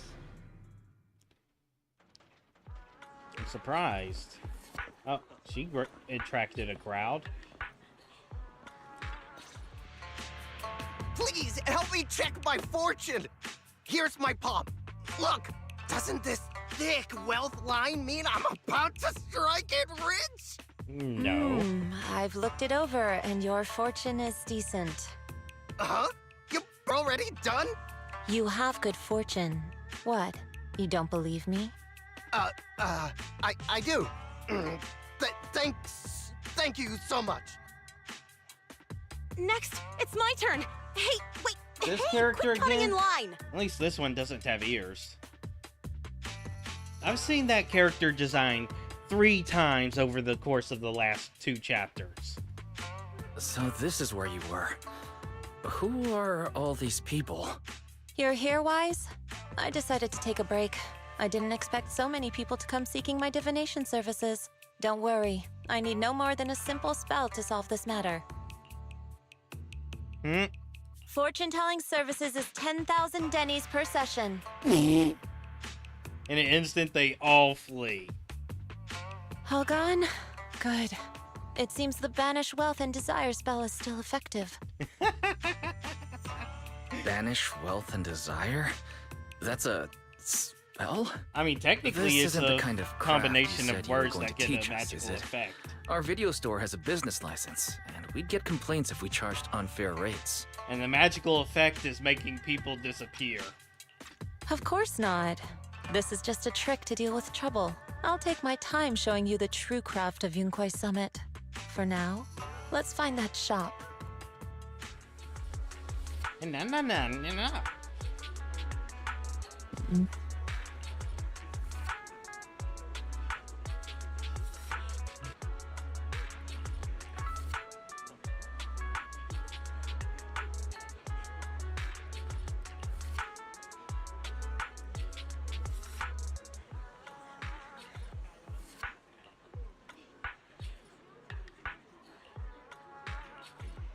Let's check it over.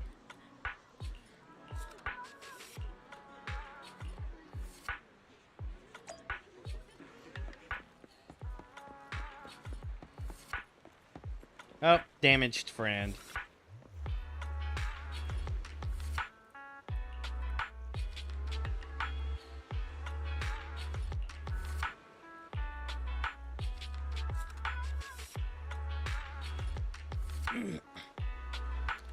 Finally. Barely reading all of that.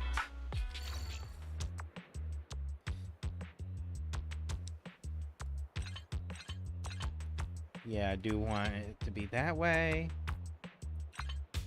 That way.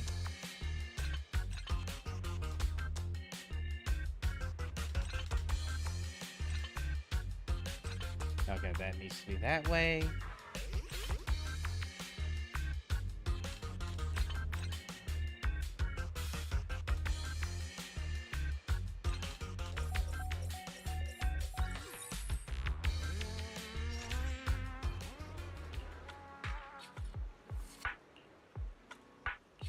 All right.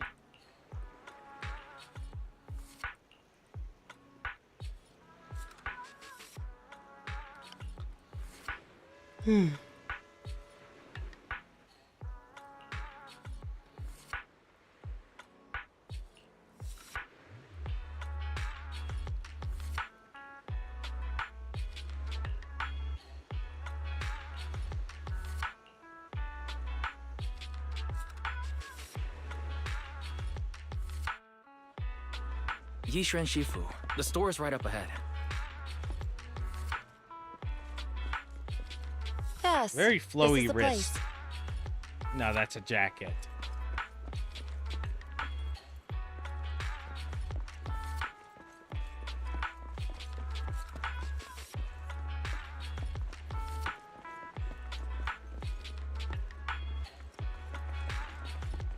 Just looking at how her character moves.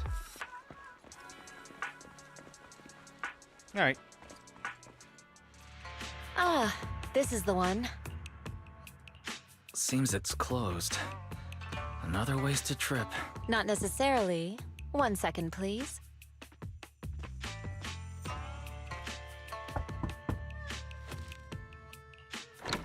Okay. Huh? Is there someone inside?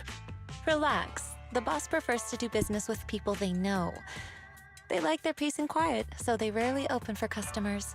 I'm an old acquaintance and just wanted to retrieve something. That's certainly strange. What a strange private business. Shifu, what exactly are you retrieving? Just some things needed for our future investigations. You'll know in time.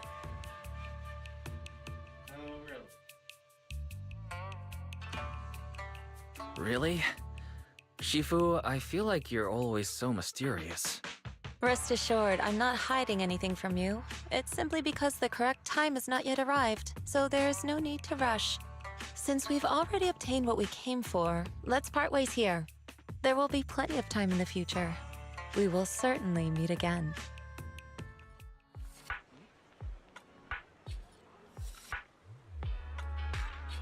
Off the bell. All right.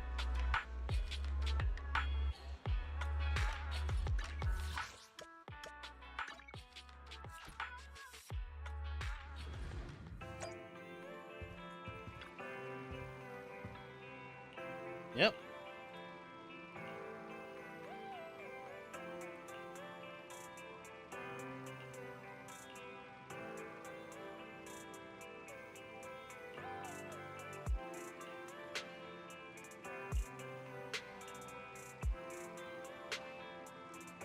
Time to rest and have a break. Alright. Yep. We're fully caught up on the story now. Complete the main story.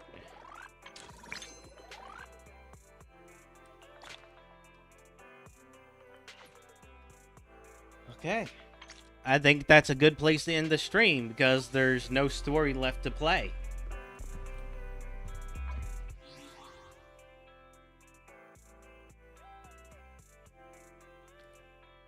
Except, of course, the videotapes. I have plenty of the video archive to go through.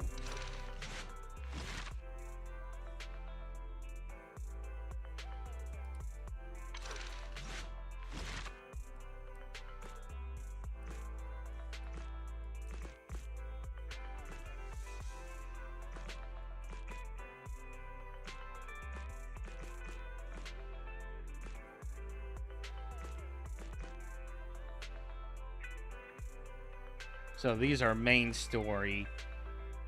These are agent stories.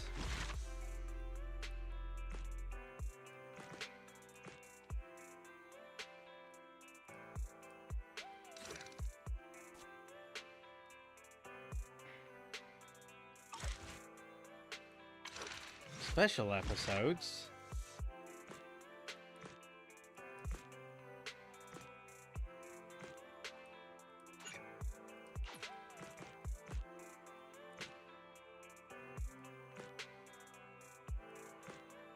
Oh, I know what these special episodes are. I thought these came out of nowhere for me.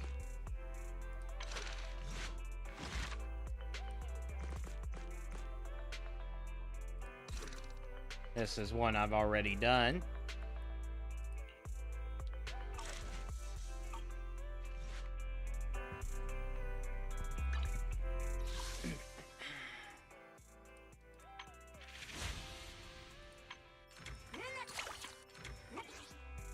Probably gonna do Lycon's story quest and get him upgraded. Do Lycon's quest tomorrow. Get him upgraded so I can start pilfering him and using him for character upgrades. And after that, definitely want to do Rena as well so I can get electric type as well. Alright. I am doing well for myself now in this streaming